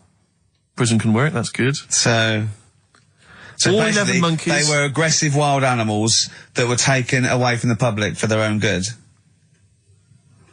Robbing and that. Wildlife officials believe part of the problem has been caused by thieves training monkeys to help them. Lorry drivers training monkeys as guards for vehicles, and itinerant entertainers using ill-treated monkeys as part of their act. It's the monkey that takes the rap. It's a shame, that, isn't it? That is awful. They didn't know what they were doing, did they? Oh, so there you go. What do you think of that, though, Carl? What would if you could visit them, like Lord Longford or something? What would you say to them? You go there and you get a visit a week or something. You know. So can you get us a video? Alright. Do they get conjugal rights? Do you reckon? You wouldn't be interested in that, though, would you? They get what? Would you be happy to give them their conjugal rights? Yeah, would you? Fair enough. Alright. Off to Hastings. Off you See you go. later. Kings of Leon, California Waiting on XFM 104.9. Do you know what, Steve? We get emails and, we got our posters up around this show and, people enjoy it. But I don't think we get the credit we deserve for picking the music. It's true. Because we're totally unplaylisted, and I don't know if people know about this, that mine and Steve's sort of first passion before comedy is probably music. We're really, we love playing each other sort of records and that. And maybe when we come back, we should do a show where there is no pressure to, like Carl doesn't press the buttons for us, pre-record it, where we just swap each other's sort of ideas for music. It'd be like the Ricky Gervais compilation tape. Well, sort of like, we're not talking John Peel, where we're trying to find obscure Belgian jungle and do demos. Everything from, Kings of Leon, Lou Reed, maybe a bit of 80s stuff that people have forgotten about. Beautiful songs. So what do you think? I'd love to do that, Rick. I mean, genuinely, there's nothing more exciting to me than introducing to someone a song which they then go on and they love and they listen. Maybe they buy the album. But that's something to think about, maybe for later. Yeah. Well, it's like you say, the pressure to kind of come up with some, high caliber chat between each record. It takes a toll. But and that's it's a passion of ours, and we'd love to. But now it's Rockbusters. Bad Time from the Jayhawks on XFM 104.9. Steve Merchant, Ricky Gervais, Karl. We're having a good time. We are indeed. All right, Carl, what you got lined up for us now? Right, well, you've got a choice. Nearly Dead. You can have a bit of educating. Yeah, let's have educating. Come on. Educating, Ricky. Can we just clarify what this is? I think a lot of new listeners perhaps aren't familiar with this. It's when Carl looks on the internet and finds a weird story about, the double knob fun, and tells me about it, and it's usually not true. Okay. If it is true, I know it already. Go on then, Carl. They're not really weird stuff, it's just stuff that's gone on. That's interested me, that's all it's about, and I educate about it. I should just confirm that we've had a number of emails that say the baby born without a knob and then having one transplanted from a baby that luckily enough had 2 knobs is apparently true. Right, listen. So, I don't question that you could be born with a deformity and get someone's, fingers, knobs. What I'm saying is, it didn't happen with the doctor goes, I'll leave with it. I don't believe it. That baby's got 2 knobs. Exactly. What a coincidence. I bet that little bit of information isn't in there, is it? Sure. That he went out the door, I'm going to get a coffee, came back, bloody hell, hold on, no, here's an extra knob, I found an extra knob. We can put that knob on there. Perfect. Travis, writing to reach you on XFM 104.9, all right? A couple of emails here trying to respond to our requests for nursery rhyme related information. Oh, go on. Nikki Williams says that she was at infant school and she had a nursery rhyme book, and in the book, and this may just be the illustrations, but apparently the 10 in the bed in there were small baby monkeys, which you'll be loving, Carl. But again, I suspect that might just be the illustration that accompanied I remember I had a book of nursery rhymes when I was little, and my brother, he was older than me, and I was about 5, so he was about 16. And I remember him and his mate just absolutely cracking up, because it said, up Jack got and home did trot as fast as he could caper. He went to bed and bandaged his knob, N-O-B, with vinegar and brown paper. I've since found out that knob is like the old English for head, but I didn't know why they were laughing. Of course. They were just cracking up. This was, whenever one of my mate's brothers came around, he said, where's your nursery rhyme book? And he'd read it to him. Yeah. And it was just the funniest thing in the world. The brown paper and vinegar was a popular method, because didn't Jack and Jill use that? They used something similar. No, that was Jack and Jill. That was Jack and Jill, Yeah, was that's it? Jack when he broke his crown, which obviously, that means his head as well, doesn't it? Yeah. Yeah. So he's fractured his skull on a sort of like an outcrop of rock. Yeah. And then... Is that still used, the brown paper and vinegar? I don't think it is. I don't know, maybe in Manchester they're still using that, I'm not sure. Yeah. Tracy and John Burton say that they reckon a Humpty Dumpty was actually a cannon that used to sit on the walls of the castle in Colchester where they live. That makes sense. Yeah, that would make Sat a lot on more a wall. sense. I had a great fall. The King's One couldn't put them together again. So it had they broke the cannon, or it meant it exploded. Maybe the cannon fell apart. Because people used to get blown up by cannons just doing it wrong, didn't they? Sure. Which is hoist by your own petard. Right. Where that comes from. Right. Coming back and blowing up in your face. So that makes slightly more sense, because you would want to send for the King's Men then. Yeah, and the horses. I think the horses just came along anyway. They were just interested. That was quicker. Sure. The quick King's Men, it took them about 3 minutes, with the horses there in about a minute. So, but I mean, if it blew up, there's nothing I could do. Yeah. So we got to the bottom of that. See, the educational, Carl. See, this is real education. You know what I mean? It's got a bit heavy though, isn't it? What, Humpty Dumpty? Yeah, it has got a little bit heavy. Let's dumb it down a little bit. What do you want to do? Mary, quite contrary? We're doing Rockbusters in a bit. Hang on a minute. What? Before you even get to Rockbusters, oh, man alive, there are loads more verses to Old Mother Hubbard. Are there? I'm going to digest these while we play the ads, and I'll see if there's any salient information I can give you afterwards. Brilliant. Moving on, what's the next one? Would she be able to breastfeed? Yeah. And she'd be able to do it standing up while he was on the floor. Talking to nipples. Hey, come on. There's a lovely juicy pair over there. Okay, I think that's the last show. People should actually phone in and speak to Carl and try and convince him. forget that. Yeah, what's the number, Steve? Forget that. We haven't got time. Yeah, he hates answering it. We'll do it during the record. Leave it. Phone in if you want to speak to Carl, if you know the number. Call in, try and convince Carl to kiss a little nipple. Don't want to. Rick, I should just point out that I feel... Don't answer back! Come on, I think Carl has offered nothing there. I think those educating Rickies were appalling. And the only thing that would redeem the show is if he kissed the nipples. Kiss a nipple. Phone in if you want to speak to Carl. If you know the number, call in and try and persuade Carl while this record is on. We'll answer the phone. But it's ringing. Phones are still going mad. Answer one. Just put with someone out. Kings of Leon, California, waiting. He was rude. He's so rude to people. They phone up and they say, "Oh, kiss his nipple." And he goes, "Yeah, all right." And he hangs up on them. Answer the phone. To say to put them on air. Answer the phone and be nice to whoever it is. Be nice to them at least. Putting people on the air. Hello. Carl. Yeah. Speak to Carl. Why don't you speak about that human monkey that was on the other day? Old news, man. How long have you been listening? Listen, can we forget the monkeys? What do you think of his nipples? All right, then just kiss his nipple then for... I'm not going to kiss his nipple. I'd do it for 500 quid easy. Would you? Yeah. But why? Why do you want me to do it anyway? What are you getting out of that? Oh, come on, mate. 500 quid. It's worth it. Yeah, but... He's got the money. You'll probably get more out of him if you want.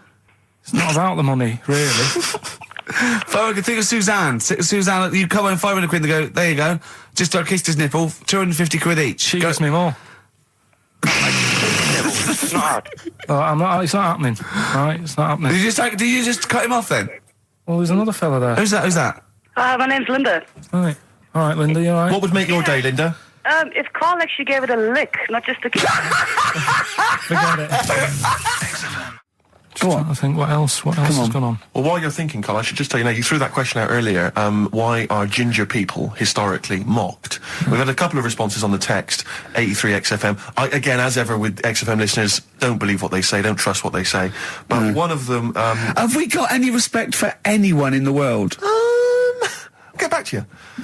Pete in Tooting, now, again, I think this is nonsense. He claims that the reason ginger people are disliked is because Judas was ginger. From the Bible. I don't know where he's come up with this idea. No, I've heard that. But I mean, are there a great many people from, the Middle East who are ginger? Well, that's probably why he stood out. Sure. And he was probably fed up, and he thought, I'll get him back. Yeah. Maybe... Unless he had his hair dyed ginger when he was on the witness protection scheme. Which presumably he had to go into after all came out in the book. What did he do? What did he do? Why He has got a stitched bit of a up. bad He name? stitched him up, didn't he, to the Romans? Didn't he, Judas? Did he do it for 40 pieces of silver or something? I'm not big on the Bible, but apparently, Incidentally, if you'd like us to stitch up any kind of messiahs for 40 pieces of silver, just get in touch. 83 XFM. We're willing to do that for you as well. But that's one explanation. There's another one here, which is again, I don't believe this for a moment. It says ginger people get a lot of stick because in Elizabethan times, people with ginger hair were told that their mother had slept with the devil. And that was why their hair was ginger. So there's two options. Maybe if you've got some more, you can any more spurious thoughts, then get in touch. The Pogues, Rainy Night in Soho. I hope there isn't a rainy night in Soho tonight, Rick. I'm sure you're one of those who agrees with me. So we just had an email here from a guy called James Lee. He says, hi, just writing a bit of info on the scientists in Antarctica. I'm a scientist who's just come back from one of the Antarctic bases called Halley, or Haley. There are 15 people staying there over the Antarctic winter. The scientists are looking mainly at the atmosphere, things like the ozone hole and meteorology. Right. I think there are 6 scientists staying over the winter, as well as a doctor, electrician, mechanic and a carpenter and so on. And so he's saying they do listen, they have the internet, so they maybe could listen to the show on the internet. And if you get the chance, say hi to Francis, and the rest of the winter is for me. Sure, no problem. Yeah, thanks, James. But yeah, there they are. That's what they're doing. That's what they're up to. But why are they asking you for a message though? When I mean, have these people got families and that, or are they convicts or? No, what do you mean? Of course they probably do get messages from their family. Well, why are you doing one for one? Is that, I mean, do you know, like you see it in like Porridge and stuff like that, where if someone's in prison and no one visits them, yeah, and they sort of look a bit fed up and that, is this message that you're doing for like people who don't get a letter in the post from? Brilliant. So they put this on the shelf until someone doesn't get one. All right, Hargreaves? Yes, sir, I didn't get a message today, sir. You have got a message, Hargreaves. I've what, sir? Hargreaves, you have got a message. Really, sir? From Ricky Gervais. Really, sir? And then they give it... Don't talk, please. There are scientists listening. Try to keep the talking shit down to a minimum today. No, what's annoying me is, right, they're saying this stuck over there for months, but it seems to me like they're wasting a lot of time. Right? Why? Well, you're saying they probably watch DVDs. They're saying they've got internet access. Yeah. Yeah? Well, I'm wrong. Listening to messages, yeah, get the job done and go home. Well, that's so. Well, then we don't have to tell them anything then, because they listen to the internet. If they've got the internet, then yeah, it's a waste of time. Good point. Play a record. Well, hang on. Before that, here's a good point. You've had a long time to research what's been going on in the world. We just had an email here from Nicholas who says, "Why haven't you told them about the recent Pig Olympics that just went on in China?" You've missed that one, Carl. Once again. Who won?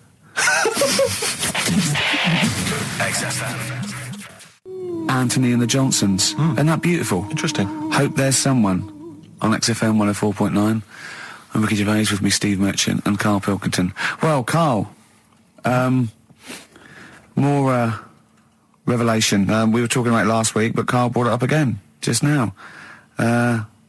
Didn't want to go to the doctors, didn't want to have a full sort of body checkup that may save his life, because he saw on the website they do a test where they have to insert a finger in his arse. Oh, don't tell me about it. Why? Don't put it on the website. Just put, we look at your heart. Yeah. We'll check your blood pressure out. Yeah. And then they could just do it quickly. They could just sort of say, right. How do they do it quickly? No, but what I'm saying is it's worse, isn't it? Going in there, knowing that, I mean, they've got it on the website.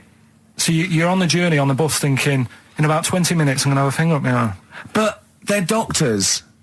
Yeah, but just they're not doing it for a laugh. They're not filming it with a two-way screen. They're not putting on boxing gloves so it hurts more. They're up. Oh, it's prostate's all right. Out again. Out again. I'm just saying, in the day, the sort of. Do you think they're in the pub going, here he comes? It's Pilkington. I have my finger up his arse today.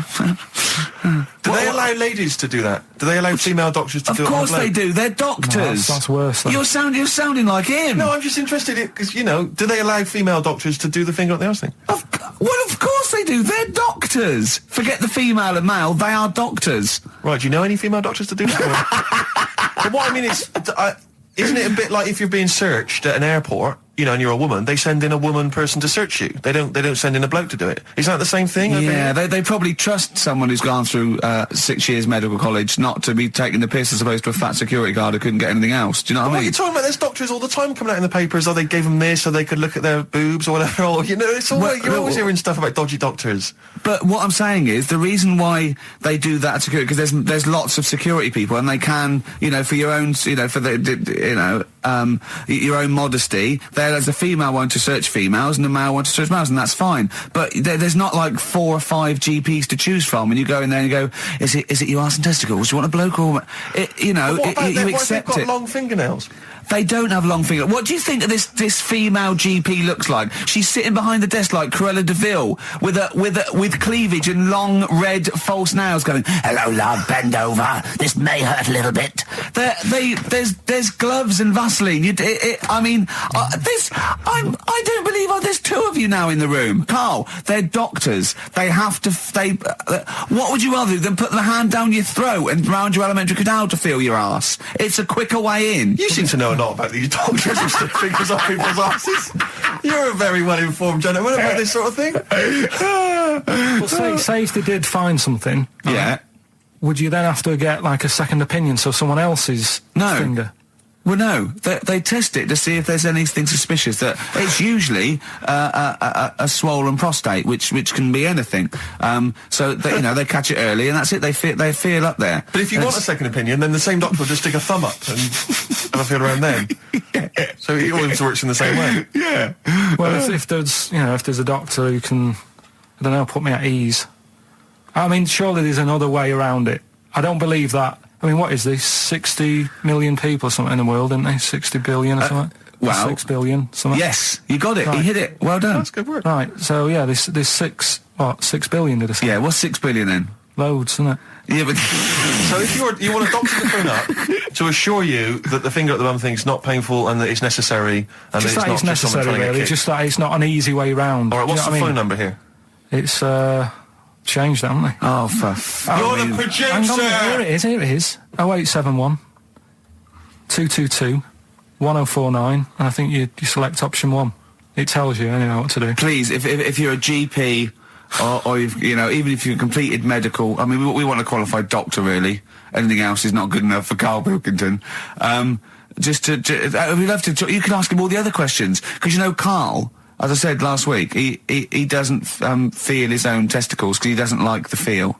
Yeah. So, you know, I'd like a doctor to explain to him how necessary that is. And this is truthful as well. I've got very slight pain around the genital area at the moment, and I think it might be some kind of groin strain, but I'm a little bit anxious, not entirely sure Yeah, what it is. you've been with me twice when I've gone along to get them checked. Yeah. And I go, oh, what's that? Yeah. It's terrible. I mean, but, you know, it's usually... I think you're in a pretty low risk, aren't you? I'd hope so. You're coming out of the 20s. I think testicular sort of... I shouldn't be doing this. I'm not qualified. All they said was to me sort of like it's 20s and 50s. We're in... Mine sort of felt like they dropped a bit the other week when I was on holiday. I don't know if that's like when you're relaxing or I was wearing shorts a lot. How far? If it's 2 foot, it's too far. I was having problems walking. What do you mean? Why? No, it was just a bit. I had shorts on all day. I'm happy and walking about on the beach and what have you. And then at the night, when I put some long trousers on, I was sort of walking like a ricket. They probably like stretch a little bit. Sometimes, I told you when I was about 18, I was scared. I went to the doctor. I felt a pain, right? And because I was doing biology, I thought I'd show off this doctor. I said, I've got a pain. I think it feels like it starts in the epididymis and goes up through the urethra either. And he went, finger up the arse. He said, your jeans are too tight. They're squashing your balls.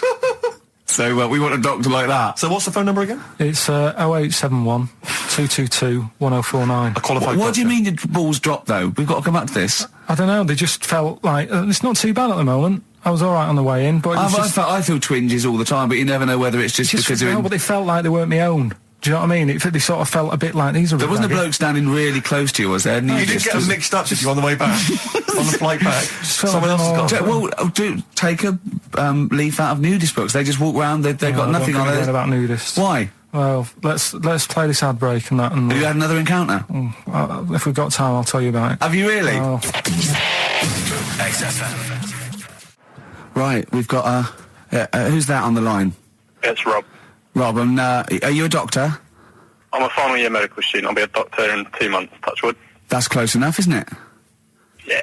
Excellent. So, where do you study? Do you want to give more details, or do you want to remain anonymous as you're calling in to I study at Barts Hospital. All right, great. So, why do GPs sometimes put their finger up a man's anus? To see what's there. You know, if you've got hemorrhoids, if you've got an enlarged prostate, you know, it's either that or they stick up a big tube and have a look up with a light. What? And it's easier to do that. Now, are you dumbing this down for us, or are you going to fail your medical exams by saying stick up a big tube with a light? I'm dumbing it down. Okay, come on then. We're all intelligent people here, and Carl. So you tell us what's that called? It's called a sigmoidoscope. Right. Nice. That was a clever test, wasn't it, Rick? 12 inch long. Yeah. 12-inch long tube that they can put up there. So, Carl, would you prefer that or a finger? Well, so do they sort of do the finger first, and then, I mean, at what point do they say, hang on, we need a light here? I mean... It's normally if there's something wrong. But, so if I go then, say if I go to this Wellman clinic, right, and they go, yeah, the art's good and that, yeah, finger, there you go, and then they go, hang on, I'm going to go and get me light and tube. I could start worrying then because they've sort of found something. And they're not likely to go straight in with the tube. They'll probably send you off some tests first. But Carl, there's nothing. But you go to these places to put your mind at rest and to know where you are with your health. I mean, it's not that you go along. That's what most people worry about. They think that because I'll go along and they'll find something. Well, one, that's illogical. It doesn't heighten the fact they find something because you go along. And two, if they do find something, it's a good job you went along. I mean, I'm a hypocrite because I don't go to the doctor, but I've had that Carl, done. You should be concerned if when they shine the little light in your ear, it comes out the other side of your ear. No, the other ear comes right out the other side. That's when you should be worried. But Rob, right, you said then, if they find something, they send me off for some tests. Why can't I just have the test without that and cut out the middleman? Do you know what I mean? Because you're wasting lots of money. There's hundreds of tests they could do, and they could do every test, and they could all come back with nothing, or they could do the finger up there and send you for the 3 tests you need to find out what's wrong with you. But in this day and age, with all the technology and that, and like brainy doctors and all that, the only way to find out is sticking a finger up there. What are you worried about, Carl? Is it fundamentally that this doctor who's has done 6 years medical training, is it embarrassing to have a man's finger up your ass? I just don't understand how you can get round to that without... But what don't you like? Is it fundamentally you don't like anything up your ass, or is it the fact that it's a man's finger up there? I don't like going to the doctors. It makes me nervous, because I think if anyone searches you long enough, they're going to find a fault with you, right? And especially if they're going that far into you. They're going to find something. And probably not. Well, you never... I just don't... I don't know how to get round to that sort of... that point where you get a... What do you talk to the doctor about? He's like, all right, nice day. Strap your trousers. He goes, he says, I'm gonna just, Most people just shut up and let you do it, and then breathe a sigh of relief when you say there's nothing there. Yeah. But is that at the end of the test, or is that the first thing he does? It's the last thing. So that trousers up out the door. Because he knows it ends conversation. He knows it's a bit of a faux pas. The doctor says, I better not kick off with the finger up the arse. Well, what I do is I'll start on with the, the head, and then we're down and go, one final thing, Mr. Pilkington. So Rob... He drops his keys and he goes, pick them up. And as you bend over... Will you be doing this, Rob? Is this what you're, open to do? You do all these... I'll have to do it at some point. All doctors do it at some point, no matter what they specialise in. So the first one, is another doctor there to sort of make sure you're doing it right? Not dentists. No, but do you know... aren't doctors anyway. No. But do you know what I mean? Like, normally it's like a co-pilot will have someone with them for the first one. So when you put your first finger in... Yeah. Will someone be there going, right, you just want to move to the left of it? I've already done it. Have you? Yeah. So that's the thing with a student, you're learning. So you get people teaching you. And you learn on... these things. Can I just point out, Rob, I think I'm right in assuming that you have a glove on. Yep. And there's lubrication. Yep. And it doesn't hurt. No.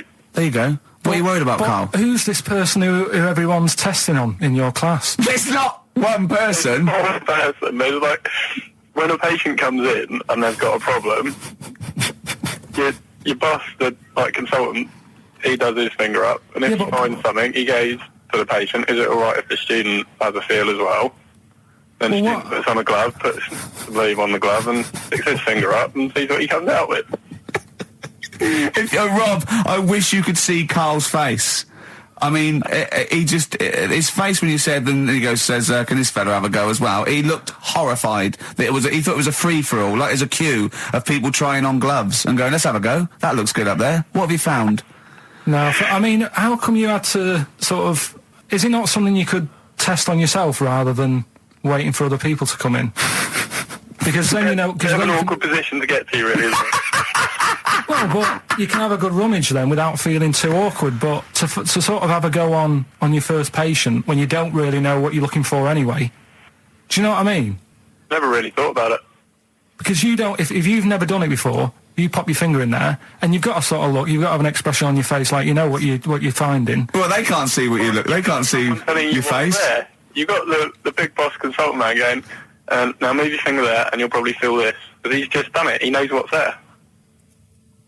Well, what? Oh, so he's already had a go. He's had a feel, and he's going right. If you feel to the right, that's the conglomeracy or whatever. The conglomeracy, yeah. Its conglomeracy is in perfect working order. Well, that's. I'm still. Thank you, Rob. Thank you. I'm sorry you had to go through this. Carl is probably the worst patient you'll ever encounter in your medical career. Good luck with your finals, and thanks very much. And do you know any female doctors who do this? Or? Thank you. XFM 104.9. Thank you. U2. City of Blinding Lights. I'm going to see them next week at Twickenham. Yeah, well, enjoy that. Looking forward to it. Yeah. Thanks again for letting me know about your... old Nobbo and Edge and all that. Now, listen, you just got an email there saying, can you turn up your microphone, Steve? Apparently my voice is a little bit quiet. Carl has to do one thing, make sure we're heard. That's all he has to do. Well, I can hear it. Sounds fine to me. Well, not to the listeners, and that's who we're trying to please. Well, it's one person, so they can't hear. Yes, but we've only got one listener. So if he's not happy, we're buggered. You're allowed to say buggered? Not twice, certainly. Once could have been a mistake. Yeah. Twice, pointing it out is definitely, complaint material. Neil Young from the album Zuma, and that's Pardon My Heart on XFM 104.9. Ricky Gervais, Steve Merchant, Karl Pilkington. We just had a text here that says, and I don't know what truth there is in this, as ever, but John says there is apparently a nude bike ride today in Hyde Park. Now, I can't believe that's the case, because I don't think it's allowed, is it? You can't ride around with your veg, can you? I don't know. Why would you want to? Well, good point. On a bike. On a bike, I love the fact that that's what disgusts him. Do you know what? If we did appeal for a nudist to call in, I'd want a very specific sort. I want a German nudist, a middle-aged man called Helmut. Okay. If there is any, or the closest one to it. So I want a middle-aged man from Germany. If your name is Helmut, you're in. But I'll accept hands. Carl would be good, wouldn't it? All right. Yeah. I think I'm wondering if the age might. Maybe we could we broaden that Okay, out just bit? a German nudist bloke. Right. Could he at least be fat? Can I find a fat German fella? If your name's Helmut, we're going to give you a big prize. Yeah. But any fat German fella who likes to get his sausage out. Sure. Okay. It's sauerkraut. Yeah. What's the phone number? 0871 222 1049. It'd be good just to get an email or a text with a contact on it, and then I can just call them up in the week. Sure. And 83936 is the text number. I don't know what our audience demographic pans out like, Rick, but I'm suspecting that's probably a fairly small fraction of our listenership. I know, but there must be someone out there. If you know a fat German who likes to get his tackle out, phones are going.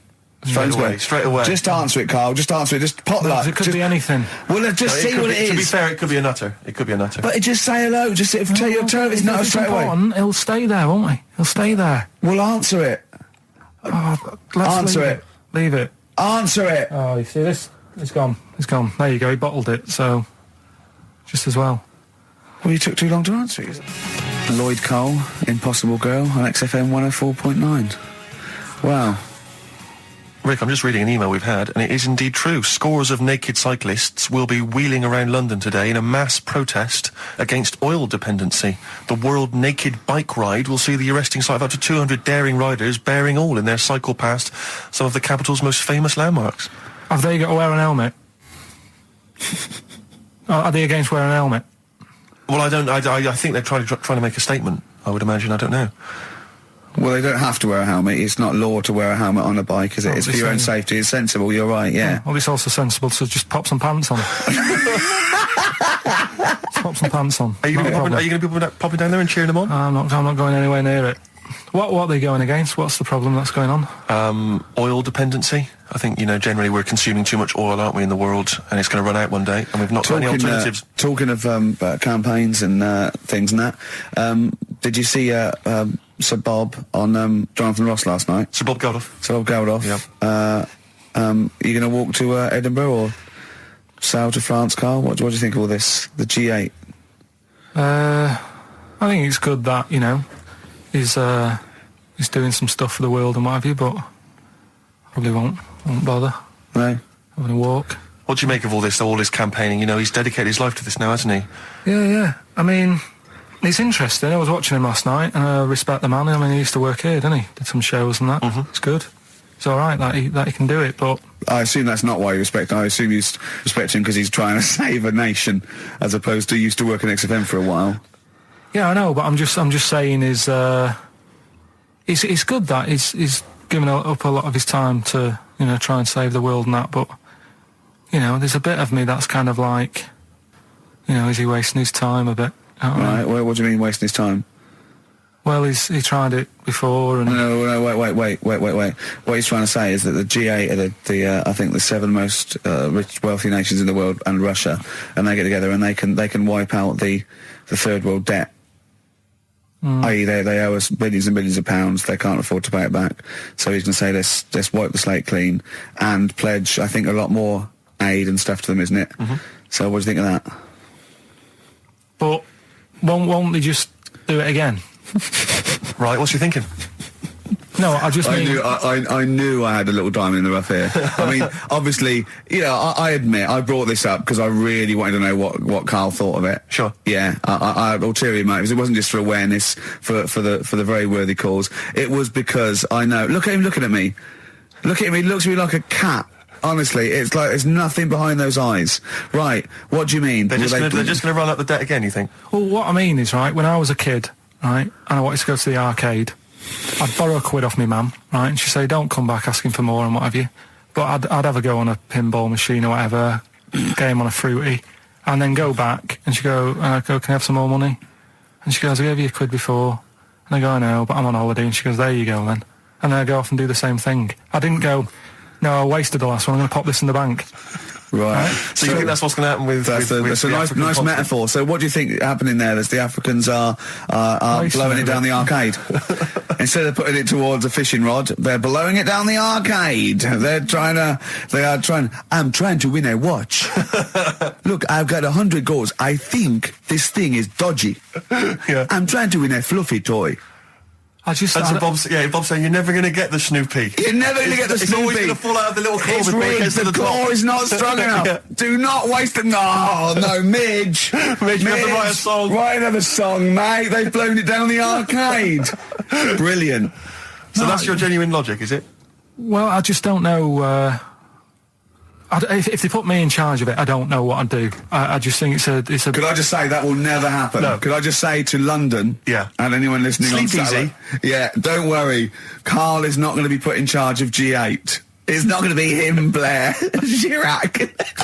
That would be a joy if it were. That would be amazing. Well, I've got another food-related item here. Now, Karl, I got a little email via my agent sent from someone here, okay, sent from someone at... XFM, okay, and I won't say it was. She just said, I thought this might be good for Ricky to use on Saturday, and obviously what happened is Suzanne has sent you an email in the week. It was Wednesday, and you've returned it, but I think you've returned it to the wrong email address. You returned it to someone here who, of course, immediately forwarded it to my agent for ridicule on the show. Don't panic; it's nothing that bad, okay.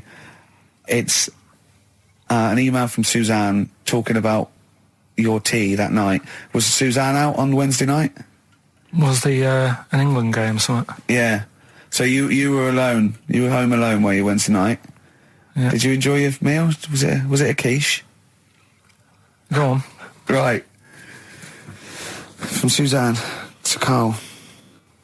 Take the quiche and put it on the baking tray. Cook for 30 minutes on 190. Take lettuce and put on plate. Take 3 tomatoes, wash and chop into quarters. Place on lettuce.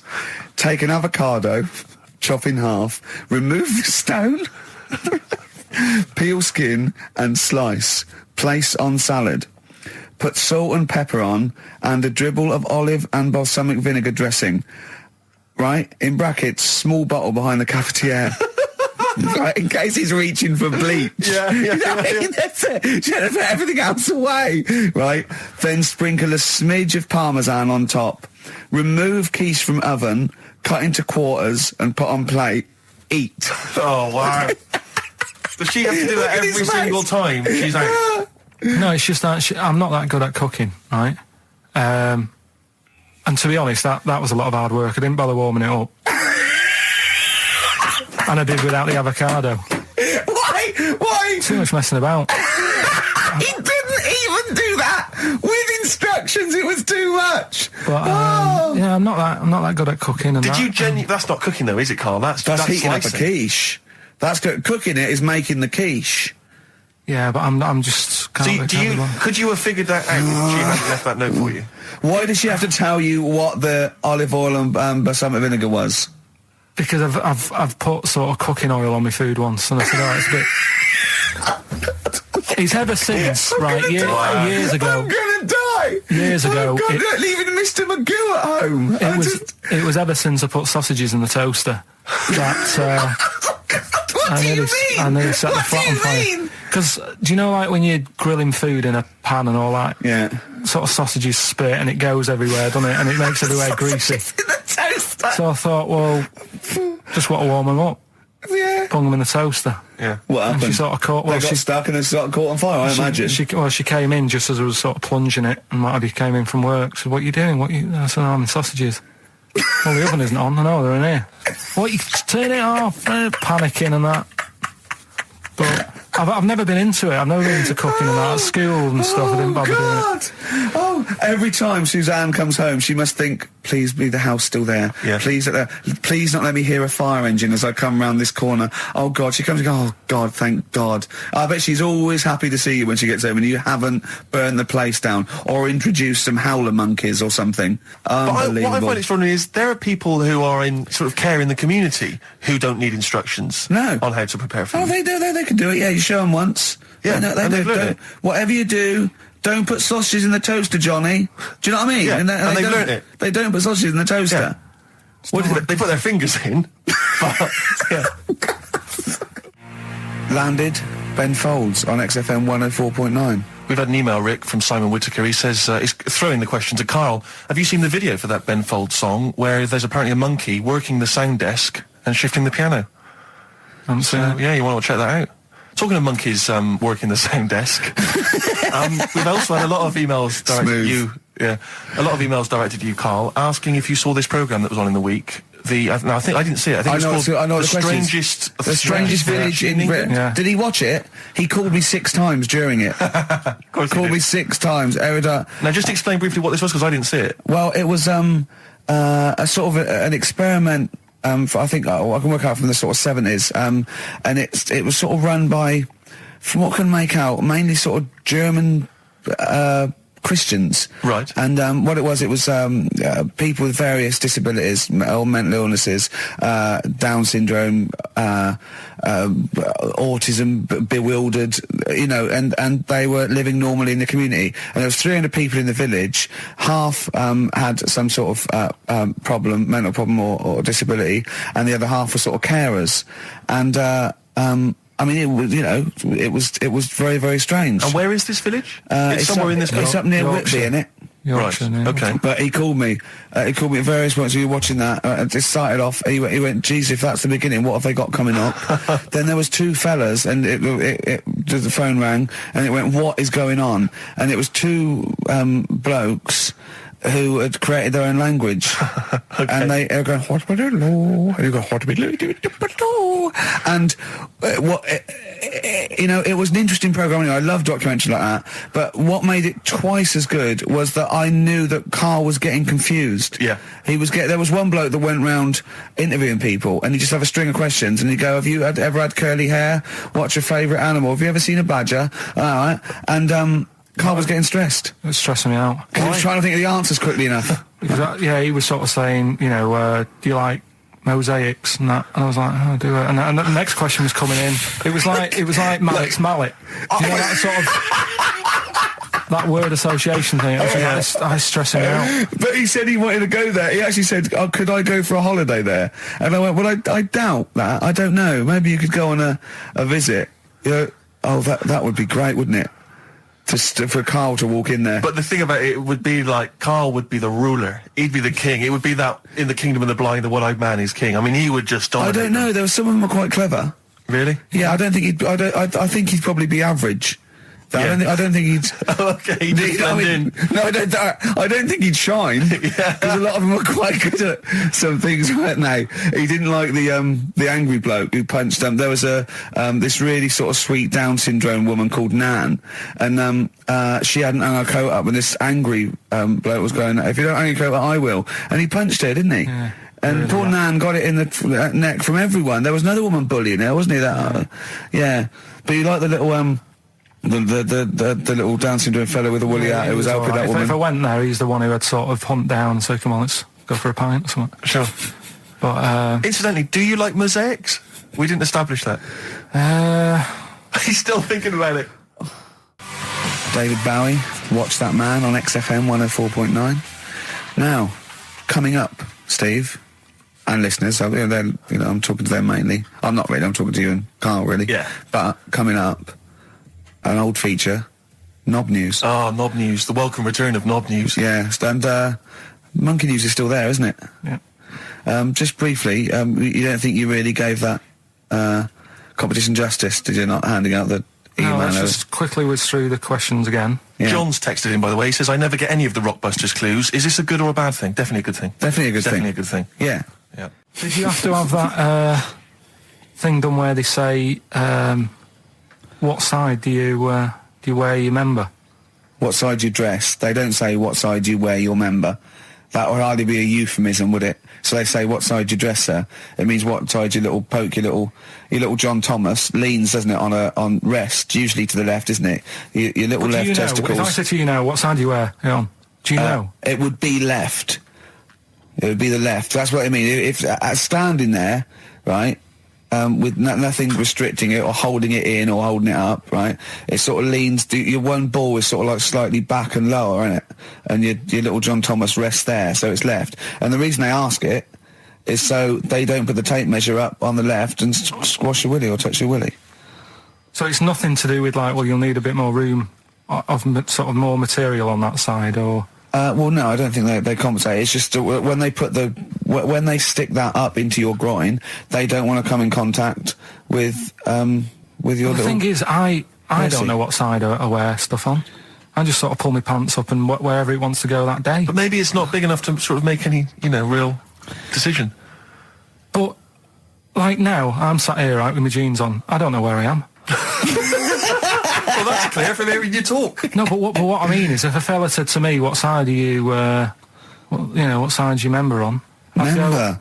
What is this? The use of the word member suddenly? I'd go. Well, it's not. It's usually not appropriate. And also, I imagine in the old days they had big baggy pants. They used to sort of like hang down. And now, like with those stretchy boxers and briefs, it's sort of held up in a nice little, neat little parcel, isn't it? So it's probably not appropriate. It doesn't come in contact with your little snake. So, Did you ever? What have you ever heard that? Are you telling me a tailor has asked you that and you went, "What do you mean, mate?" No, I've never. I've not really had one made to measure. I had one made when I was a kid, but since then I've sort of bought a suit off the hook. But when you were saying about buying a suit, I know that question sort of crops up, and I don't know what the answer is. It just annoys me the way I don't know. There's no surprises anymore. Do you know what I mean? People know. What do you mean? He's going to go, right, I'm going to measure you now. Which side shall I measure? Go, well, pot luck, go and have a look. Right, there you go. Oh, you got it. What you do you mean there's no surprises anymore? What are you talking about? Everything you say is a surprise. Everything you say, every opinion you have is a surprise to me. What I mean is, why aren't people just happy just to go, well, depends, doesn't it? I'll just pull the pants up wherever it wants to go. I'm happy. What do you mean? Why is this such a big issue? But Carl, when they ask you this question, they're not making a note of it somewhere. It's not statistical research to find out what the kind of common leaning is. It's a question so he doesn't touch it when he's using his tape measure. Just be careful. But he is being careful by asking the question. But what's wrong with him touching it anyway? If he's, I mean, it's only like a slight. Fair enough. But if he just sort of, knocks it a little bit, you can just go. Do that again? To me, it's the same as the prostate thing. It's just happening all over again. But the doctor doesn't go, what side's your arse on, sir? Trying to avoid the arse. He wants to go, he knows where your arse is and he's aiming for it and he wants to get it up there. He's aiming for it for a good cause. This little fella's going, well, I've got to measure his leg. I don't want to touch the knob. I'll just ask him, sir, do you mind telling me where your cock is so I can avoid it? It's a big difference. But like I'm saying to you, I'd have to have a look first to let him know. I don't know where it is now. I don't know. It could be the left, could be the right.